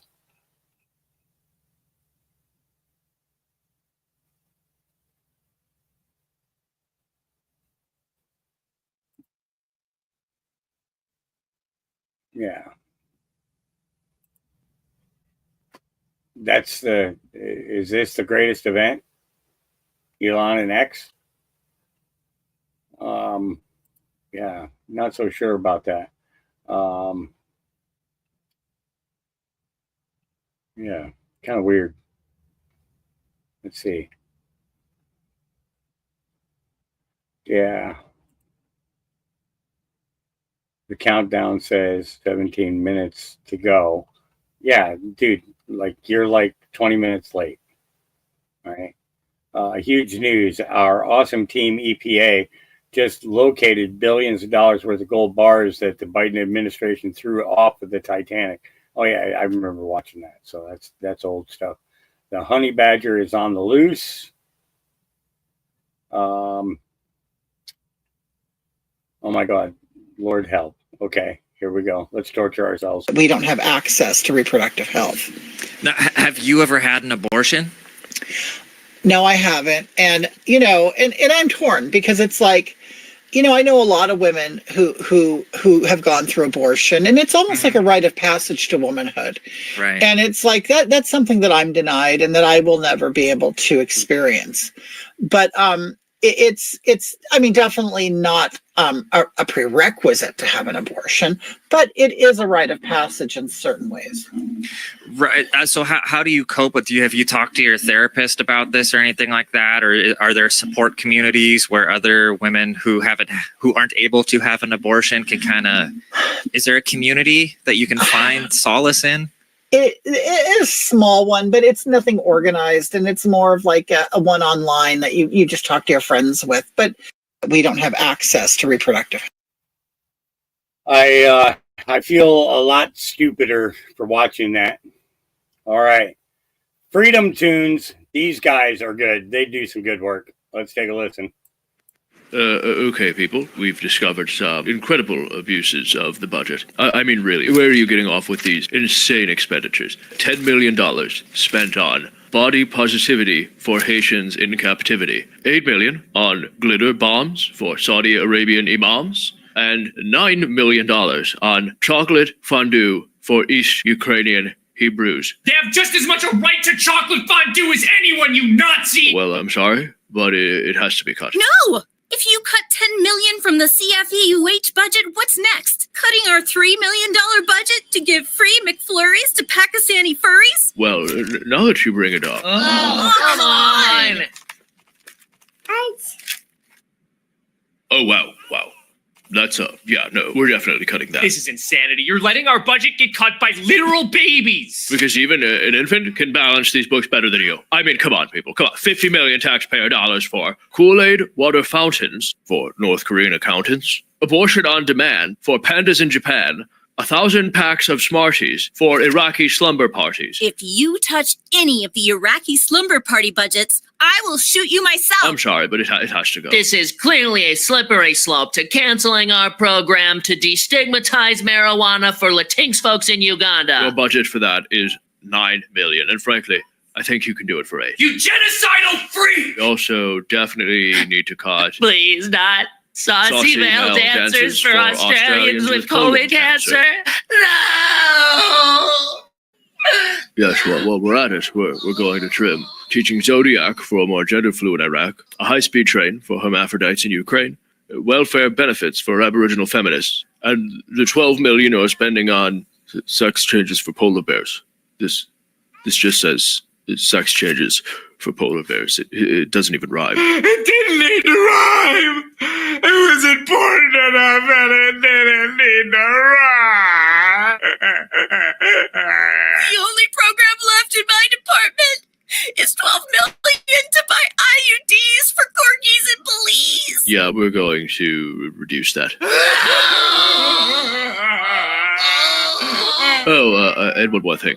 I really think we need to be spending at most half as much as we currently are on easy bake ovens for Saudi Arabian covens. I don't want to live. I don't want to live. I don't want to live. Don't do it. You have so much to live for. Like what? If it's promoting alternative fuels to Afghani polycules, I have bad news for you.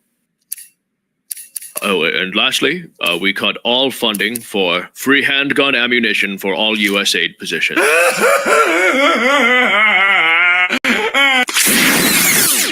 Testing 1, 2, 3. Okay. Hollow Ed, take 1.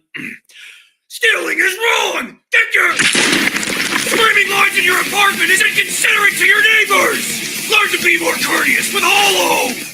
Hollow offers 10,000 guided prayers and meditations that help you grow closer to God in 5 days! Start with the world-famous Bible in Your podcast with Father Mike Smith, which makes the depths of the Bible accessible every single day! Whether you're new to praying or have been doing it your whole life, Hollow's a great way to keep close to God!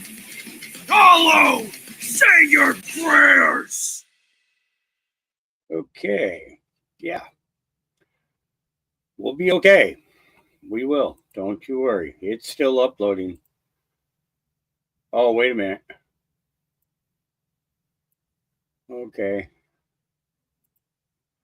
And basically it's join the 8chan movement.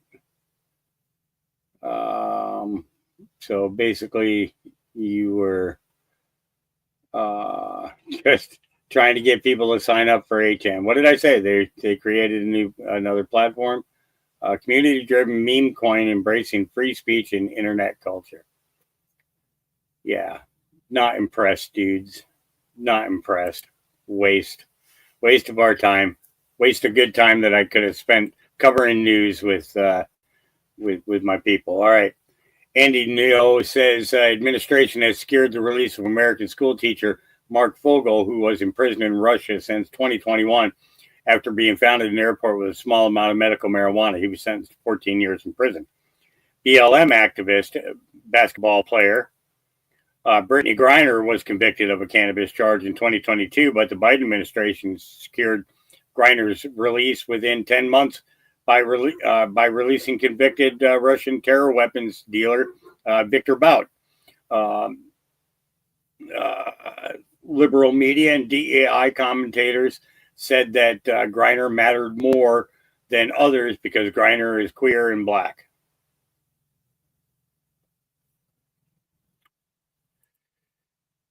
Yeah, so Brittany Griner is a dude. Yes.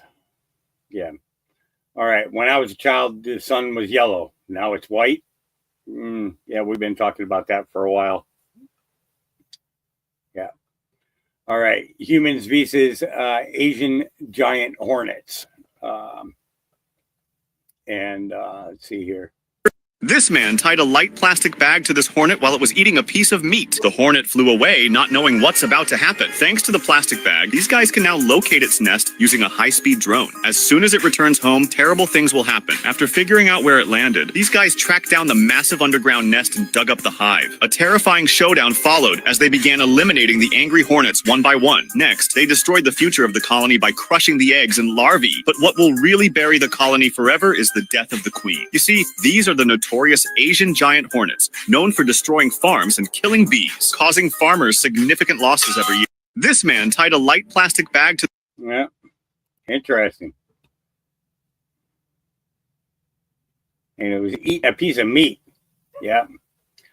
This tunnel touring machine breakthrough.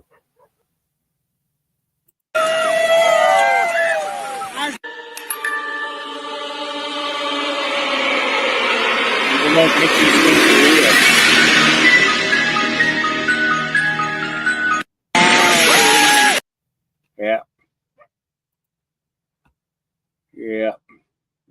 All right. Federal worker whose agency received funding from USAID says that her promotion was canceled. Here we go. So I'm a federal worker and my promotion was officially canceled. But more than that, my coworkers yesterday, most of them were put on administrative leave for 30 days, and then they're going to be furloughed. My name is miraculously not on that list for now, but I'm sure it will be pretty soon. But it's crazy. Everybody's losing their jobs out here, and we're not even certain that if the furlough ends, that everybody's going to come back.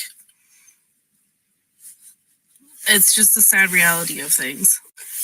The dismantling of USAID has severely affected my job. My agency receives most of our funding from USAID, and I support personnel who are on the ground working in country for USAID. So who knows what's going to happen next? It's really sad. So I'm a federal worker. You're going to be counseling a lot of people here, Rosie. Yeah. I still have a question. Ghislaine Maxwell was arrested by the FBI, but can we talk about how similar she looks to Madeleine McCann's female abductor sketch?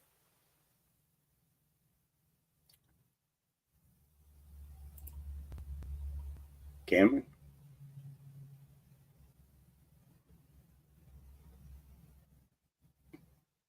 Yeah. So, yeah, lady was caught doing witchcraft during the Super Bowl.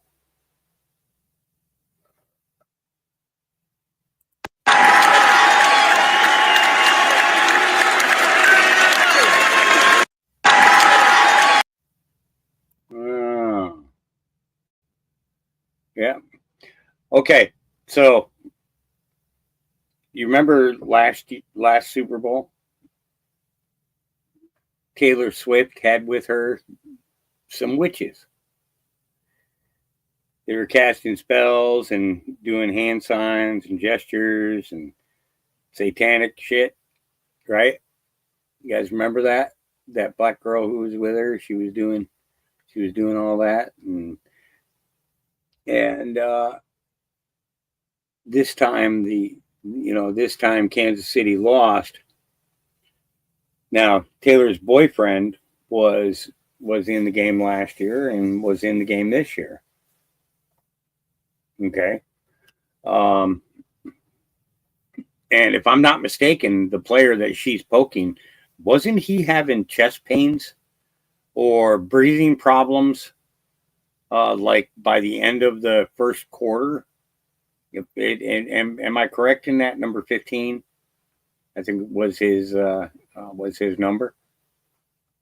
Am I correct in that? He was having problems and he kept trying to go back into the game, but and he had somebody that was working with him or something, and when he tried to move when he tried to move back or something, he was having problems. I could have swore I remembered one of the players that was having that problem. I think it was okay. So you remember the big push at the end zone? He was a black guy that was I think it was a neck injury from trying to stop the other team from scoring. They were doing that big pile up. They were trying to do that big pile up there at the end zone and the 1 yard line. Christian. Okay, he was number 95. Okay, all right. Okay, but yeah, I was correct in seeing that. Anyways, it was. They call him the tush push, or that's the play. Is called the tush push. Okay, tush push is actually a country dance, but that's okay. All right, interesting approach. The Biden administration should ignore the court. AOC 2023. Here we go. There has been thought, I believe, given into this. Senator Ron Wyden has already issued statements, for example, advising what we should do in a situation like this, which I concur, which is that I believe that the Biden administration should ignore this ruling. I think that the courts have the legitimacy and they rely on the legitimacy of their rulings. And what they are currently doing is engaged in an unprecedented and dramatic erosion of the legitimacy of the courts. It is the justices themselves, through the deeply partisan and unfounded nature of these rulings, that are undermining their own enforcement. So you're saying the Biden administration should ignore this court, but what does that look like? What does that actually mean? I think the interesting thing when it comes to a ruling is that it relies on enforcement. And it is up to the Biden administration to choose whether or not to enforce such a ruling. But is that so? Maybe she's not being so dumb in what she said, but it's an interesting approach, says Elon. Yeah. Joanne says, do you want to know why Jerry Nadler mentioned the Titanic? This was a veiled threat to Jordan and all the MAGA Republicans. Don't try to take down the deep state. You know what we did to the men who opposed the Fed who were on board the Titanic. Mr. Chairman, holding a hearing today on, quote, reigning in the administrative state is a bit like rearranging the deck chairs on the Titanic.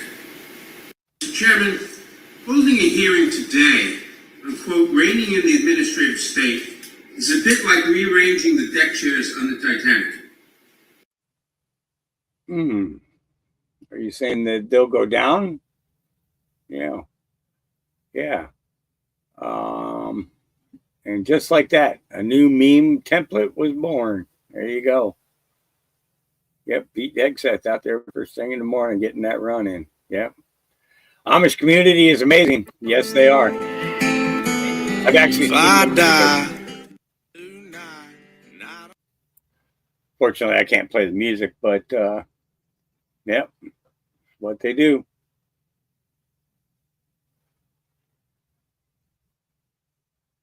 Imagine that.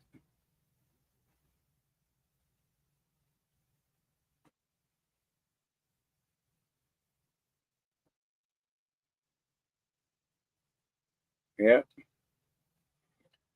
Moving that barn.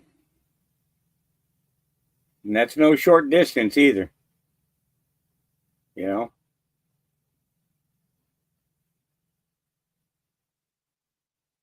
Boom. That's probably right where they're going to set it. Right there. No, they're still moving. Yep. I've seen them move one all the way across the whole property. It took them a while, but they got it done. They had picnic tables all set up with all kinds of food and everything waiting for them as soon as they finished. It was cool to watch.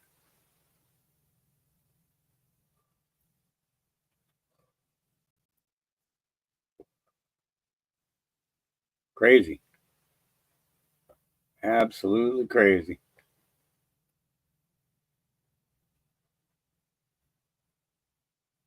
Yep. 250 Amish. And then they go set it down. Yep. Buildings on Wheels is actually a really good thing. All right. Breaking journalist Nick Sator is contacting D.C.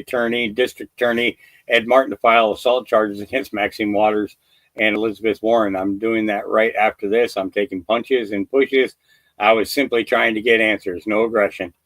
Do we want to watch it? No, it's okay. Stop sanitizing your prayers. Here we go. Cry in the secret place. Tell him you're mad at your husband in the secret place. Tell him you're wrestling with divorce in your heart in the secret place. Tell him you're angry. Tell him you're lustful. Tell him you're jealous. Tell him you're envious.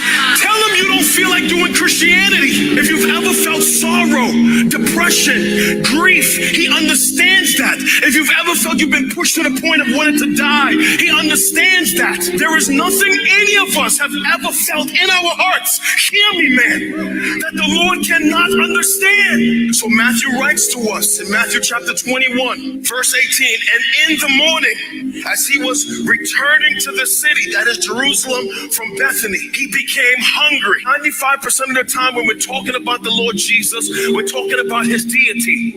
We're talking about his miracles. We're talking about the fact that he was God in the flesh.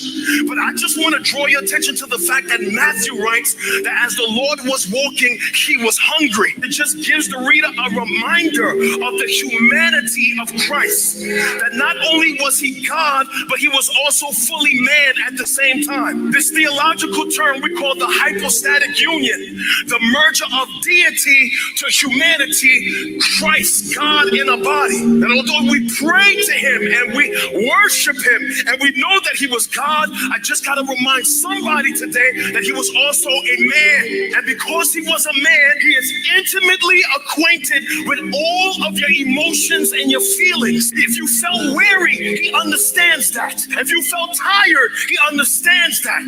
If you felt frustrated, he understands that. If you've had issues in marriage, he understands that because his bride is not faithful to him all the time either.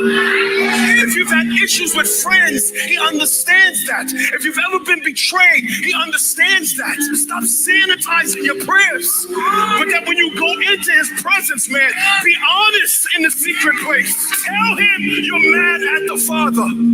Tell him you feel like you're not listening to my prayers. The Lord can handle all of your humanity. A brother got issues, and a brother still has brokenness. And I don't want to go into my secret place and have to mask what I'm feeling in my heart. When you're hurting, who got time for that? I'm the only person that ever felt pain and wanted, watch this, a release. And it's hard to get a release when you approach God like he does not already know what you're dealing with. This is why the unknown writer of Hebrews tells us that we can approach the throne of grace boldly because we serve a high priest, watch, who is intimately acquainted, the Philip Anthony Mitchell translation, with every single emotion, struggle in your heart. He was a human being just yet without sin. There is nothing you will ever feel that brings tears to your eyes or sorrow to your heart that Christ cannot understand. Ooh, powerful. Powerful. Yeah. Yeah. Let's see if anything new. Let's see if anything new. Yeah. See, yeah, exactly. See what? Yeah. All right. Speed 100, damage 1.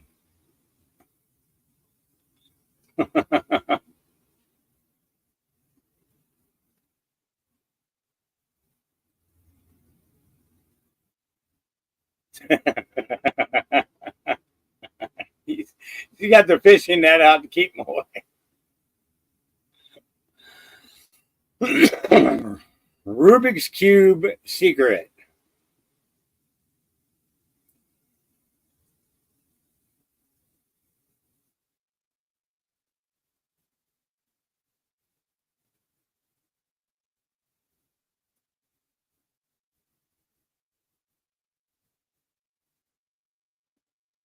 Boom. Yeah. All right. Can someone explain this?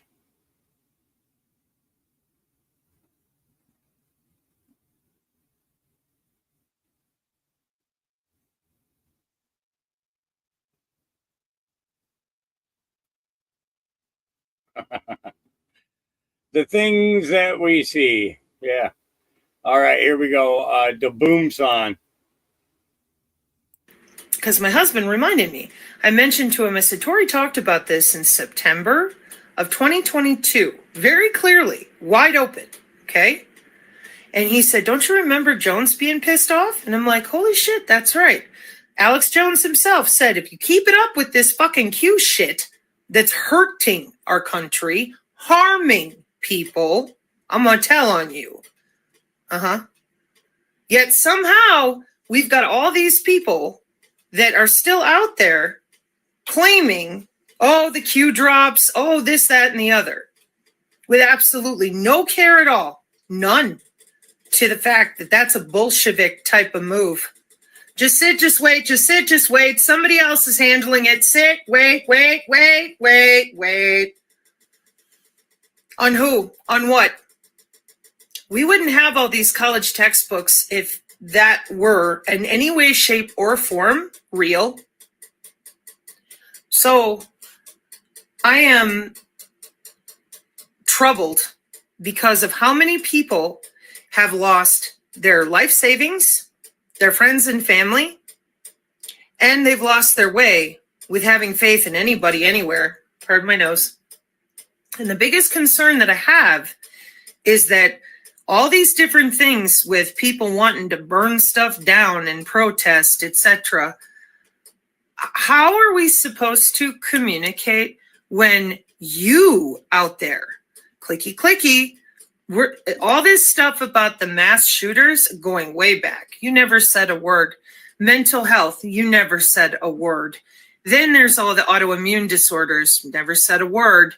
This is a serious problem. And that's before coming into human augmentation. So the reality of all of this for me is that this was not my plan. Just want to be clear about that. But when you went after Booma, I couldn't believe it. You're grown-ass adults doing podcasts. You fucking know how this works. You know how it works. And if you don't know the back end, you know you're using a login. Okay, you made absolutely no sense. It's like, because so many people, that got woken up because of Q, and I'm not going to discount it. So, all right, here we go. Yo, y'all heard that Maxine Waters may be getting arrested by Trump? Yeah, for going into that federal building and harassing the workers. Good, I say. Good. I hope it's the first of fucking many. And let me tell you something. I'm a huge Trump supporter. I'm definitely a MAGA. But as someone who voted him in with fucking demands from the people to have certain promises made and promises kept, these corrupt motherfuckers better actually see consequences for their goddamn crimes. I don't want to talk about no slap on the fucking wrist and they get away with it and it's business as fucking usual. Because I've talked to a lot of people and I've said, you know what? For the first time in history, for the first time that I've been alive since very early on in this country, since probably the 1800s, we might see some corrupt Congress people actually get fucked in the ass for the crimes they've done against the citizens of this country. And I need to see that. Because if I don't fucking see that from our president, I'm going to have a problem with Mr. Trump. I'm going to have a problem with President Trump. I don't know about the rest of you, but we should all have a fucking problem if that doesn't happen. Otherwise, I'm just going to believe that we're getting fucked by both sides. Like, great start, but no consequences. I'm going to be fucking pissed off as a citizen. Because if I owed half a fucking cent to my IRS, guess what? On my taxes, I would have so many people throwing me on the ground, coming with me for a warrant, and all kinds of fucking bullshit when you're just an average citizen. But if you're a sanctimonious prick in Congress, no problem. You can just get away with it. So this is great news. I hope that Maxine Waters, I hope you're the first of fucking many.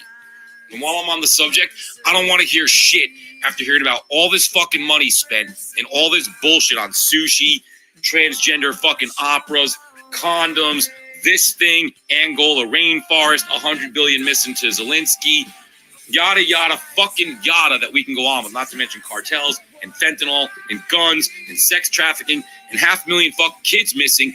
I don't want to hear shit about these protesters with their Mexican fucking flags, complaining about ICE and all this bullshit. I don't give a fuck. I don't give a fuck. I don't give a fuck. I don't care. I don't fucking care.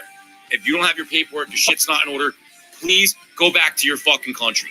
Honestly, I don't give a shit as an American citizen after finding out that I've been fucking robbed. And on top of that, these motherfuckers were using my tax money as a fucking citizen born in Florida, Fort Lauderdale, fucking Florida, Broward County. And it went to you motherfuckers getting debit cards and hotels and EBT and fucking handouts and all kinds of shit while fucking citizens here can't get shit, including the ones that have been in natural fucking disasters. We have to go through the list again. California, Western North Carolina, Maui, etc., etc., etc. And now we got to keep seeing this bullshit in the streets. I, for one, don't care as an American USA citizen. I don't give a fuck about your fucking protests. I don't care. I'll pick every fucking fruit my fucking self. I'll clean every toilet if it means you motherfuckers get the fuck out and we start getting money back as citizens. I don't want to pay taxes for the next 25 fucking years. IRS better disappear, and I better start getting checks in the mail for every fucking cent I sent. I am not kidding as an American citizen. That's it. All we needed to know was that all the fucking conspiracy theories, all the suspicions that we ever had, and now we're getting the fucking evidence. I don't care what side of the aisle it's on. If you're corrupt, you're fucked. You're fucked. And that's what I'm putting on President Trump. He wants to be the president of cleaning shit up and draining the swamp. That's what I need to fucking see. I don't want to hear about transgender and marginalized groups and bullshit and abortion rights and none of that fucking shit until the American citizens are taken fucking care of. The vets, the seniors with their Social Security, and everybody else. Because AB and all that is in your fucking state, and it gets voted on by your fellow fucking state citizens and your local fucking government. If you don't have the rights there to just go there and just hang out a fucking abortion clinic or use it as a contraceptive, then too bad. It should only be used for emergencies anyway. Maybe you can learn some fucking self-control or move to a different state, but your rights weren't fucking taken, so shut the fuck up, libs. All you women have every single right that a man has. You can't name fucking one that you don't. And if you don't like this country, get the fuck out. Just get the fuck out. Because the American people, all of us as citizens, deserve to get retribution for the bullshit that we voted in. Over all these fucking years, no matter what side of the aisle you're on.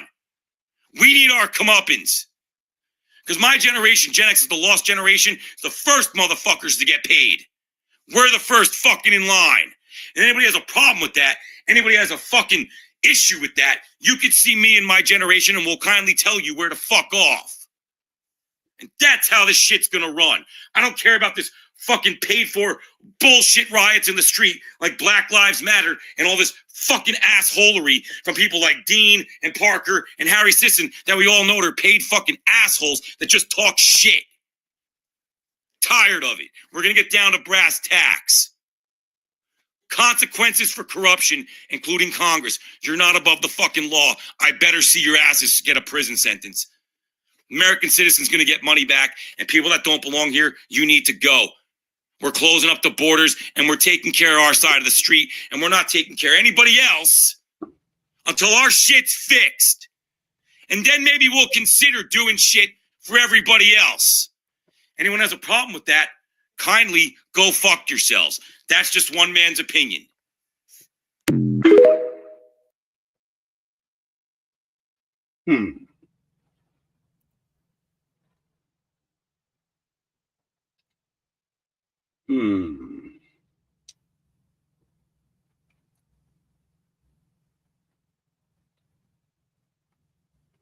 Space Dot says, so 8chan is currently uploading. I forgot they were offline and also remember it was changed from 8chan to 8kun. Are they just reopening under the original branding? As far as Q posts, I don't think we need any more. We have more than we know in future, which is now, proves past, old drops, which they very much have been. I don't exactly agree with you.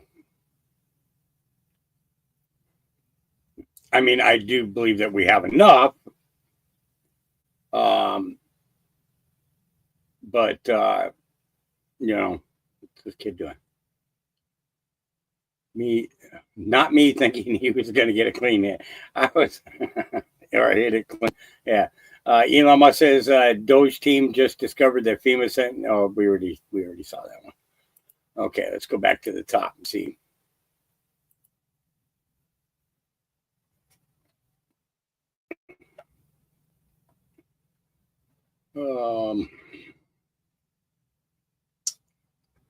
Let's see.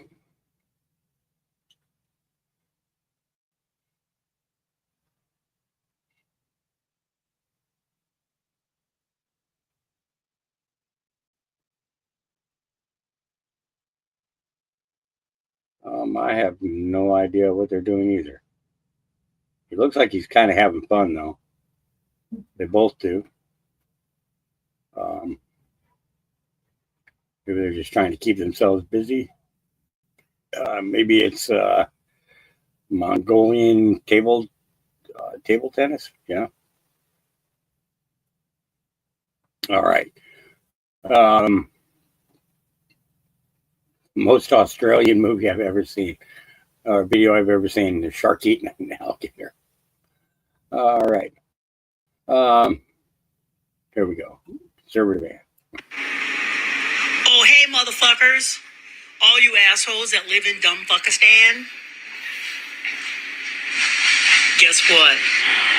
When those hurricanes start coming at y'all, and those tornadoes. Unbelievable. Guess what's gonna happen? Unbelievable. Nothing! Trump's not gonna give y'all any money.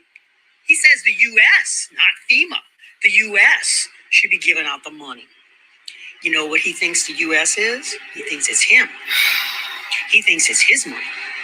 And if you don't vote for him and do what he says and kiss his ass and suck his butt, you're not going to get any help when disaster strikes. So all my fucking relatives who live in Louisiana fucked around. Oh, God, help us Finding all. out. Have a good one. Nice, huh? Yeah. Mental illness is a real thing in America. Yeah. Right.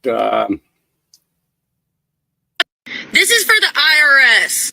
I filed my fucking taxes for free, but it wasn't really for free because I had to pay for it when I got to the end and got done. Then I got an email that it was fucking rejected because I didn't fill out a PIN number of some shit that I've never heard of, never had to do before. And so you're rejecting it for some shit that I've never had to do and don't understand. And everyone's like, oh, why don't you pay somebody to do it for you? Pay them for what? I'm not getting shit back. So why am I going to pay somebody more money than I'm even fucking going to get in a return? And if you're taking money out of my fucking paycheck every fucking week that I get one, you know how much you took out. So why is it up to me at the beginning of the year to figure out how much you took out and if you owe me something back? And if you didn't take enough out, why do I have to pay that to you when you should have just taken enough out? Someone please explain to me how it's fucking legal, how it makes any goddamn sense, and why is it my responsibility? You're taking the money out. You tell me how much you fucking owe me or how much I owe you. You tell me. And why would I fucking owe you anything if you're already taking money from me? Yeah. Well,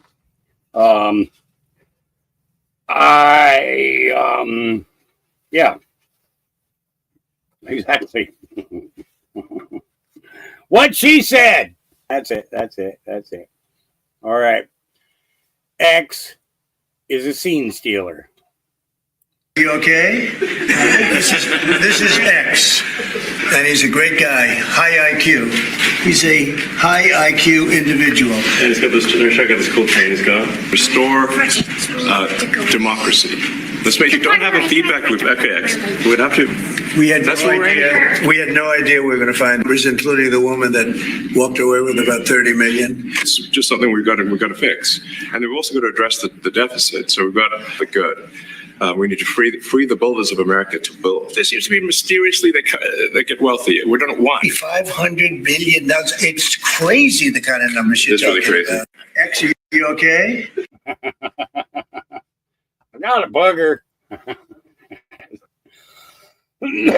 All right. They told us it was just cowboys and Indians, so why are there massive old world palaces in California? If you're new, welcome. Shall we watch a little My Lunch Break? Shall we? Here we go. Balboa Park is a 1,200 acre site. It's massive. You have to take a tour bus in order to see the entire thing. Now they tell us these World's Fairs are the reason that all of these insane architectural landmarks are just sitting here, when we all know that these were constructed by the previous civilization and have been here much longer than we are being told. The shape of Balboa Park's land layout is all over the place. It's a complete mess with jagged edges and, it's a perfect square with perfect 90-degree angles? A perfect land cutout, which we have shown before, how they do this with golf courses and zoos, normally to hide something that was or still under this land that they don't want us to see. Oh, and of course, right here, we have a golf course. Wait, there's also a zoo here? Of course there is. The San Diego Zoo is also located here. So we get both, the zoo and a massive golf course in this perfect 90-degree cutout here in one shot. Incredible. The things that they can hide under a golf course or a zoo are unimaginable by dumping dirt on top of the previous civilization structures. And nobody's questioning it ever again. And a bird park up here, in case you're interested in that. It's very nice of them. Okay, so we're given a list of museums that are located within this massive layout. 16 of them. We get 17 gardens and 20 attractions and venues. I'm going to show you guys inside the zoo and see what's going on there. But first I want to show you what these buildings look like. So we're all on the same page, that none of these buildings are being recreated today and they last forever and weren't built for some fair. This one is the San Diego History Center, which is built with perfection, perfect architecture, and isn't going anywhere, where they say they found it in 1928. Balboa Park is also home to the San Diego Museum of Art, which is just mind-blowing that they're trying to tell us that this was built in just 24 months. 100 years ago. Does anyone see their towns getting ready to throw one of these together in just 24 months anytime soon? Since it was so easy back then, 24 months, you'd think we could do it now. Let me know in the comments, please. I've been checking for years, but I haven't seen any plans in my town getting ready to knock one of these out. And I'll tell you what, with our evolving and advancing skills, all of our tax dollars, you would think we could get one of these done somewhere in the world. But of course, we get the excuse that these 18 and early 1900s people, they just worked harder than us. They're so much more dedicated. When Donkeys Incorporated put their chisels to work, they didn't stop for anything. Did they need food or water? Heck no. They got the job done by moonlight and did whatever it took. No training? No problem 150 years ago. Well, we are just lazy. We are distracted. We spend too much time playing video games. Wait, this is ridiculous? Yeah. Oh, and we fully trust them that they have pieces that are from 7,000 years ago in this museum. In the year -5,000. Not -5,001. Not -4,999. But yes, exactly -5,000. Incredible. And they're just on it when it comes to those -5,000 people, but can't give us any construction details from the last 100 years, which is completely acceptable. No. We have seen William Templeton Johnson pinned as the architect for the last two buildings. So we definitely know that there's something up with this guy, especially when he's out here winning the design competitions for palaces, which we've seen so many times, that there was no shortage of master architects 100 years ago, even 200 years ago. They were all able to supposedly get these drawings together. Everybody in the 1800s and early 1900s were just able to supposedly get these drawings together and get multiple buildings done at the exact same time. This was standard back in the day, supposedly. Beating 6 other architects to design 3 buildings. Of course he was. Okay, so at this point we know there is something major wrong with the narrative. And I want to show you some of the things that I found right when we walked in and saw this structure. The whole thing in Balboa Park was set up like a town of an advanced civilization. You had the buildings and you have this stage where there would have been performances. The problem is that it looks like it's from ancient Greece, not California, with the Greco-Roman style columns and the detail in the architecture. The fact it stands the test of time, no problem at all. And the fact that it's not even close to the only thing that doesn't fit into the California narrative. So we started walking over into what I like to call, and what it feels like, is the city center, where you have this spot where everything kind of comes together, like a downtown area. And you can, of course, see in the background the main attraction. They call it the Museum of Us now, but it's clearly not a museum, and we'll definitely be getting to that. First, I just want to show you what I was seeing up close. And I know I've said this before, but please keep this in mind when you see this. Ask yourself, how many times have you seen any town construct one of these in our entire lifetimes? It is so important to ask yourself this, because this destroys the evolving and advancing evolution lie that we have all been told. This is clearly created by an extremely advanced society, people that were here before our timeline, and they fully understood what they were doing. If this was just a mold, could you imagine the size of the mold going all the way up the face of this building? It would be something that would blow our minds today. This is in California, a place that in this same episode, we were shown that they were living in sheds, yet at the exact same time, told that they were creating this masterpiece. It's incredible. Now remember, this is all right next to each other. All of these buildings are like 30 feet away from each other. So here we have the Casa de Balboa, or at least this is what they're telling us it's called now, because of course, in the last 100 years, they've already changed its name 5 times. First being called the Commerce and Industries Building, then the Canadian Building, and then the Palace of Better Housing, and then it's called the Electric Building, and now it's the Casa de Balboa. And this all proves one massive thing that we can remember and look back on for the first 54 episodes and look forward to in the future episodes. And this is that they are 100% writing names on these buildings and messing with them to fit their narrative, where the new name is now engraved on the side, when we don't see the Electric Building engraved on the side, even though that was one of its names. So this obviously proves a lot. This shows that we can be 99% sure that they have changed the names to every single one of these buildings here in Balboa Park. And let's be honest, most likely all over the world, meaning that someone following the mainstream history would have zero idea of what any of these buildings were ever truly created for, which is exactly what they want. In my opinion, these buildings are from the previous civilization. And this is so clear at this point. The detail on these columns are on nearly every single one of these buildings. We have perfect grapes sculpted onto these pillars with leaves intertwined into it. Not a single mistake all the way up. And you go inside and we have this courtyard with arches all the way around the whole building on multiple floors. Everything was just perfect. And honestly, it all looked brand new. Which, if our current civilization built this, there is no way that it would look like it was constructed 2 weeks ago. We would have had to restore this place like 15 times. Look at our roads as an example. They last 10 months. And then we need to take 5 years to repair them again.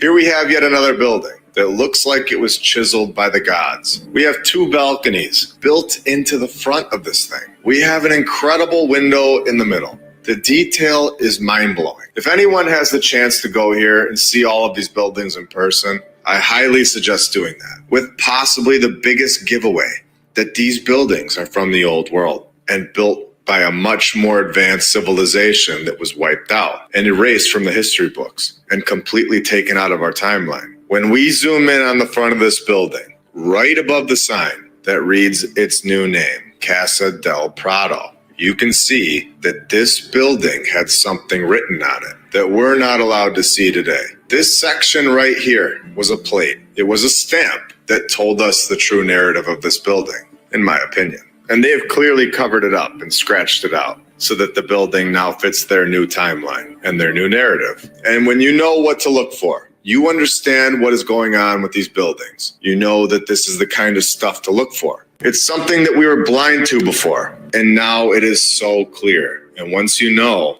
you know. You don't go back to not knowing. Now, as we kept going deeper into this place, there was just more and more incredible buildings. You have this fountain, and right next to it is the San Diego Natural History Museum, where we have the oldest scientific institution in Southern California, and the second oldest west of the Mississippi River, where we are, of course, told that it was found on October 9th, 1874. They tell us that they moved from building to building, repurposing buildings. The museum even occupied 3 different buildings at one time, but none of them, of course, were up to their standards in 1917. So they moved again that same year. But in 1920, they wanted to move yet again to the Foreign Arts Building, where they kept remodeling. And when I say remodeling, I mean destroying. Because we all know that remodeling or restoration really means destruction. So they're all done destroying that building. So on to the next one, of course. The Canadian building was the next one on the list for a good destruction project. Got this done in 1922. And we all know we can't go the whole episode without the fire story. So in 1925, a nearby fire, of course, raised concerns. They need to throw the fire into the narrative all over the world. It's just incredible. It's in all of these buildings' narratives. And we have shown this so many times. I'm actually in the middle of counting them all up over all the episodes because I just want to know how many times we have found the fire story. So what do you know?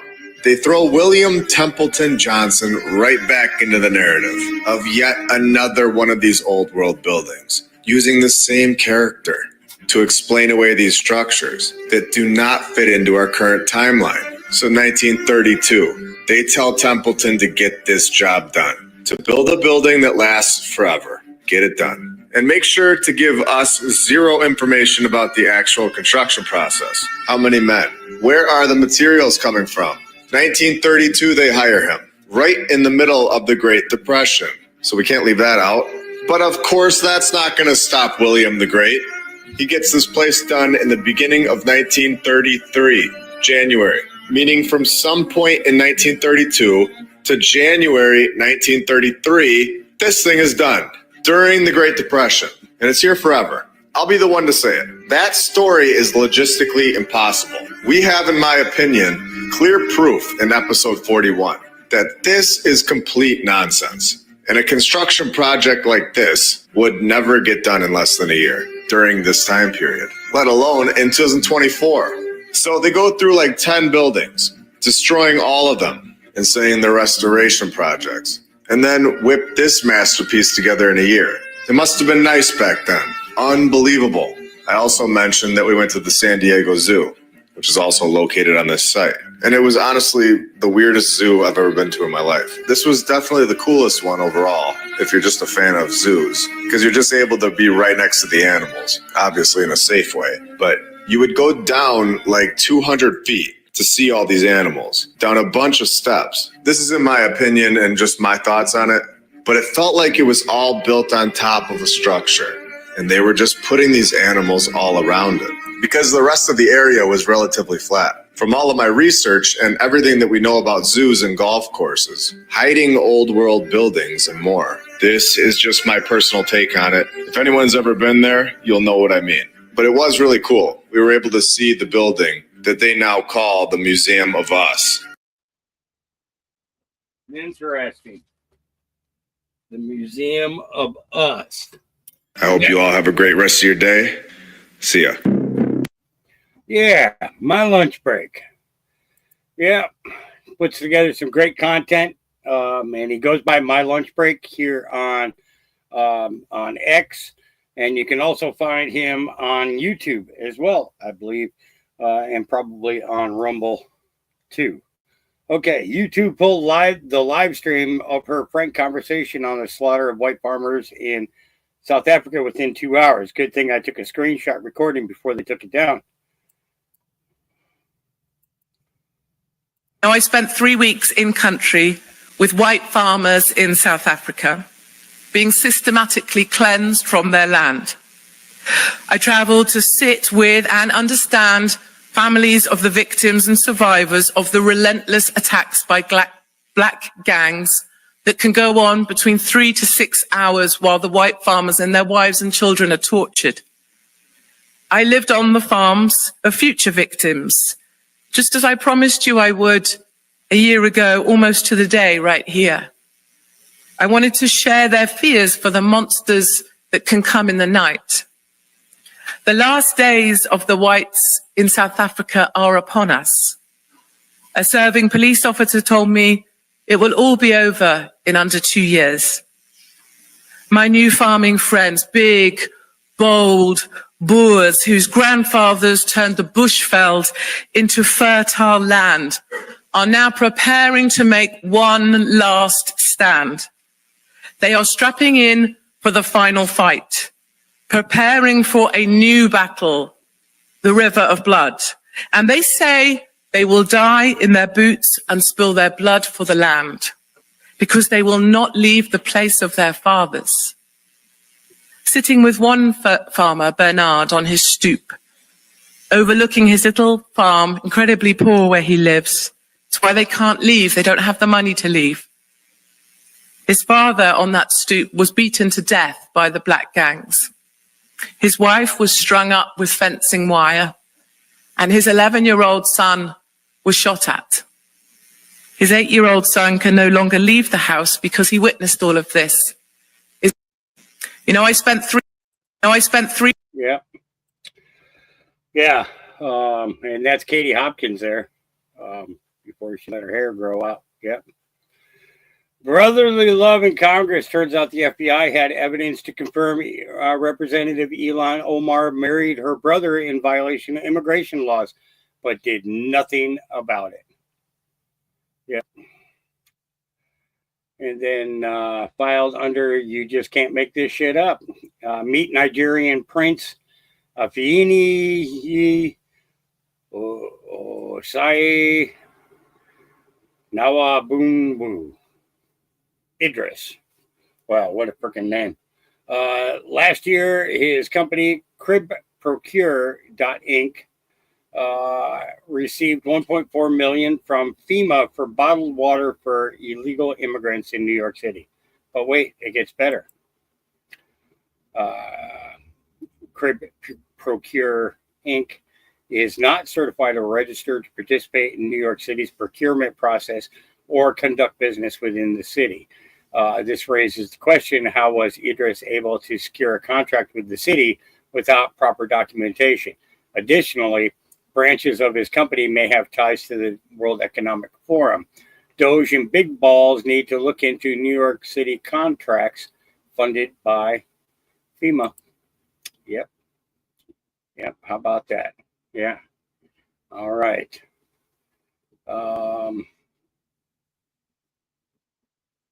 Let's see. All right, we already covered that one. A student uses Houston, Texas school district for ignoring, student sues Houston, Texas school district for ignoring her pleas for help after being trafficked by a teacher for sex. Texas teacher Kadria Grigsby allegedly recruited, groomed, and trafficked several teen girls for sex. One victim says she was forced to sleep with 5 to 10 men a night, and make $1,000 a day for the teacher. When she showed up to school with bruises, the school allegedly ignored her. What is going on in our schools? Yeah, it's a good question. A very good question. Maxine Waters in the swamp thing. In the Mad Maxine Swamp Waters. Yeah.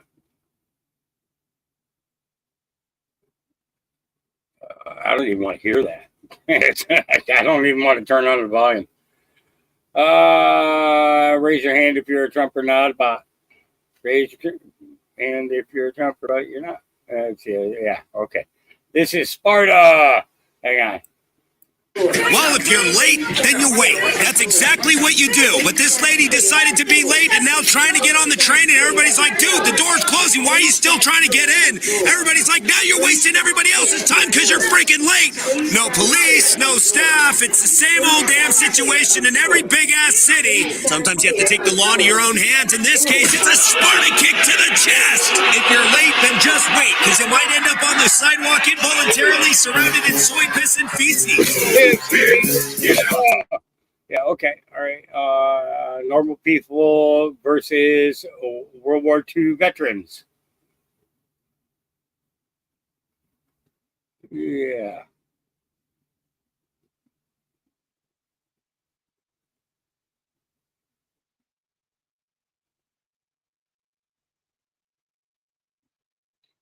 Yeah.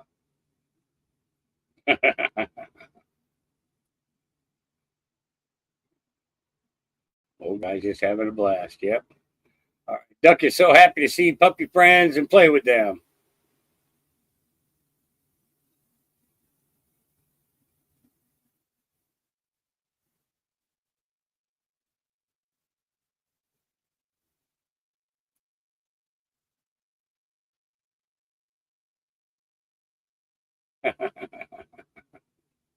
Quack, quack, quack, quack, quack, quack, quack. Yeah. I can imagine what this sounds like. Honey, you like the puppy. A minute long, baby. Ow! Okay. You're so sassy, honey.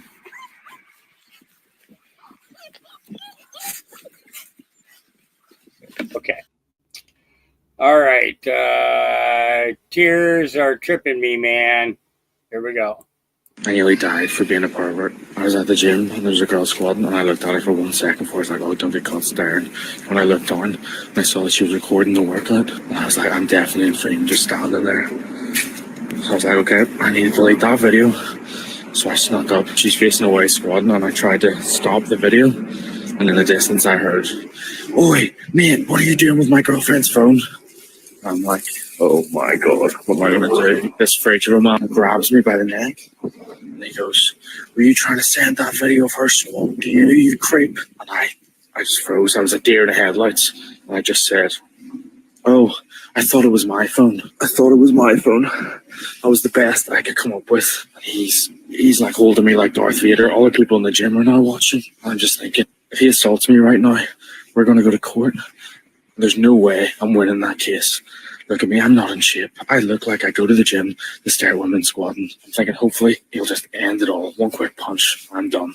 Then I'm like, so he gets to be the hero that kills perverts, and I'm the pervert. That's my legacy forever. His girlfriend takes off her headphones, turns around and goes, babe, what's going on? And he goes, this creep was trying to take your phone to watch videos of you squat. And I'm just like, I'm so sorry. I thought it was my phone. I thought it was my phone. She looks me up and down and she goes to her boyfriend, babe, I think he's a bit special. Let him go. And he looks me up and down and he goes, oh my God, I'm so sorry, bud. That's her phone, not your phone. I'm nodding, being like, okay, got it. And he rubs my head like I'm a golden retriever. He leaves me alone and he goes to the rest of the gym. Everyone, he means no harm. So you're telling me he looked at me once, no questions asked, and he thinks I have special needs? I'm going back tomorrow.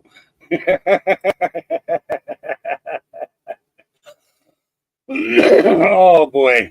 Yeah. That's Social Security was never drying up. They were stealing it. That's 100% truth. Yeah. Guys remember this, right? Yeah.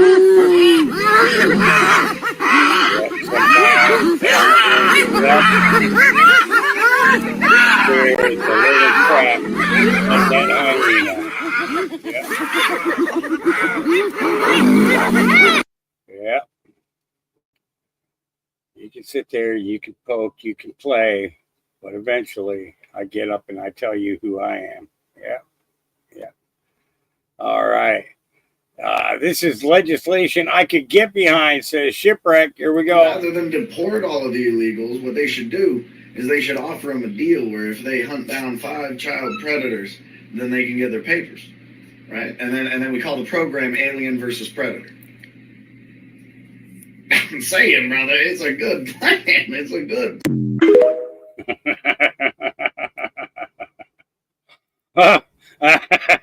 Alien versus Predator. There you go.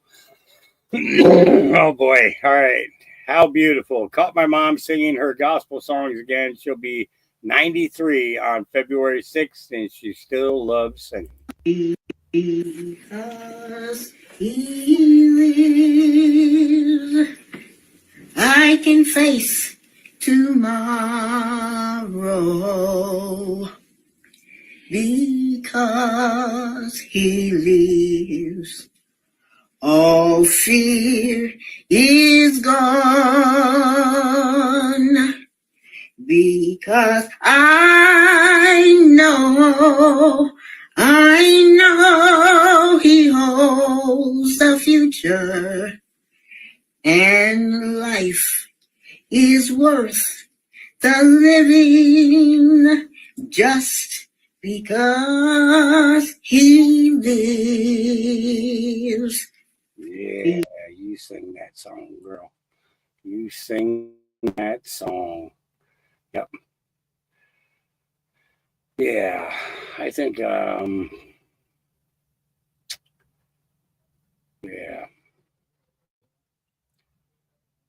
Tomorrow, 10 a.m., don't miss it. That was 2 hours ago.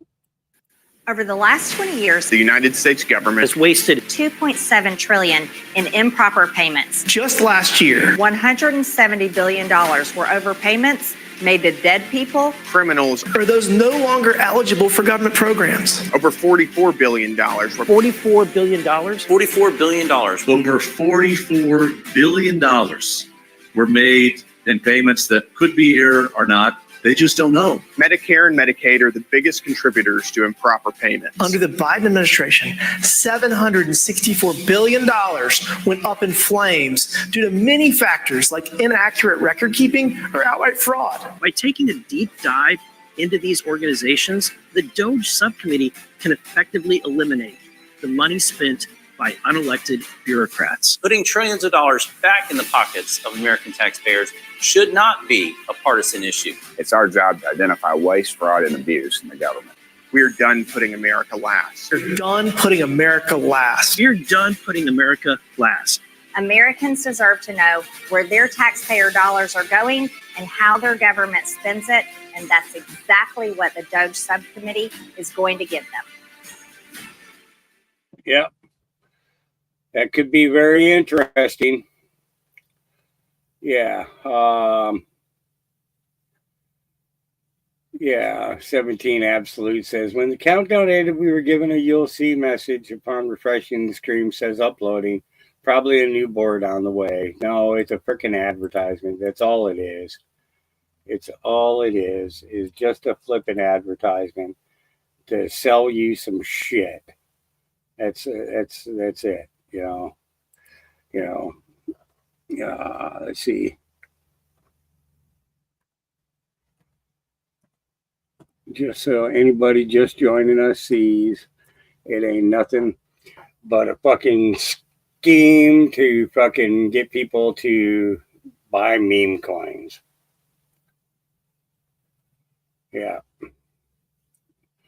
It looks to me like,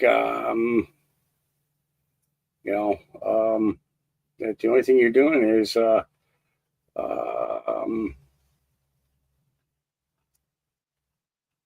trying to get people to buy something from you. That's all it is.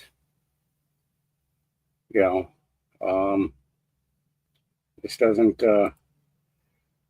tell me anything about who you are, what you want, and what you're up to. So, see ya. Yeah.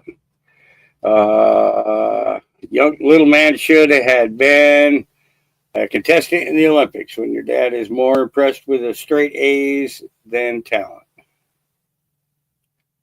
Yeah. Yeah. Yeah. Just all BS. All BS. Hey, Script Keeper's live. Let's sneak a peek. See what that he either worked under or he worked worked with or worked for. Do I click? Is it that one? One name. What do I got to click? I got to click this one. Whoop.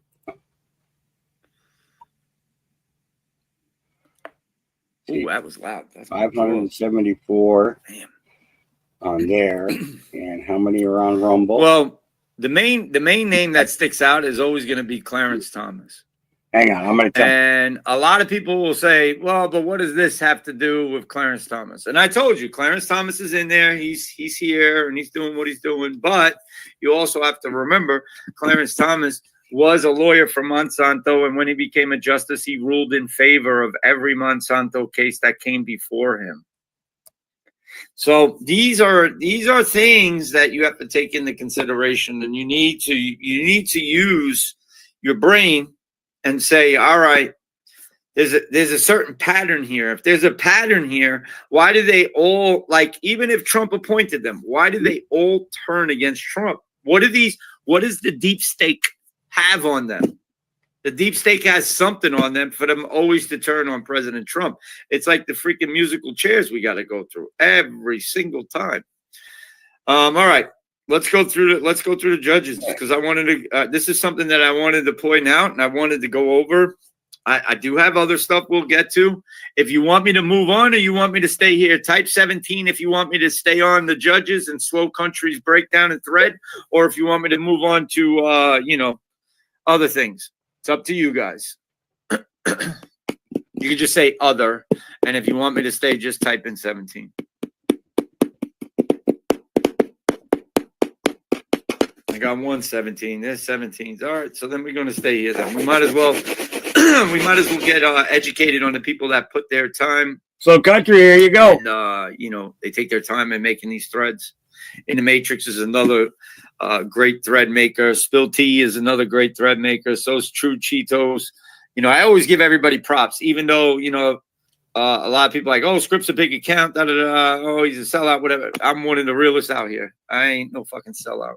But I'm not mainstream, guys. I would never go mainstream. I would always try to stay independent, just like I've done with my music. And, that's where I leave it at. But I always give props to the people that there's always researchers that are better than us.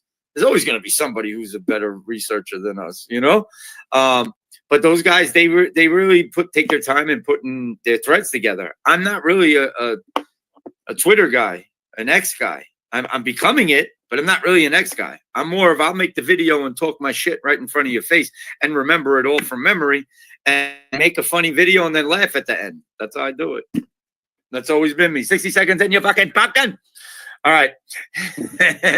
Next, we have Southern District, New York Judge Paul Engelmeyer. Engelmeyer has recently ruled against DOGE, Department of Government Efficiency, in favor of Letitia Peekaboo James in an ex parte hearing. From what I have read in various posts. Nothing that is grounded in privacy rights, threat of identity theft, and a risk of hacking. He therefore granted the injunction brought by James and ordered that anything collected must be destroyed.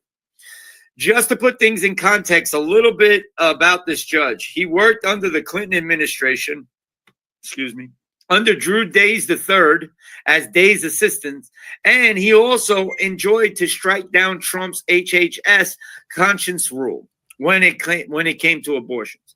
Engelmeyer also came from law firm Wilmer Hale, which happened to be the Biden administration resource center in 2021. Bang. But see, this is what I was saying. It's a pattern, and they're all connected. You didn't see my comment telling him that we were here. Let's see if you read. Let's get it real quick. Assumed office 2011. Look, appointed by Barack Obama, preceded by Gerald E. Lynch, born Paul Adam Engelmeyer. He's 63, out of New York. I'm sure we can find out where I'm just playing. 1996, Engelmeyer returned to the United States Attorney Office in Manhattan, serving as the chief of the Major Crimes Unit. He led the prosecution of Lawrence X. Cusack III, who created and sold $7 million worth of forged documents, claiming that President John F. Kennedy paid hush money to conceal a supposed affair with Marilyn Monroe. William F. Duker, a New York City lawyer who defrauded the FDIC and the Resolution Trust Corporation of $1.4 million in overbillings. Engelmeyer and Louis Lyman, a future colleague on the Southern District of New York bench, also prosecuted 3 defendants for a scheme to extort $40 million from the actor. Is it down here? Oh, nope. Shit, I think I lost it. The actor Bill. Is this it? Bill Cutler? I can't see the rest. Oh, no. Bill Cutler. I don't even know. Engelmeyer is an elected member of the American Law Institute. He has lectured or taught at numerous law schools and professional conferences. He is a trustee of the Harvard Law Review. In a 2001 Wall Street Journal op-ed, he discussed The challenges prosecutors investigating President Bill Clinton's pardons of Mark Rich and others faced. In a keynote speech in 2015, he called on Congress to pass an insider trading law. Let's see. In 2013, Engelmeyer upheld New York City's policy of awarding bridge and tunnel toll discounts to residents of certain neighborhoods.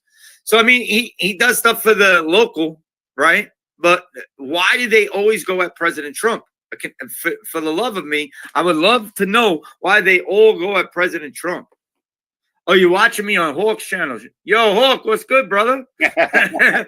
I'm just going, bro. I'm going.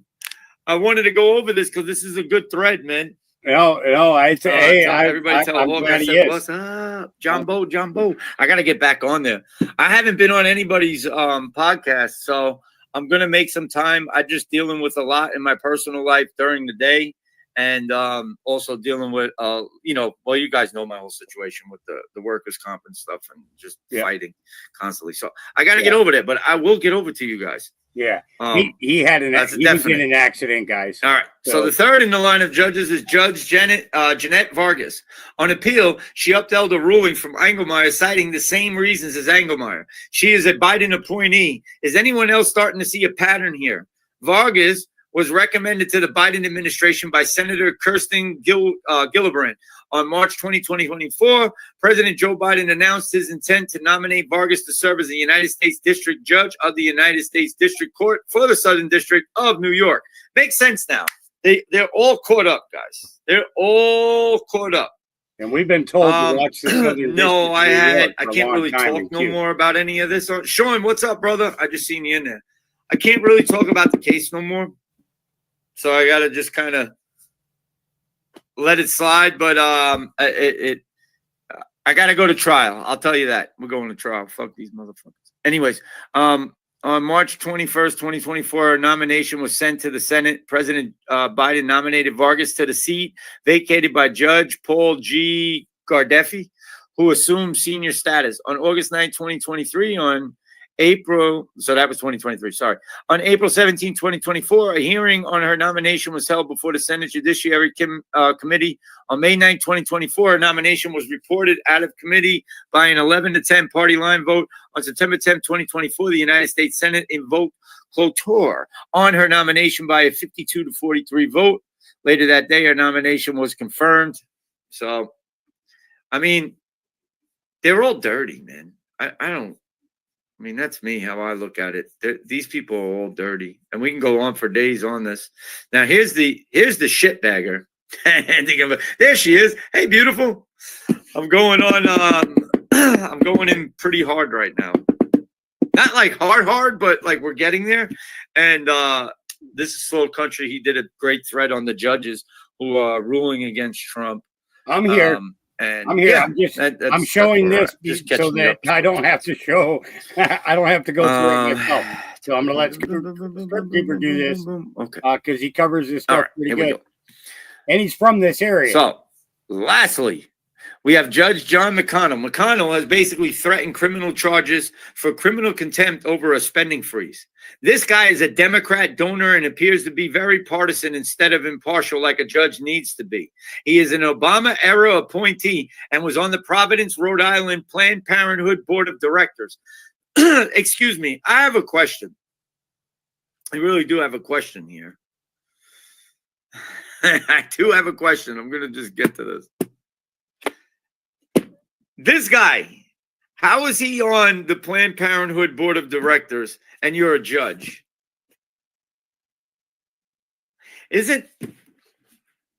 Why would he be on the Planned Parenthood Board of Directors, right? And this is just this is just me. I don't know the law right now, but this is just me asking and speaking about this. But wouldn't that be some type of conflict of interest? Being that you're a judge, you have Republicans, you're a known Democrat donor, and you're on the board, that's like a huge conflict of, this is a conflict of interest. I hope somebody takes this and screenshots and screen records this and sends this to the right people. Send this to Elon, send it to everybody. Do whatever you got to do. But this guy is a walking conundrum. Like he's doing whatever he can to screw over President Trump. And Sheesh. Well, thank you, babe. I appreciate it. You look good every day. Okay, then when this judge threatened criminal contempt charges, I believe him to be in a conflict of interest because part of the funding that was frozen would have went to Planned Parenthood, the organization to which he was on the board of directors for 4 years. They should lock him up. Okay, President Trump, lock him up. Lock them all up. They're already violating the Constitution. They're violating their oaths. Lock them up. That's it. There can't be, and then they're going to say, oh, that's a dictator move, right? Yeah. Not when you're taking money and you pretty much have proof, and then we have conflict of interest and all of this going on at once. Lock them up. Pam Bondi, I hope she goes to town on all these people, man. I hope they all get, I hope we get the justice that's due to us for having these dirty Democrats. I mean, there's dirty Republicans too, but I'm just saying these guys are usually the ones that are doing the, the real slimy stuff. Okay. Planned Parenthood, the organization which he was on the board of directors for 4 years. It seems as though this is the second judge that has had a pro-choice agenda with the rulings. Excuse me. Assumed office, appointed by Barack Obama, proceeded Ernest C. Torres. I got to look up these other names.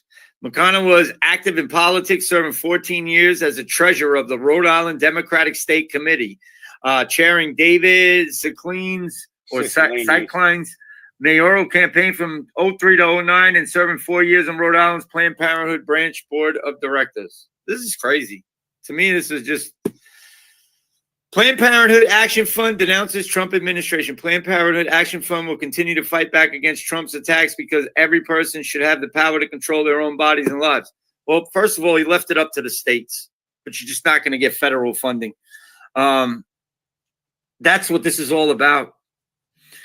You know what I mean? This is all been about the money, the funding. Follow the money. What's going on? Why are we always dealing with that? Just got to get shit like a true sister.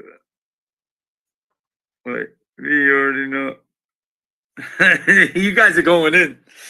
What's up, Louie? I thought you meant that for something else. My brain isn't functioning. So you're okay, babe. Don't worry. Don't pay attention to that. All right, we're going to keep moving. We're moving forward right now. I'm not pinning nothing.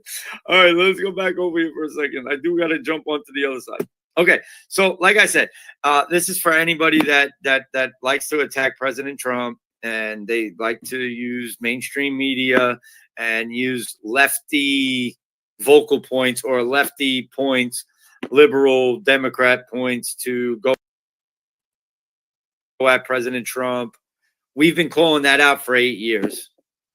We've been calling that out very hardly for the past 5 years. So I'm a Q-tard.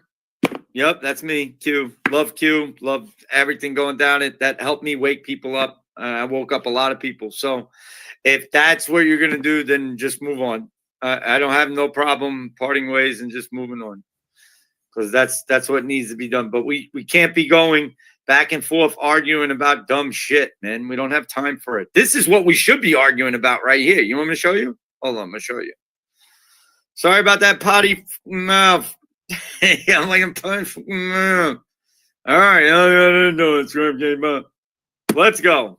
All right, your birth certificate of live birth. You knew I was going to get here. We're talking about Adams and New York judges and all this shit and everything that's unconstitutional. Well, everything they do is unconstitutional. So there it is. There's your number. That's the state of Louisiana birth certificate, but it's showing you your number. You're a stock commodity. Exposed, the biggest lie ever. Your birth certificate bond is worth billions, but you own nothing. You are a slave and you don't even know it. Your birth certificate is not just a document. It's a bond worth millions, traded on the stock market as collateral for national debt. The U.S. government owns you from birth. Wake up and learn how you've been sold, exploited, and enslaved. Read this now before they bury the truth.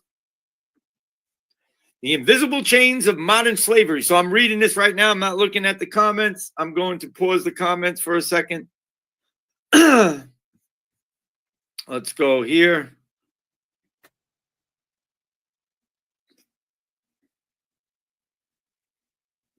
Hold on one second. Let me see the rest. Okay, let's get the rest of this. The invisible chains of modern slavery. Wake up. From the second you entered this world, you were enslaved. You didn't consent. You were given a choice. You were bound to a system so corrupt, so insidious, that it has turned your very existence into a commodity. Your birth certificate is not just a record. It is a declaration of ownership. You are not a free individual under the law. You are a financial asset, a human resource, a piece of property, and an economic machine designed to exploit you. Birth certificate, commodity.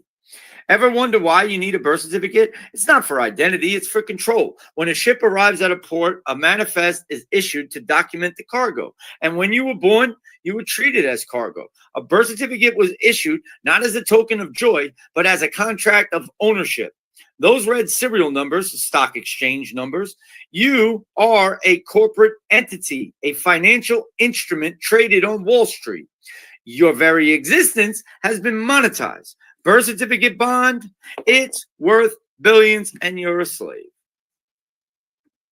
And that's basically it. And that's the little moon picture that I got. I was trying. Oh, it was so funny. But yeah, so it's just a breakdown. There's more to it. Hold on.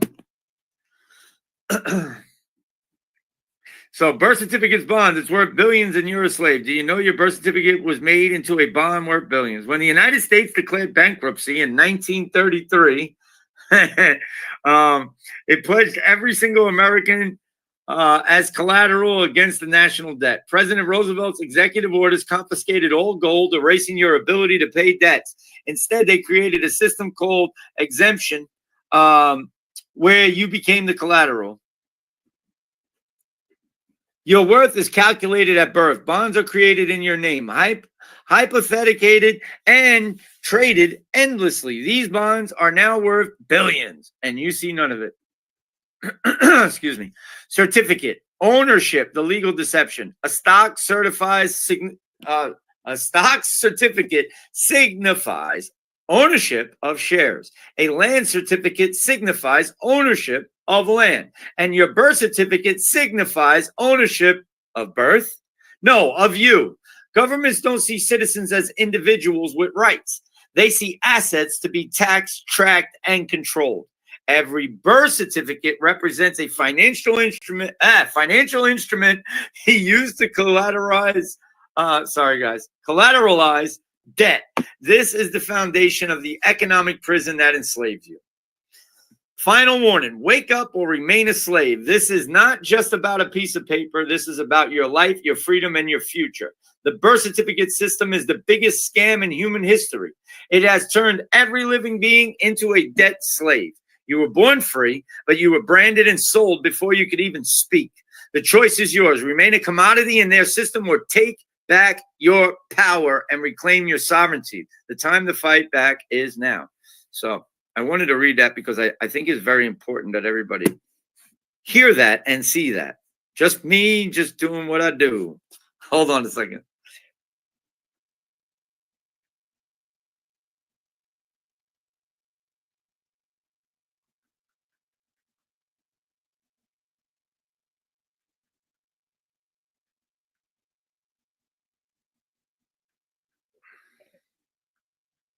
So, well, anyways, so I dropped the link for that into the chat. He is live now. I'm going to go ahead and end it here because I've been going for 5.5 hours and I still have stuff that has to get done before the sun goes down. So I will talk with you guys again tomorrow. Please have an awesome day. All right. Remember, our Creator loves you. His Son loves you. And I love you. And I'll see you guys again tomorrow. We got to have a safety meeting first. Safety meeting first. How about if we have a safety meeting with an outro song? How about that? That sounds like a plan to me. Yeah, that sounds like a plan to me. Yeah, here we go.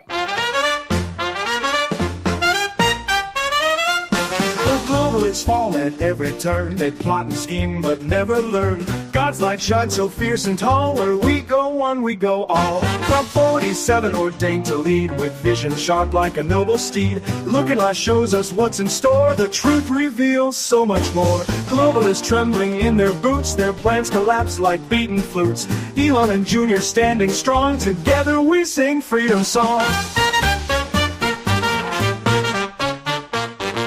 Globalists trembling in their boots. Their plans collapse like beaten flutes. Elon and Junior standing strong. Together we sing freedom song. God wins each battle day and night. With Trump and team we see the light. United we stand hand in hand, marching through this promised land. Justice rolling down like streams, chasing shadows, shattering dreams. No more lies to veil our trust. In God's name we place our trust. Globalists trembling in their boots. Their plans collapse like beaten flutes. Elon and Junior standing strong. Together we sing freedom song.